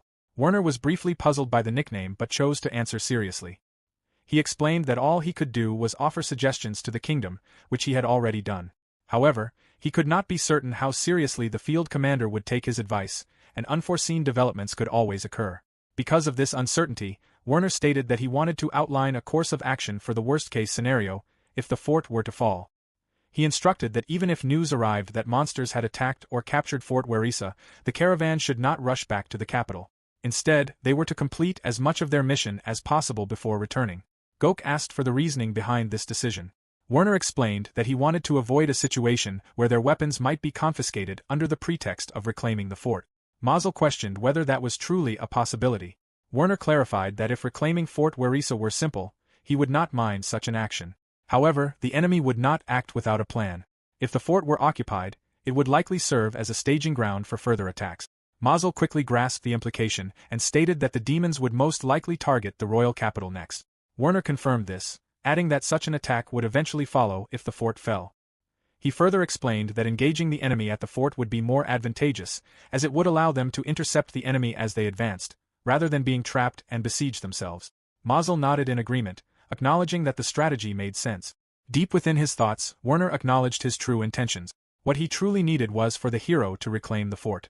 If Fort Werisa were to fall, the existence of the Demon King would inevitably become widely known, as the invading demons would likely spread that information themselves. That was precisely why Werner wanted Mazel to take an active role, but only at the right moment. He reflected that the kingdom's leadership, to put it mildly, was far too complacent. They remained skeptical about both the hero and the Demon King. Because of this, Werner believed it was necessary for both the nobility and the common citizens to recognize the hero's true worth. For that to happen, timing was critical. The weapons being prepared needed to arrive just in time for the decisive interception. Avant acknowledged this plan, expressing his understanding. Werner then turned to Mazel and Lugens, instructing them to continue honing their skills until that moment arrived. Lugens responded confidently, stating that he would be ready to give it his all when the time came. Mazel, however, lowered his gaze and spoke more hesitantly. While he understood the plan, he questioned whether it might be better for them to act sooner, joining the fight with their current equipment to prevent the fort from falling in the first place. Werner had anticipated this response. Inwardly, he recognized Mazel's suggestion as thoughtful and selfless, befitting someone with the qualities of a true protagonist. Nevertheless, Werner gently but firmly advised against it. He explained that the noble overseeing the fort's restoration was renowned for his martial prowess. At this stage, Mazel was still merely a commoner student, albeit one with a rare ability. Under such circumstances, Mazel's actions would be heavily restricted. Even if things went well, there might only be limited opportunities for him to contribute. Werner further pointed out that Mazel would likely be unable to use his abilities freely within a battle commanded by a noble. If Mazel were to rush into the conflict upon hearing news of an attack, it could create complications. In the worst-case scenario, as a commoner, he might even be made a scapegoat. Privately, Werner felt a twinge of guilt toward Marquis Neep's retainers and the workers involved in restoring the fort. Despite that, he knew that for his ultimate objective to succeed, the fort had to fall. While he wanted to save as many laborers and knights as possible, he could not allow that desire to interfere with the larger plan. Noticing Mazel's troubled expression, Werner added that there were still many uncertainties. The fort might be successfully defended through the noble's efforts, or an attack might not occur at all. Conversely, even if Mazel intervened, there was no guarantee that the fort would be saved. Given these uncertainties, Werner believed it was wiser not to act rashly and instead conserve their strength for a more critical moment. Mazel eventually nodded, saying that he understood. Werner went on to explain that if an attack did occur, it would be impossible to prevent all casualties. However, he intended to propose every possible countermeasure to the Crown Prince and would do his utmost to ensure those measures were accepted. He admitted that it might not be enough, but he hoped they could understand his reasoning. Inwardly, Werner reflected on the burden he carried. If others knew that he was acting based on knowledge of future events, many would not respond with gratitude. Instead, they might resent him or feel disappointed. Even if he spoke honestly about what lay ahead, it would only invite suspicion, questions about how he knew such things or accusations that he had a hand in causing them. Such revelations would only fuel political conflict among the nobles. And if he were dismissed like Cassandra, whose warnings were never believed, then everything would be in vain. Mazel responded sincerely, thanking Werner for explaining everything and assuring him that he would prepare for the right moment. Werner nodded, concluding that they were not gods and could only do what was within their power. Mazel agreed with this sentiment. Glancing outside, Werner noticed how late it had become. He then addressed the group, suggesting that if there were no further matters to discuss, they should end the meeting for the day. As the meeting came to an end and everyone began to leave, Mazel called out to Werner, asking if he could speak with him for a moment. Werner agreed and asked if it was about their earlier discussion. Mazel shook his head, explaining that it was not. He had already accepted Werner's reasoning and understood that not all nobles were like him. Werner remained silent, unsure how to respond. Mazel then declared with determination that he would grow stronger. Werner replied calmly that he was grateful for that sentiment, but reassured Mazel that he would be fine. Mazel paused for a moment before breaking into a smile. He thanked Werner for the day's discussion and reminded him to get enough rest. Werner looked slightly confused, but Mazel continued, encouraging him to come to school the next day as well. He admitted that Werner had been busy partly because of him and clarified that he was not trying to force him. However, he mentioned that Drexler had been complaining about not having anyone to explain political science to him. Werner groaned at the mention of Drexler but soon smiled faintly. He noted that the arrangements for the caravan were nearly complete. Mazel nodded in agreement. After bidding farewell, Mazel left, waving as he went. Werner walked through the halls, reflecting on the conversation. He realized that he had unintentionally caused Mazel to worry. It reminded him that Mazel was still a student. Remembering that he also had questions for the magic professor, Werner decided that the next day would be a good opportunity to return to school. He resolved to finish his remaining work early so he could attend. Meanwhile, far away in the neighboring country of Salzenack, on the outskirts of Sprulitz, chaos unfolded. A flaming monster rampaged through the area, sending people into a panic. Cries of confusion and fear echoed as civilians fled, questioning why monsters had suddenly appeared. A soldier attempted to maintain order, shouting for everyone not to panic. However, an explosion erupted without warning, shaking the surroundings. The soldier quickly sensed that something was wrong and ordered that the town be contacted. Before he could act further, a piercing scream rang out, causing his eyes to widen in terror. Amidst the fire and destruction, a demon emerged from the chaos. With a mere gesture, it pointed toward the soldiers, rendering them frozen in fear. Observing their helpless state, the demon smirked, clearly in control of the unfolding devastation. Chapter 15 opens in the palace, where the crown prince and his advisors are gathered in discussion. Suddenly, a voice calls out, apologizing for interrupting the meeting. A servant appears at the doorway. One of the advisors, startled, demands to know the reason for such urgency. The servant urgently reports that the town of Sprulitz in Salzenack has been destroyed following an attack by a demon tribe. The room falls silent in shock. Then, one advisor exclaims in disbelief, while another questions the mention of a demon tribe. The servant continues, adding that the demon leading the monsters spoke of the revival of the demon king. Elsewhere in the palace, Werner walks through the halls, deep in thought. He calculates that taking a carriage should allow him to reach the academy in time for third period. He also hopes that the professor's schedule will be open that day. Lost in his thoughts, Werner fails to notice a maid approaching from behind. As he suddenly turns, he collides with her. The pitcher she is holding crashes into him, splashing water across his clothes before it falls to the floor. The maid slips, but before she can fall, Werner quickly catches her, steadying her by the waist and arm. Once she regains her footing, Werner releases her and asks if she is all right. The maid immediately apologizes repeatedly, her voice trembling as she begs for forgiveness. Confused by her intense reaction, Werner reassures her that he is unharmed. At that moment, a man's voice cuts in mockingly, remarking on Werner's misfortune at being soaked so early in the morning. Werner glances at him, then at the frightened maid, and realizes that the situation may not have been accidental. Knowing that many palace maids have ties to the nobility, he understands how difficult it must be for them to refuse orders. Choosing not to escalate the situation, Werner calmly states that there is no need for concern and excuses himself. However, the man stops him, introducing himself as Gunther, the heir of Count Siegel, who also holds the title of Viscount. Irritated, Werner reflects on the situation. He finds it frustrating that someone of the same rank would engage in such petty harassment. If their ranks differed, the matter would be easier to handle.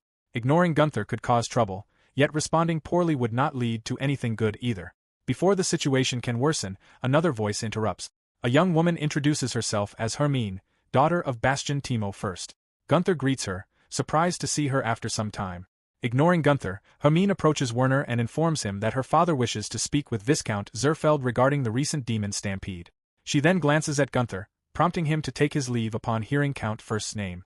After Gunther departs, Hermine offers Werner a handkerchief and explains that Viscount Siegel is known to be an ardent admirer of Her Highness. She apologizes if her intervention was too forward. Werner thanks her sincerely, acknowledging that her help was greatly appreciated. Internally, he reflects on how using honorifics based on rank rather than age will take time to adjust to. Hermine humbly remarks that her assistance was nothing compared to Werner's actions during the demon stampede. As she continues speaking, Werner gently cuts her off, expressing his gratitude once more and mentioning that, thanks to her, he can still make it to school on time. Realizing she has delayed him, Hermine apologizes. Werner reassures her again, thanks her, and politely takes his leave. As Werner takes his leave, Count First calls out to Hermine, drawing her attention.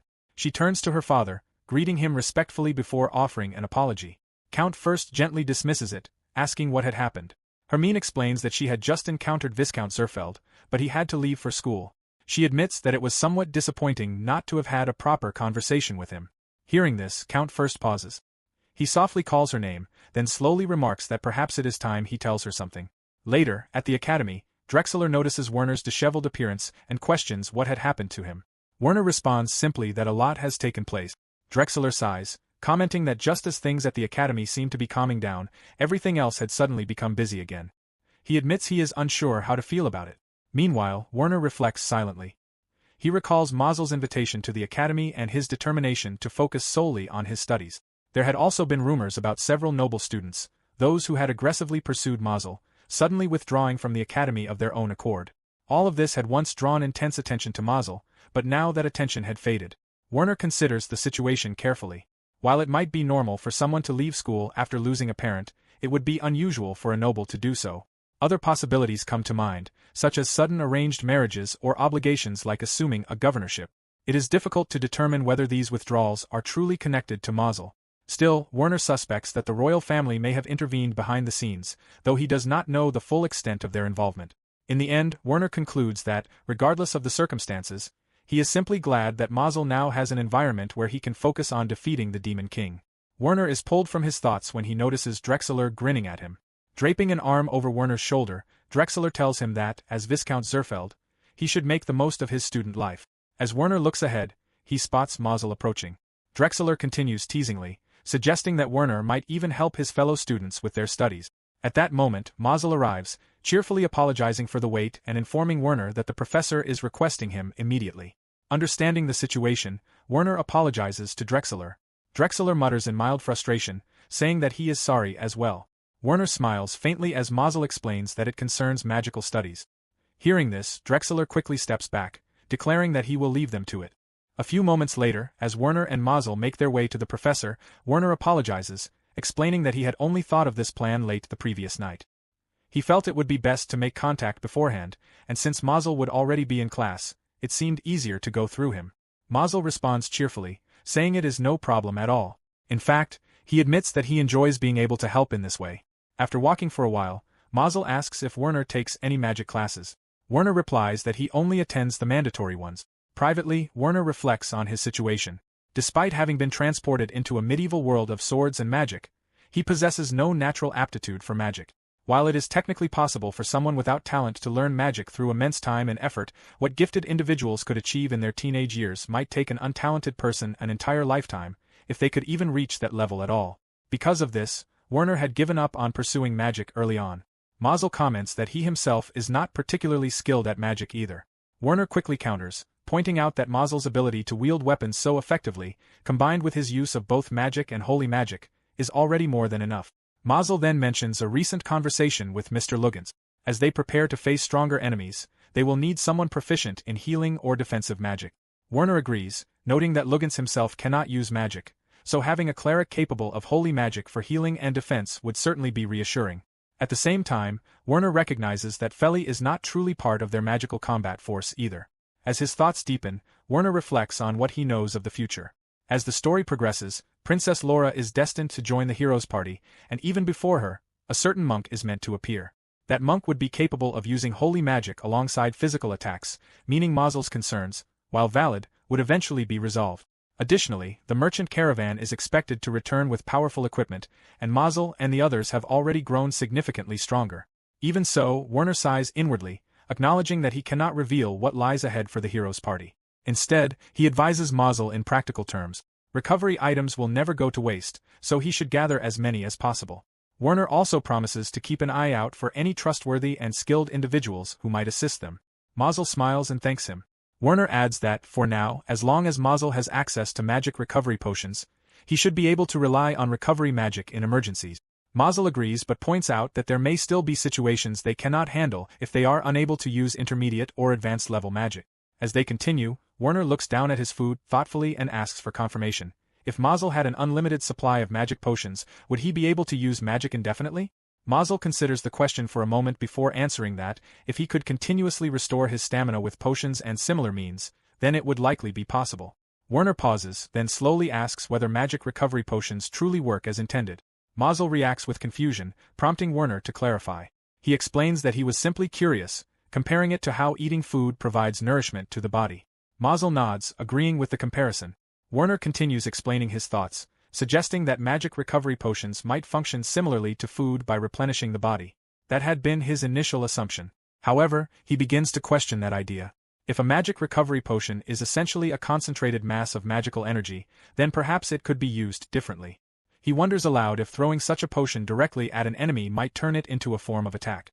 Even if it does not function as a recovery item in that way, he speculates that, with some modification, it might even be made to explode. At that moment, a voice speaks up from behind them, remarking that it is an interesting idea. Werner turns in surprise to find the professor standing there. He quickly greets him, while the professor apologizes for the interruption and asks if he has kept them waiting. Mazel expresses his gratitude for the professor's time and introduces Werner as the person he had mentioned earlier. The professor acknowledges him as Werner von Zerfeld, recalling that while his practical skills had been somewhat lacking, his thesis had been excellent and left a lasting impression. Werner thanks him politely. The professor then asks whether the discussion about magic recovery potions is related to the matter Werner wished to discuss. If not, he requests some of Werner's time for another topic. Werner confirms that his visit is indeed related to that subject. Intrigued, the professor gestures toward his office, noting that the hallway is not an appropriate place for such a discussion. He offers them herbal tea, apologizing that it is all he has available. Inside the professor's office, Werner explains his concerns in detail. After listening carefully, the professor responds that he understands what Werner is trying to convey. However, as far as he knows, there is no existing evidence to support such a theory. Werner quietly acknowledges this. Inwardly, he reflects on the true reason he sought out the professor. He had been searching for countermeasures against restrictive magic. Considering the level of technology in this world, it most closely resembles that of the Middle Ages. However, the presence of magic has driven certain advancements, granting destructive capabilities comparable to weapons like napalm or flamethrowers. After a brief pause, the professor asks him to wait a moment. Werner agrees, and his thoughts continue to race. He considers the enemies that dwell within the dungeons of the 4 heavenly kings. Even the weakest among them are capable of using such magic. In other words, these are the very forces that may soon attack the royal capital. That realization makes it clear that countermeasures against restrictive magic are absolutely necessary. If their enemies were merely beasts, they might still find ways to manage. But if the royal capital, home to countless civilians, were to come under attack, the consequences would be devastating. At present, their options are limited. While counterspells do exist, they would be vastly outnumbered, leading only to a slow and inevitable defeat. This is precisely why Werner has been searching for an alternative approach. He has been trying to uncover a way to work around the very system of magic itself. As his thoughts deepen, Werner questions a fundamental aspect of this world. Given how advanced military power has become due to magic, why is it that only a small group of elite heroes is tasked with defeating the Demon King? Based on the knowledge from his previous life, it would make far more sense to gather knights, mages, and monks from across the entire continent and launch a full-scale assault. Yet, that is not how things are done. From this, Werner begins to suspect that there must be a reason, something inherent to this world, that makes a small, elite group more effective than a large army. Werner's thoughts come to a halt as the professor returns, carrying a book. Flipping through its pages, the professor explains that, as expected, there is little information regarding what mana recovery potions actually restore beyond mana itself. While many studies focus on their technical applications, research into their underlying mechanisms remains scarce. He adds that there have been a few attempts to repurpose mana recovery potions for offensive use, but such efforts have proven difficult and largely unsuccessful.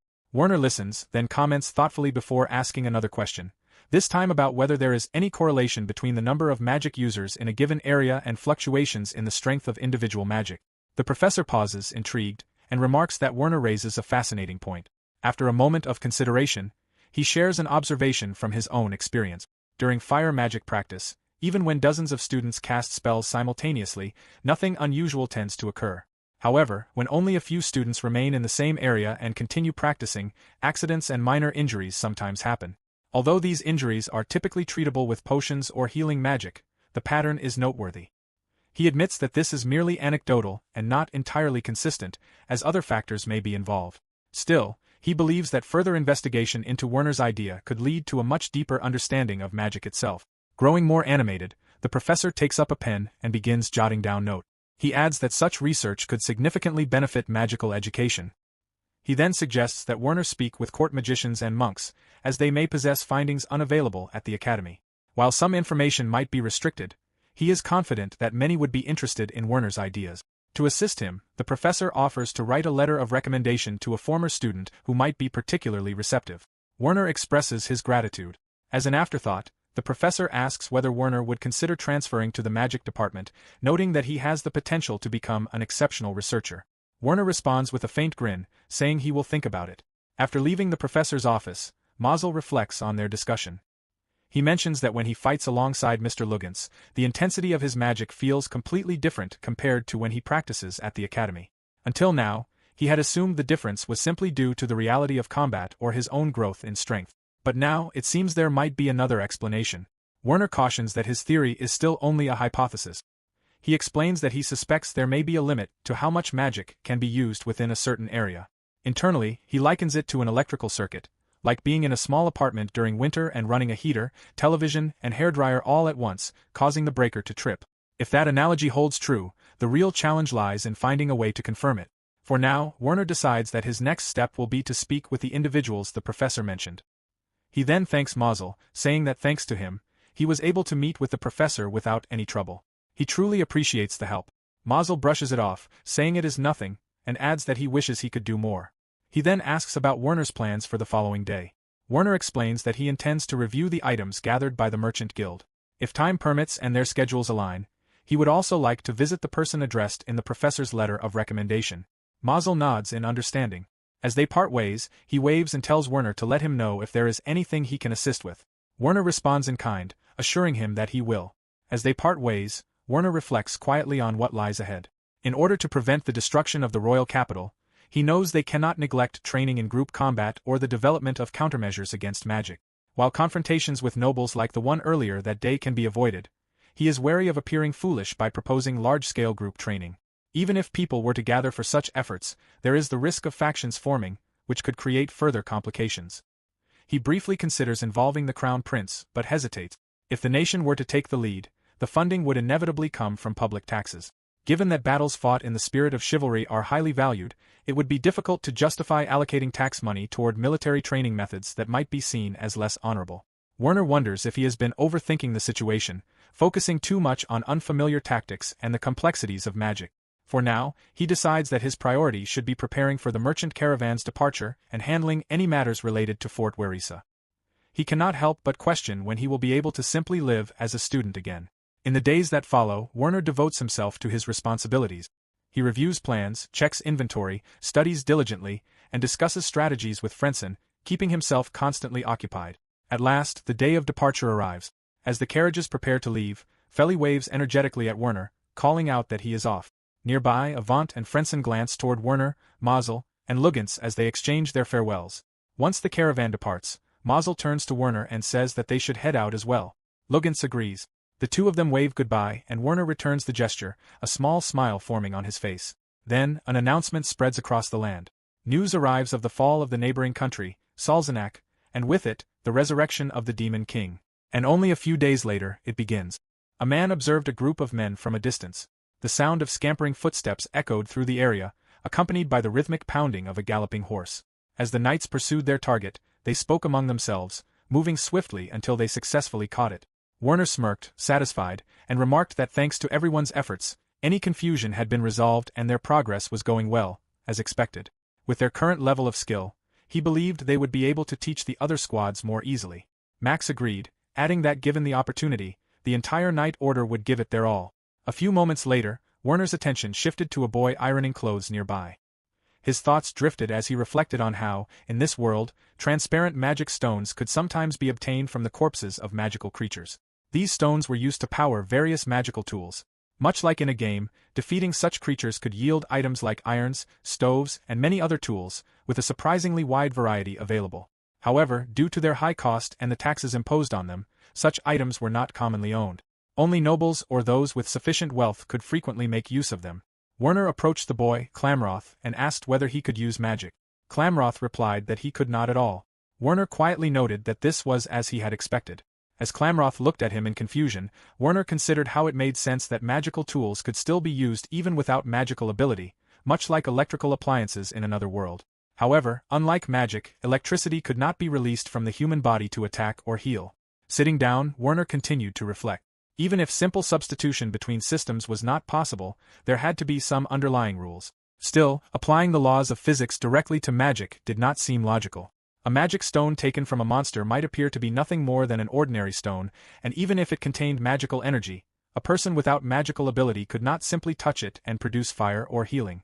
Furthermore, from what Werner had learned through the professor's connections, magic itself, like magic stones, was a consumable resource. Possessing magical power alone was insufficient to influence physical phenomena. Training was required. As Werner reviewed documents, he noted internally that equipment and rare items enchanted with magical effects from ancient kingdoms were believed to contain powerful, sustaining magic that had since been lost. In essence, it suggested that magic could be shaped to achieve whatever effect its creator intended.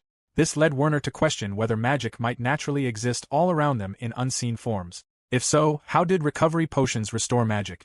Was it by processing the magic present in the environment? He then considered a new hypothesis.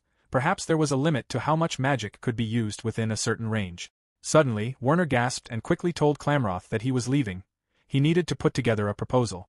Clamroth looked at him in surprise but promptly responded, wishing him a safe trip. Werner departed and began coordinating with two mages regarding his proposal. Soon after, he arrived at the royal castle in the Kingdom of Wine. An assistant standing before a desk informed him that they had been expecting him, addressing him as Lord Zerfeld. However, the assistant explained that His Highness was currently in a meeting and politely asked Werner to wait for a moment. Werner acknowledged the request and agreed. As he waited in the halls, Werner reflected that he would be presenting a proposal to His Highness regarding Fort Werisa. Afterward, he intended to consult the Chancellor about matters concerning magic. Both were of great importance, and he found himself grateful for the extra time to prepare mentally. The sound of Werner's footsteps echoed softly through the hallway. As he sat down, he admitted to himself that despite growing accustomed to such situations, he still felt nervous. The fortification of Fort Werisa was progressing steadily, and at its current pace, it was expected to be completed by the following week. As anticipated, Marquis Neep had been personally visiting the site, motivating the workers, whose enthusiasm and determination drove the construction forward at an impressive speed. Reviewing his proposal, Werner felt reassured by the consistent reports and updates he had received regarding the project's progress. Knowing that everything was on schedule brought him some comfort. Still, racing against time made him uneasy. The thought that there were no restarts or checkpoints, as there would be in a game, sent a chill down his spine. While such features enhanced a player's experience in games, reality offered no such mercy. Instead, its harshness sharpened his focus. At that moment, the assistant called for him. Werner stood, preparing to speak, but the assistant apologized for the wait before he could say anything. Werner paused as a servant approached and offered him a tray. Quietly thanking them, he placed his proposal on it. Then, he entered the room fully. Inside, the Crown Prince apologized for keeping him waiting. Werner responded with gratitude for the prince's time. As the Crown Prince examined the proposal, he remarked on the idea of group battle training exercises. He noted that during the recent stampede, House Zerfeld's strategy had proven highly effective.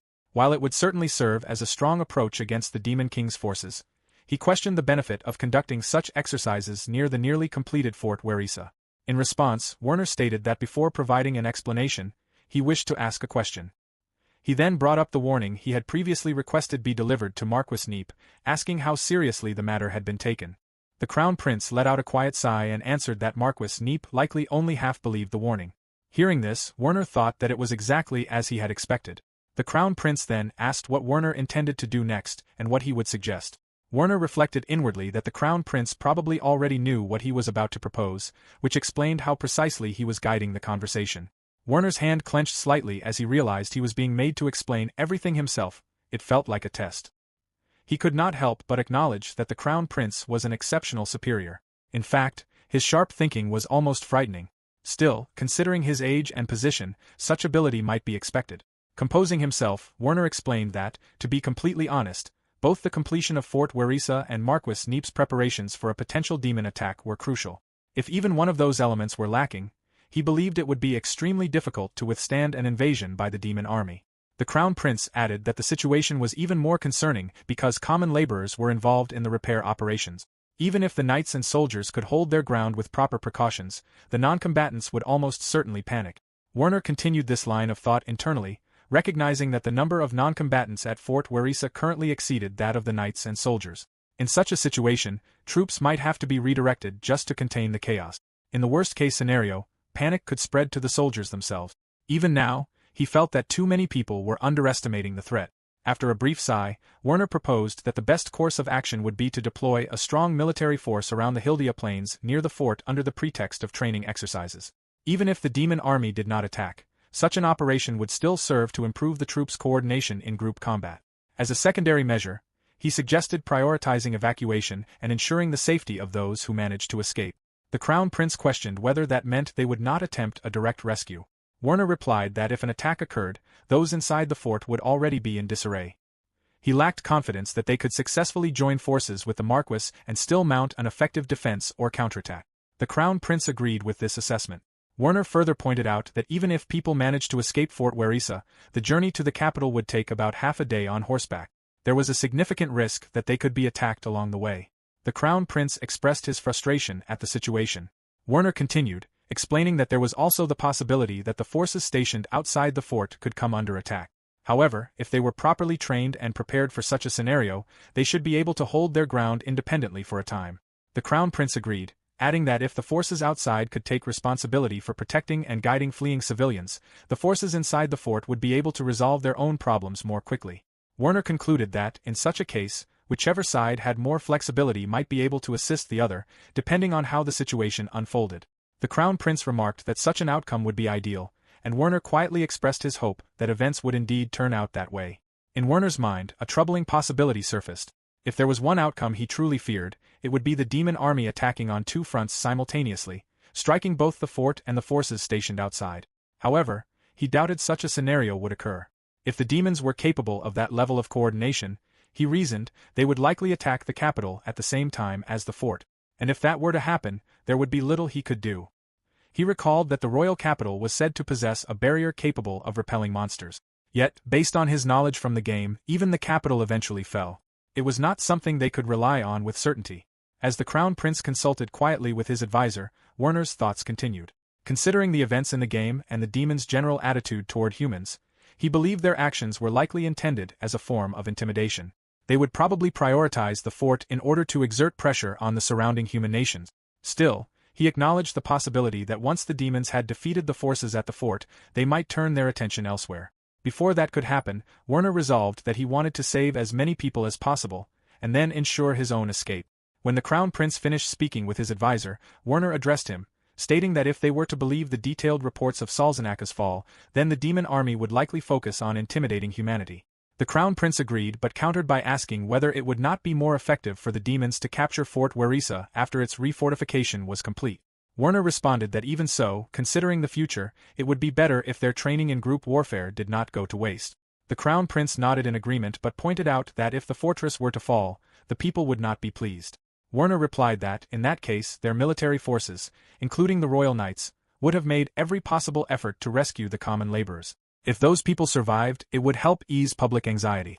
The Crown Prince remarked that while he hoped for the best, it was only natural to consider such an outcome as the most reasonable. As Werner signaled for his proposal to be presented, he affirmed that this was indeed how he saw the situation. The Crown Prince then muttered in acknowledgement before asking Werner directly if this was truly what he desired. He suggested that, in the event of an attack on the fort, they could clearly document that there would be no obligation to conduct a rescue, ensuring that the person in charge formally acknowledged this condition. Werner fell silent at those words. An attendant then asked whether they should proceed with the selected personnel. Werner answered affirmatively, though inwardly he could not help but wonder just how much the Crown Prince truly understood. The realization was unsettling, almost frightening. The Crown Prince then spoke again, praising Werner for his well-considered suggestions before asking if they should move on to the next proposal. Caught slightly off guard, Werner responded with a hint of confusion, but agreed nonetheless. After some time, Werner found himself in the presence of Chancellor Falkenstein and the royal court magician, Voigt. Inwardly, Werner could not help but feel overwhelmed. The Chancellor, along with a talented young member of the royal court's magician corps, was enough to make anyone nervous, especially someone like him, who still considered himself a complete amateur when it came to magic. Voigt began the discussion by explaining that there were two types of magical power, one that resided within the human body and another that existed in the surrounding environment. As Werner listened, a sudden thought crossed his mind. He was surprised that the Crown Prince was still present. Voigt then concluded by stating that this idea formed the basis of Viscount Zerfeld's hypothesis.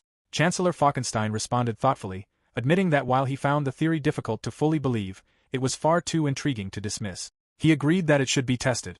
Voigt quickly voiced his agreement as well. The Crown Prince then asked how they intended to verify such a hypothesis. Werner remained silent for a moment, gathering his thoughts.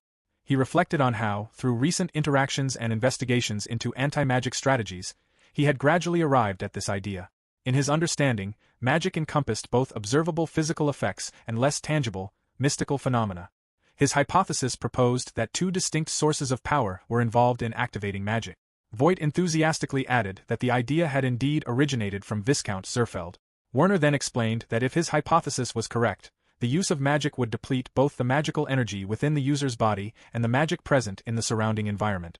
In simple terms, He believed that there was a limit to how many magic users could operate simultaneously within a given area. He continued by proposing an additional point for verification.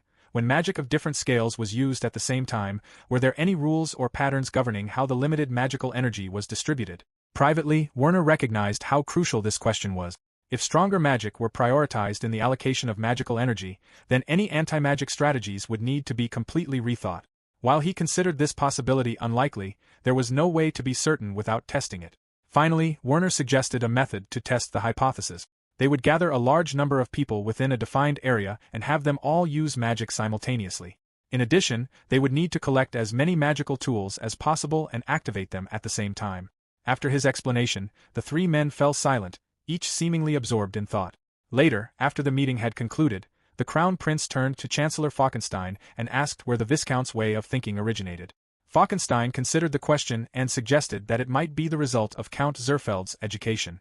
The Crown Prince acknowledged that this could be part of it, but ultimately believed that it stemmed more from Werner's own innate qualities. The Chancellor agreed, noting that Werner was quite different from his father, the Count. He added that the Minister of Ceremonies would likely have his hands full dealing with such an individual in the future. The Crown Prince then remarked that he did not wish to place a promising young man like Werner in harm's way. Falkenstein agreed, but raised an important concern. Who, then, should be entrusted with handling the matter? Without hesitation, the Crown Prince answered that Duke Seifert was the best choice. In his view, there was no one more suitable. With the revival of the Demon King, the Duke would surely agree to return, and given his reputation and experience, the other nobles would have little room to oppose him. Falkenstein nodded in agreement. While it would ideally be beneficial to gather the opinions of other seasoned veterans, he admitted that circumstances made that difficult. Even so, he was certain that the great Duke Seifert would be more than willing to lend his aid. After a brief pause, Falkenstein added another observation. He remarked that the Viscount also possessed considerable talent in military strategy. Though he did not wish to overstep, he noted that, when compared to the Duke, Werner's approach felt somewhat similar, though he struggled to find the exact words. The Crown Prince smiled at this and affirmed the thought. He expressed his belief that the two, both somewhat eccentric and selfless in their own ways, might actually get along quite well.